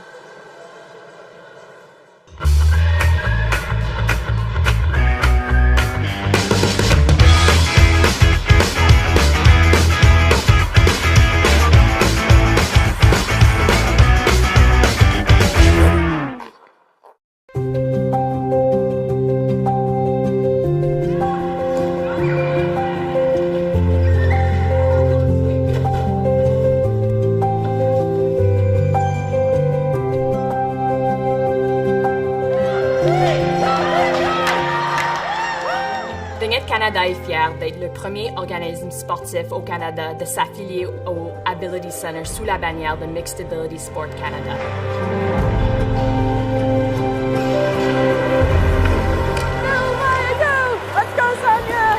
Notre but est de créer un modèle de sport inclusif qui va contribuer et améliorer la santé mentale, sociale et physique de tous les Canadiens.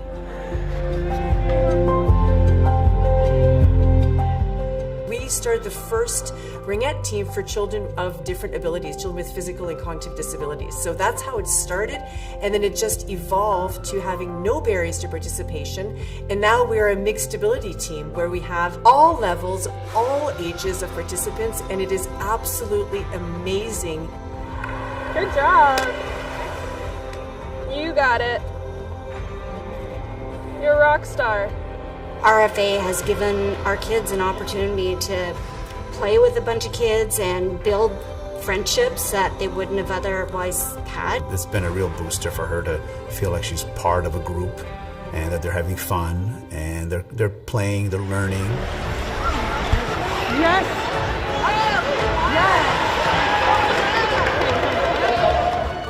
When I first started playing, I got my best friend's old Ringette stick, and she saved a bunch of goals in that stick for me, and I ended up getting my first shot with that stick. Il y a un impact sur la confiance de soi, sur notre santé mentale, notre santé physique, mais sur une équipe d'habiletés mixtes, ces bénéfices sont amplifiés encore plus. Nous avons un groupe complètement divers depuis les dernières quelques années. Nous avons des enfants avec handicap cognitif, handicap physique. A lot of our skaters are just learning how to skate, which is a good thing. I just love how they're developing every single season. We'll need you out there anyways. Yes. Right? We'll need you out there. All right. Now remember to volunteer goal.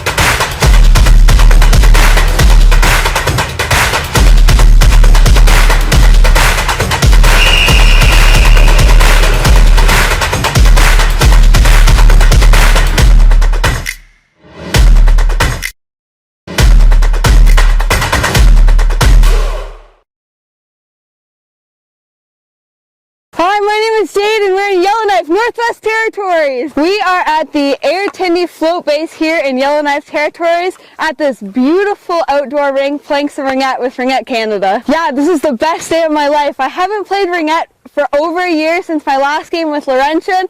So for Ringette Canada to bring Ringette to Yellowknife, this absolutely made my day. I think everybody should play Ringette and it's great to see it here in the Northwest Territories.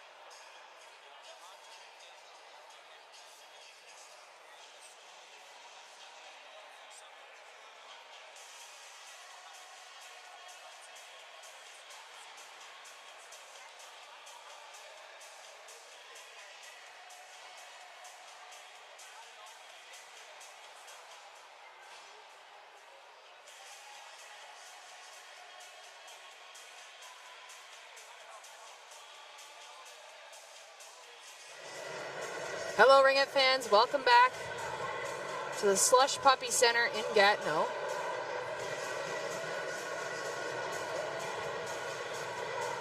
We've got second half action for you. I'm very ready for this. Nepean Ravens versus Gatineau Fusion. Been a really quick, fast, high-paced game so far. Pellisak has been standing on her head. She really has. It's really, I think really made the difference there. No, I'm excited to see how the rest of this game goes. It's been a pretty aggressive game, but you can tell that both teams want the win. Starting things off with a power play for Fusion as 34 seconds remain on Risbud's penalty from the last quarter. Again, happy to bring you this broadcast. My name is Emily Renneberg. And my name is Maya Coelho. An early whistle, already changing possession here. There we go. The excitement starts early. Just on the other side of the circle. Just a little flip-flop. Fusion now with possession. Sliding things over the freshly resurfaced ice. Drop up top. Wilson trying to make that stab. She'll keep possession. Sliding it quickly down over. Back to Wilson. Wilson again with the stab. Just missing that. Trying to go through the triangle. Moisen making the pass. Down to Osborne. And we are back to 5-on-5. Penalty kill is over. Dobson Takoff fighting her way through the zone, managing to get that ring down into the middle. Can't quite get the stab on it. Fusion capitalizing. Taking things slowly here as they've got time and they're doing a bit of a change. Plouffe now on the side, breaking through the center and the D, sliding it. Trying to make a move along the post, goes wide. And Violette fires it right across the top, sees the netting. Makes no mistake, right above Pellisak's shoulder. Yeah, a spinning ring, it'll do that. That ring can be very, very tricky. Wasn't a flat one. Definitely contributed to that goal. For sure. Coming off that fresh change as well. Just cutting past the point of the center. Finding a little bit of space in that expanded triangle. Managing to put that shot away early. Extending the lead for Fusion. Ravens still looking for their first. Coming out now with speed as Fusion moves the ring, bounces it off the boards. Finds its way to Perreault instead. Perreault over to Cooper. Cooper just missing the stab. Cooper along the boards trying to pick things up. Met by Chestnut. Chestnut with speed. Finding her way out of the zone. Moving that over quickly. Vandal now over the line. Making a bit of a spin move. Fires it before she makes it too far in. Picks up her own rebound. Lots of time on the shot clock. Forwards will get a bit of a change here as well. Coming in, St. Laurent made some moves. Decided to continue the cycle. Passing it down low to Forrest. Forrest left with very few options, continues to skate. 8 seconds on the shot clock. Chenier fakes it once, gets the shot through, but not all the way. Remains loose. And Fusion will pick things back up. Coming across the top, back pass. Over to Chenier. Chenier trying to find some space, lets one go. Just wide. Forrest now by herself, finds the shot along the post. A confused triangle. In on her own, taking advantage of the space she created, cutting through the center and the D. That was something like a crossbody shot. Went all the way over to the other side of the net. Taking it from out wide again, using that space. Center just flipped on that. Evrer just not right in the right position to meet up with her defensive partner to stop that one. So Fusion already 2 goals in this quarter. Almost 3 minutes in. Ravens still looking to respond. Keeping the ring on their stick. Starting things moving, 10 seconds on the shot clock. Active stick from, looks like Chenier, thwarting that. Now Ravens will get it back. A long pass from Wiley to the side. Another attempt here on Caron. She has no problem keeping that in her pads. Wilson had some space. Put it to the center of the net though. Was in using Chenier as a backboard here. Tries to get it to Siegel. Siegel misses that. Wiley fighting for it. Gets it back to her team. Bastien now at center. Bit of a tricky pickup there for Wiley. She gets it. Starts the circle. Getting a change here. Trying to take advantage of some of the speed coming in from the bench. 8 seconds on the shot clock here. And a fake move on the short side lets one go. Vacillation had a look, had some speed, got cut off on the side.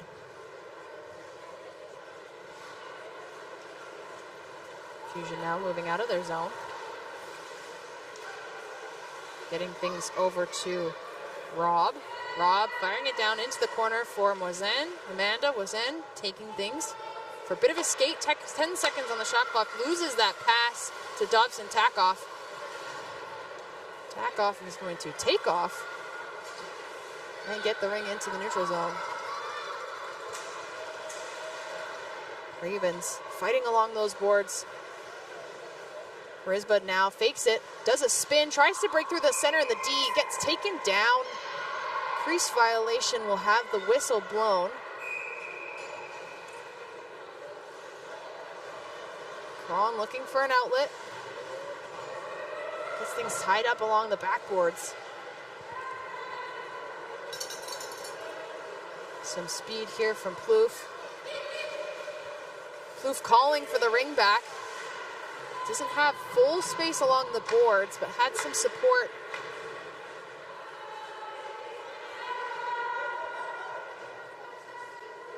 Osborne going for the change as she drops it off.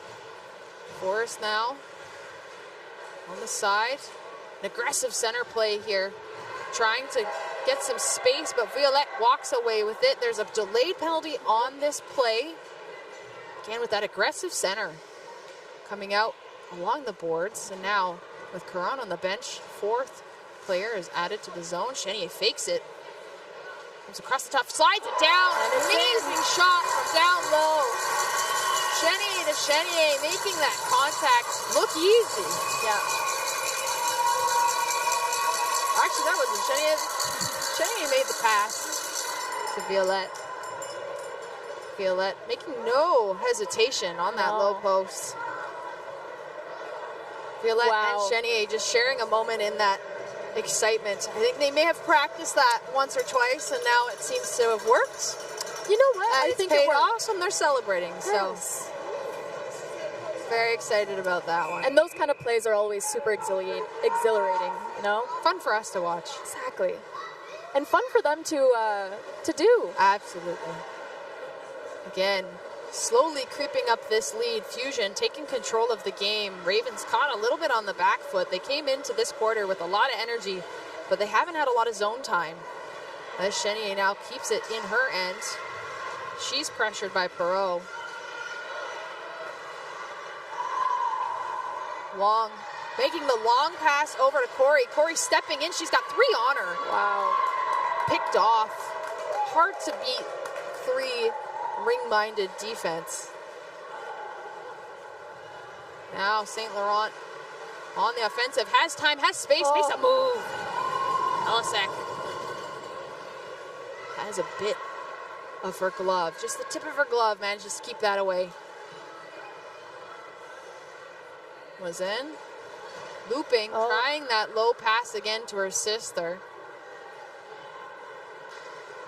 Wilson stepping in, getting cut off on the side by Wong. Good defensive movement there. Wilson now over to Forrest. And a little bit more aggression there from Bastien.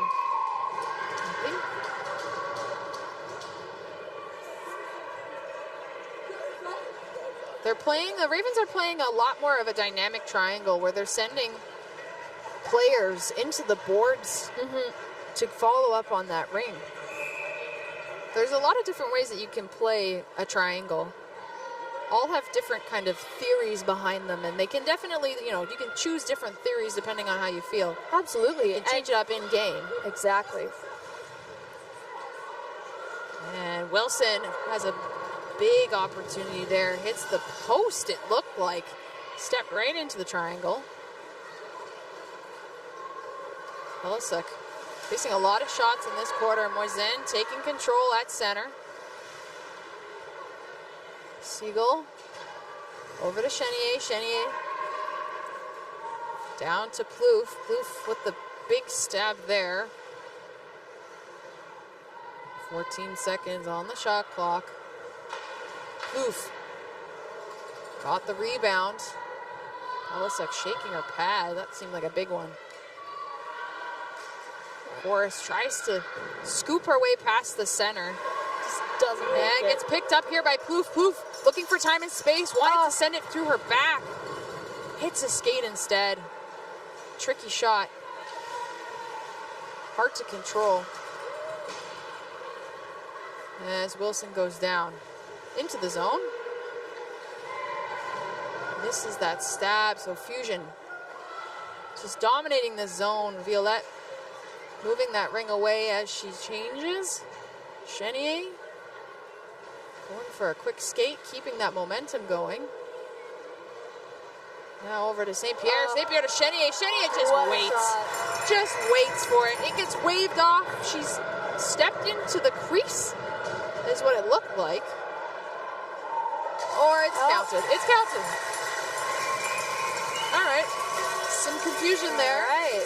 But Chenier, the patience on that goal. The patience. That's what it was. That's really what got her such an open net and gave her such a beautiful goal. The value of having a straight stick and a round ring is that you can kind of dance around with it as long as you have time and space, and that she did. Yep. Adding another goal to this increasing lead, 6-0. Ravens still looking for their first opportunity here. Gets harder and harder mentally as this continues to go Fusion's way. Risbud now, there's a big shot, almost trickles past Caron. The rebound makes it out. Yeah. Shot on Caron. All it takes is one goal, one good play to really get that momentum shifting. So, you know what? Maybe we'll see that from the Ravens soon. Fusion with speed. Coming across the top. Dropping off to Maxime Moisin. 10 seconds on the shot clock. Trying to generate something at the corner here. Tries to get a shot. Finds a defensive stick instead.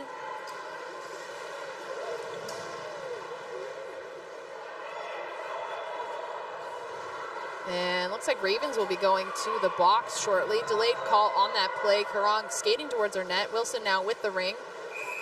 He's a bit distracted. There was a bit of chaos. No one was really sure what was going on there or who was going to get called. So things got held up a little bit. Wilson wasn't as confident walking into the zone as she normally is. Kind of pulled back a little bit. I think she needed to just count how many people were already in there with her. She needed a little bit more of confirmation, I think. Didn't want to make that foreign call, but play gets whistled down. Caron will go back to her net. 2 minutes on the clock against Abby Manson. Abby Manson in the box for 2 minutes on that play, giving Fusion a further power play opportunity here. Sen giving it over to Wilson. Wilson trying to break through, pushes her way past the center and the D, but flips herself over as it does. Moisin with Moisin. Maxime Moisin with it now. 3-on-1 here. And a big shot almost lands itself in the net, but the bounce just outside. A unique play there. As you said, a 3-0. There was a screen up front. Yeah.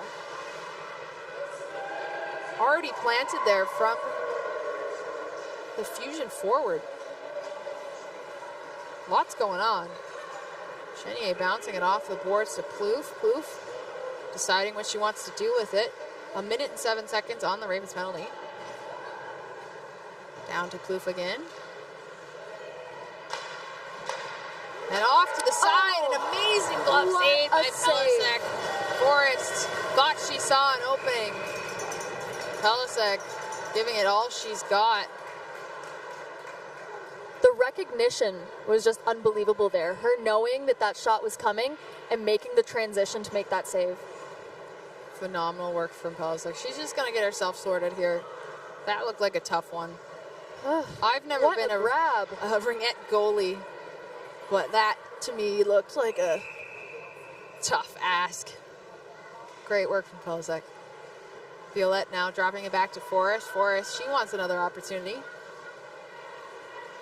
Forrest fakes it, comes across the top, does eventually drop it over to Plouffe. Plouffe just waffling on that stab. Continues to cycle, 10 seconds on the shot clock. Back up to Violette. She gets a shot away, but it was deflected off a defense, so didn't get the same momentum or probably location as she was hoping. 18 seconds on the penalty to Ravens. Ring gets dropped back. Pelisek had almost extended her stick to meet that, and it almost snuck behind, but she was tight to her post. Fusion taking the ring back in front. Chenier makes a move. No problem for her. She was wide open right there. Classic Emily Chenier. She's got such articulation in those moves. Knows exactly where she wants to be. Hard for any goaltender. Like, really, that's a defensive breakdown. That turnover really created the opportunity for Chenier to walk in. There was absolutely nobody on that side for her to be stopped by. So, and that gave her the time to really set herself up for success. It wasn't just, you know, some random shot that she needed to take. She really knew what she was doing with that. Quarter 3 has been absolutely dominated by Fusion. And Ravens are going to the box, but the looks like ring was with Fusion. Okay. Oh no, Fusion.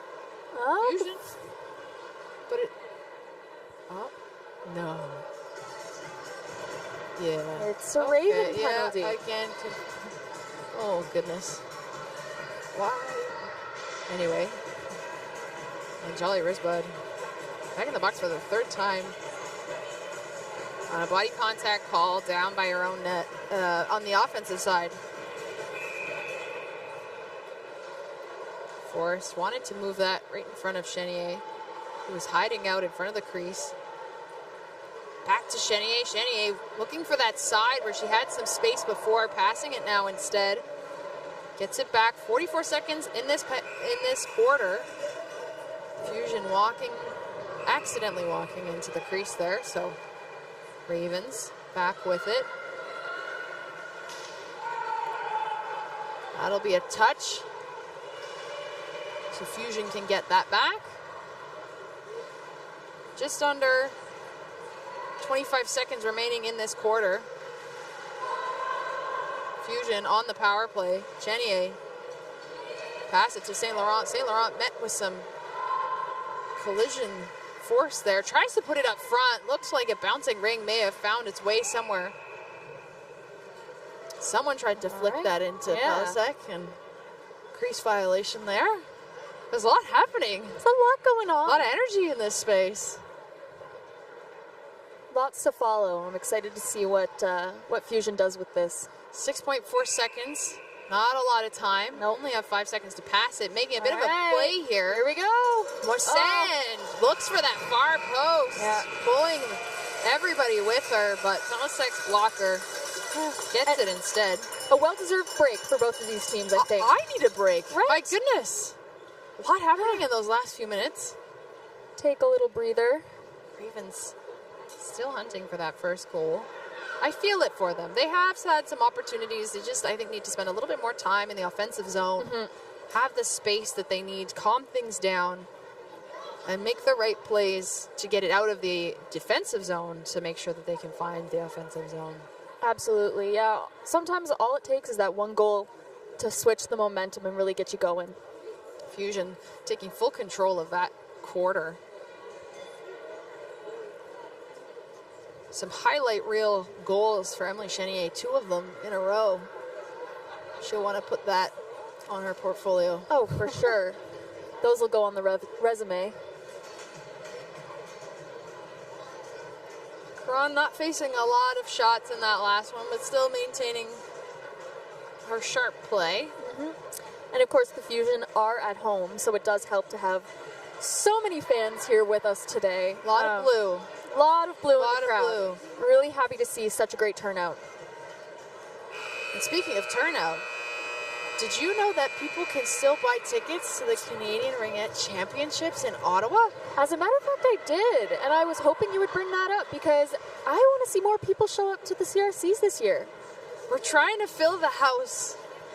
And we had it announced yesterday from the organizing committee that the Governor General will be at the Nationals this year to unveil something special. You'll all want to be there for it. If you're in the area or, you know, somewhat near the area, you can come in. Ottawa's The train is available. Yeah. You can drive. Come take a little trip. Carpool, you know, you can figure it out. We're happy to have you. Ravens back in their zone. Wong tries to get it to friendly stick, but Wilson will get it in her zone over to Siegel. Siegel dropped to Wilson. Wilson in with some speed, keeping things to the outside for the now. 33 seconds remain on the penalty to the Ravens as Moisin takes it. Amanda Moisin over to Maxime Moisin, who shoots, goes a bit high, but a full opening there. Yeah, she was able to step right into that. Again, that triangle's having a bit of a tough time over the last couple quarters. That center keeps getting pulled. And Fusion is taking advantage of that. 22 seconds on the penalty to Risbon.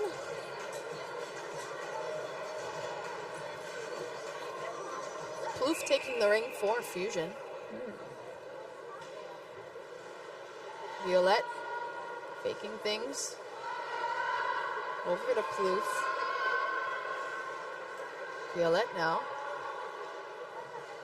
Back pass over. Give a misstab there. Ravens will capitalize. Back pass over. Could have been scary as Ashley Robb was waiting for that.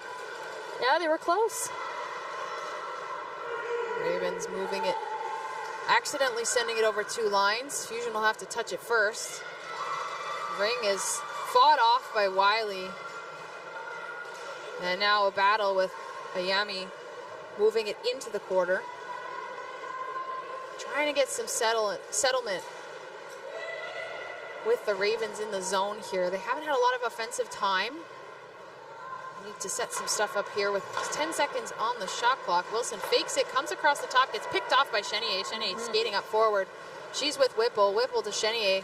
One-on-one at this point. Chenier's got speed. She turns it around, tries to get something. Great defensive play. That was, that could be quite scary when Chenier's got her jets on. Oh, absolutely. Etsy now. Over to Wilson. Wilson picked off. Ring moves from Osborne, who sees the long pass down the way. Back pass to Chenier. Great heads-up move there by Forrest. St. Laurent up top. 12 seconds on the shot clock. Spinning now. On her forehand. Going backwards, trying to thread the center in the D. Gets it to Chestnut. Feeds it through the crease.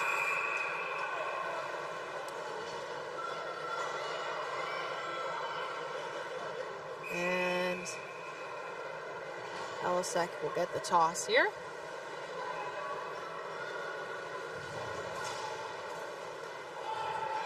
Ravens moving it into the zone, trying to anyways. Again, some of those longer passes have found their way over the blue line.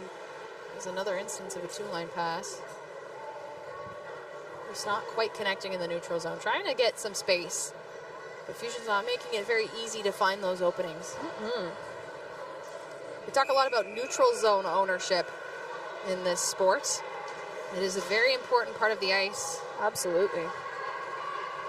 can really make a difference in terms of transitioning in and out of zones, and owning that can make a really big difference to a game. Ravens about to be called on another penalty here. Hooking is the call. So, Fusion. Another chance here for a power play. That'll be 2 minutes for hooking for Brooke. Vacillation.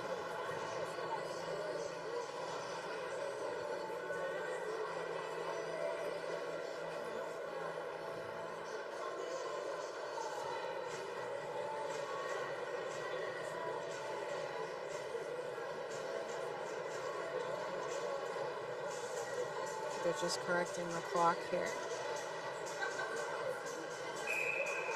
Maybe not. Moisin to Moisin. Had one out front. Couldn't make the stab. Continues the play. A fake up top. Oh, beautiful drop pass. Amanda Moisin tries to find an opening. Pelisic finds an open player. Ring is moved. Again, 2-line pass from the Ravens. Fusion has to touch it first. And now it's moved to Moisin. Moisin coming in with some speed here. She's going to take a little bit of time. And she'll want to change now. Drops it back to Plouffe on her way out. Plouffe to Wilson. Wilson staying on the outside. 8 seconds on the shot clock. Ravens decide to go for it. Fighting on the sides. Fusion definitely wants to give this ring to Ravens right now. Yep. So, we've got it's my favorite. So 2 in the box for Ravens. 1 minute and 3 seconds remain on the penalty to vacillation. It's not, we've got quite a lot of overlap between these 2 penalties. Manson in the box now, so 3 on 2. 3 on 2, let's see what happens. I'm sorry to Ravens fans, you're not very happy right now. I am a forward, and I love when this happens, so I'm very biased in this situation. As a shot comes from up top from Chenier, this is a lot of fun to play as a forward, but probably not as a defense, right? As a defenseman. Some of my most stressful moments have come from, you know, only having one other person there with you in the zone, but you know, it's all about that communication between the defense and making sure that you're covering all of your bases. Chenier steps up, decides to try and make a pass, but it's blocked enough that it falls into Pelisic's crease. Part of the key here is using the forward. Here's Risba to get that ring out of the way. Possession is the name of the game in Ringette, but when you only got 3 on the ice, it's a lot harder to do, and you just want to waste time, especially since this was a long-lasting 3 on 2 that continues now, again, for 31 extra seconds. Chenier fakes it, shoots on the glove side of Pelisic. She nods at her D to take that there, but hard to get away from the tenacious checking of Fusion. St. Laurent over to the side. Almost had Moisin there for the one-timer. St. Laurent decides to continue, shoots. Thought she saw the 5-hole. Pelisic pushes that out to the corner. Now Moisin steps in, out to the side. Chenier fires it home. That's the hat trick. Yeah, that'll do it. That's the hat trick. That 3 on 2. This is why I love a 3 on 2 as a forward. And you know, it's just so fun. That's why they're not my favorite. It's just so fun. You know, there's only so much you can do when you're outnumbered, right? Yeah, exactly. I think, you know, a lot of teams focus as well on making sure that when there is a 3 on 2, you better score. Right. It's tilted in your favor so hard that you better score. The opportunity is there. You know, it's just about executing it and really just getting in there.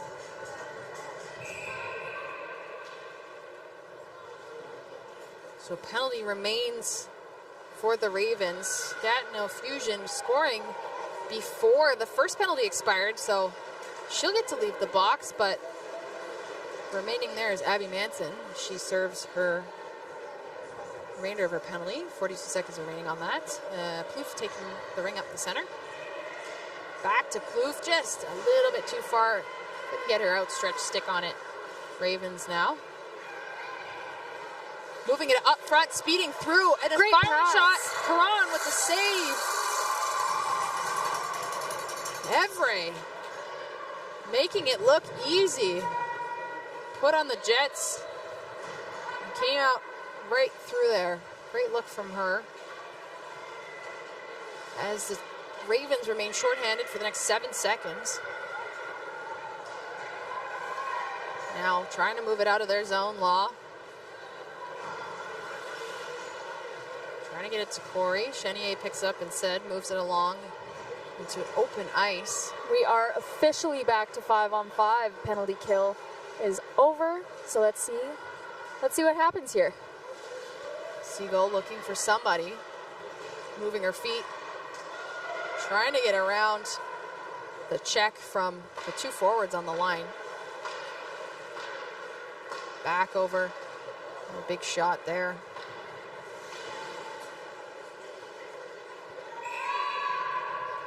Move it or lose it says that goes back to Fusion.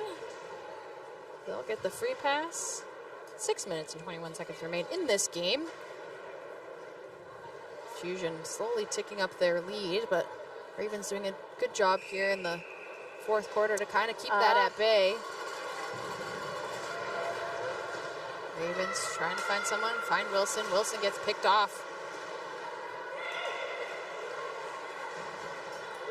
Using communication and the defensive zone to move things around. Ravens are going to go to the box with that one as well. Can't catch a break with these penalties. Really can't. You know, there's a big difference between being aggressive and really going for that ring versus accumulating all of these penalties. Being smart. Right. Yeah. Very, very frustrating. You know, especially when you're trying to get that goal, when you're really trying to get that first goal and get yourself started in a game where you really need to. Grayson Cooper will get the 2 minutes body contact. And that's blocked off at center. Really great stick there from Vacillation. Now with feet moving at the center, it's flipped in by Manson.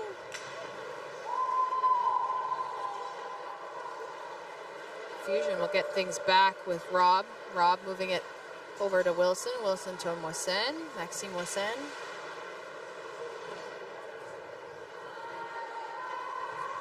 Taking things for a bit of a skate here. Moving it up to Wilson up front. Trying to cut through the triangle. Still with the ring on her stick. Chenier finds a bit of a path there, but it's blocked off by Bastien. Another opportunity here, shoveling it back is Maxime Moisen. And then at the last second as well, Sophie Chenier tried to make use of that back position. Well, Palisek was kind of forward in her net. Could have been a weird bounce. Didn't have enough time. Ring now battling for possession here. Fusion, again, capitalizing on all of this neutral zone action, just not letting Ravens have a second. They're just not connecting. Violette moves it to Plouffe. Plouffe to Forrest. Back to Plouffe. Down to Violette. 10 seconds on the shot clock. A little bit of a scramble here. Again, sending the defense into the boards, kind of destroying the triangle in the process, but that bet seemed to pay off there because they got the ring out into neutral zone. 10 seconds on the penalty. Fusion still in the power play for a few seconds more.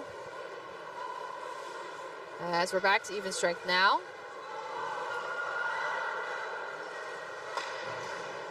Fusion trying to pass right through the strong sticks of the Ravens. And she ever knew that she had touched it on both sides, to the point where she wasn't even going to pretend that she didn't. She even pointed at the ref and said, yeah. And everyone was kind of waiting for it. And I'm not sure the ref actually saw it, but as soon as it registered, she knew. That was definitely on both sides. She knew. But I like sure. how she pointed that out. She did not have to point that out. Right? Oh, she's too honest.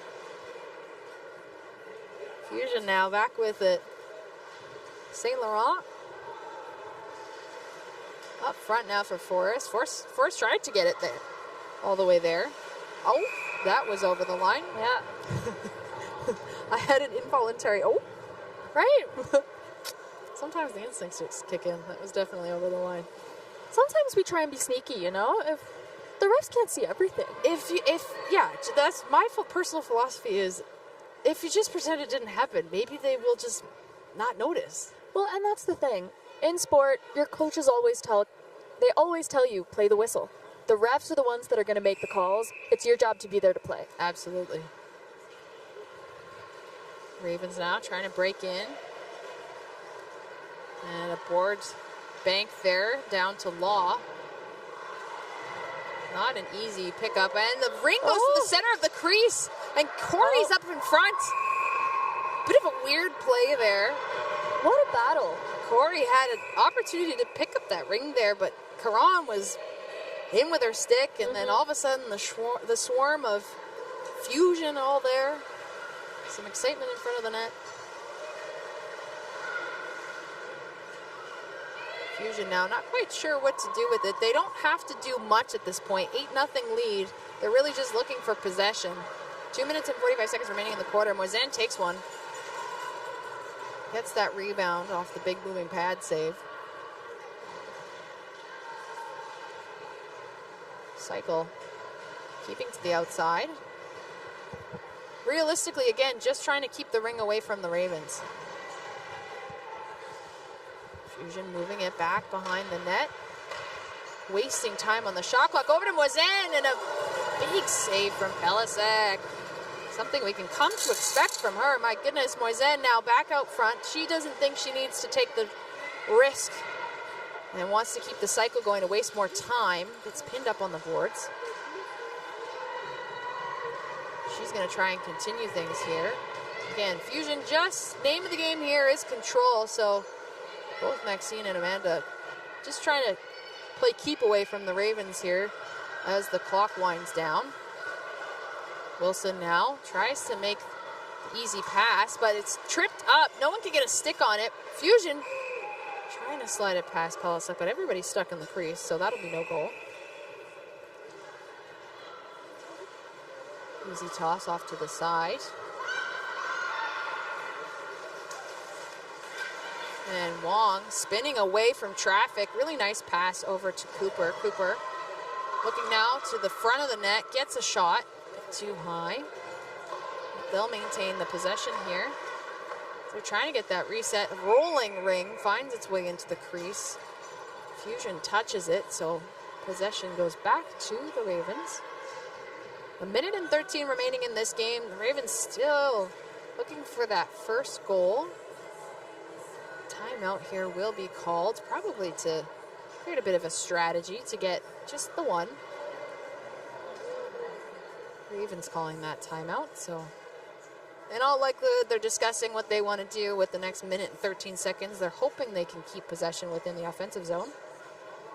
It's been a tough time trying to do that with Fusion absolutely capitalizing, especially in the neutral zone. Again, the neutral zone is such a key component of this game. Owning the neutral zone will allow you to basically dictate whether a team can get out of their zone and into your zone. And so far, Fusion's been quite good at controlling that side of the game.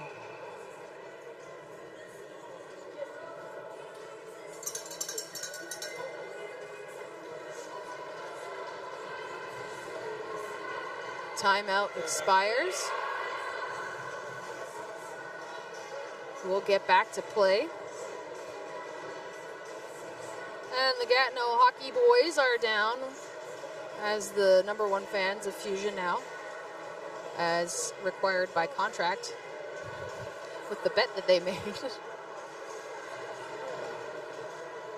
good to see the support from the crossover of the two sports. As much as we joke that we don't like hockey, we still like hockey. Ringette's just better. Ravens now up front is Evrer. Evrer had an open look, bouncing it off the boards. Trying to break through, a shot off there from Risbud. Finds its way through, but Karan gets a piece of it. Less than a minute remaining in this game. Fusion now wanting to maintain that control, firing it deep into the zone. Plouffe looking, back pass. And things are fed over to Chenier with 10 seconds on that shot clock. She wants to take up the time and space in the full zone. So Osborne now. Osborne feeding it to Plouffe. A little bit too much heat on that, so it'll get picked up by Perreault on the backboards. Perreault trying to find space. Things are moving down. A little bit of a last moment opportunity for Evrer. She's got 14 seconds. But Ravens caught in for the 4 in the zone. They had pulled their goalie.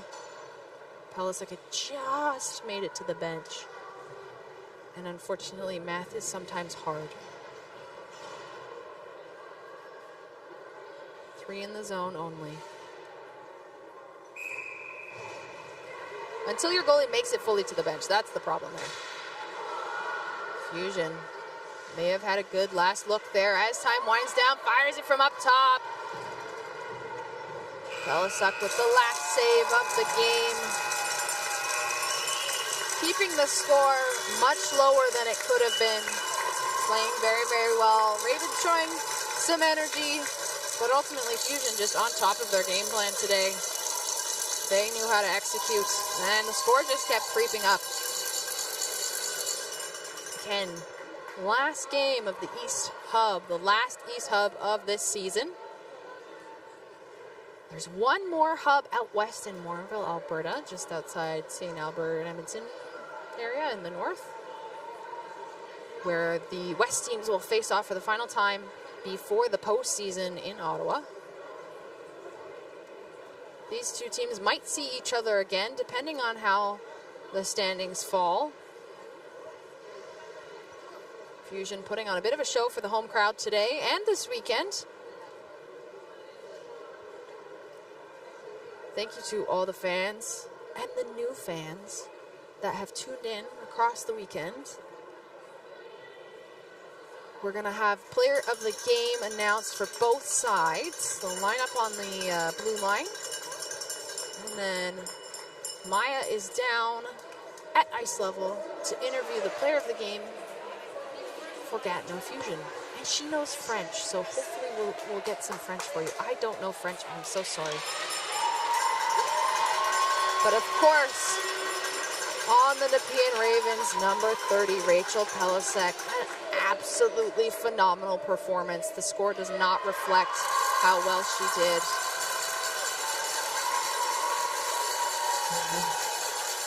And for Gatineau Fusion,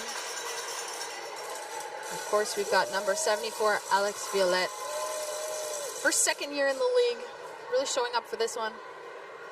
Doing a great job in this game. Fusion taking away the win 8-0. Again, Maya will have the interview down at ice level here at the Slush Puppie Center in Gatineau, Quebec. Thank you all for bearing my attempts at French pronunciations. I am doing my best, and I appreciate your patience with me. It's been a blast being able to cover this. Thank you to CBC for giving us the shot, not once but twice now, putting Ringette on TV in this historic weekend for the sport. Showing up and supporting women-focused sports. It's been an absolutely fabulous time. I can speak for myself and my colleagues on that.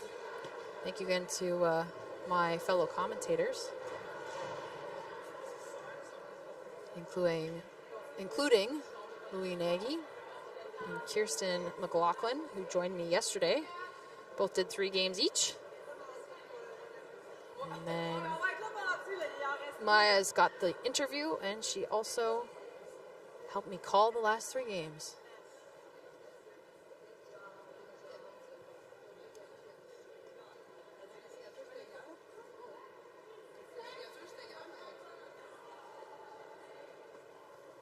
All right, so I am here with Alex.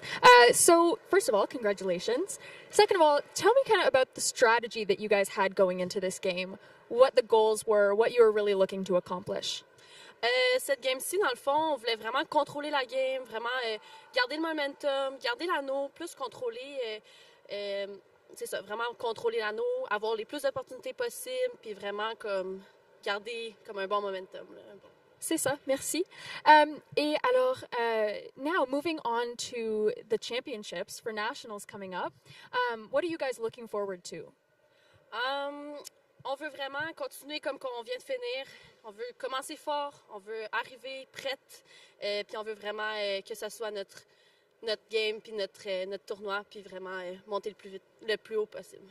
Merci. Et finalement, on avait beaucoup d'amis dans les estrades, a lot of fans in the stands. So can you just tell me what it means for the Fusion to have such a supportive fan base?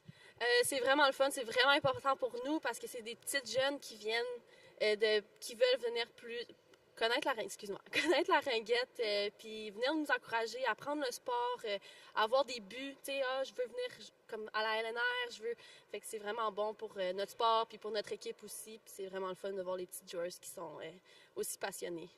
Merci Alex et bonne chance. Merci.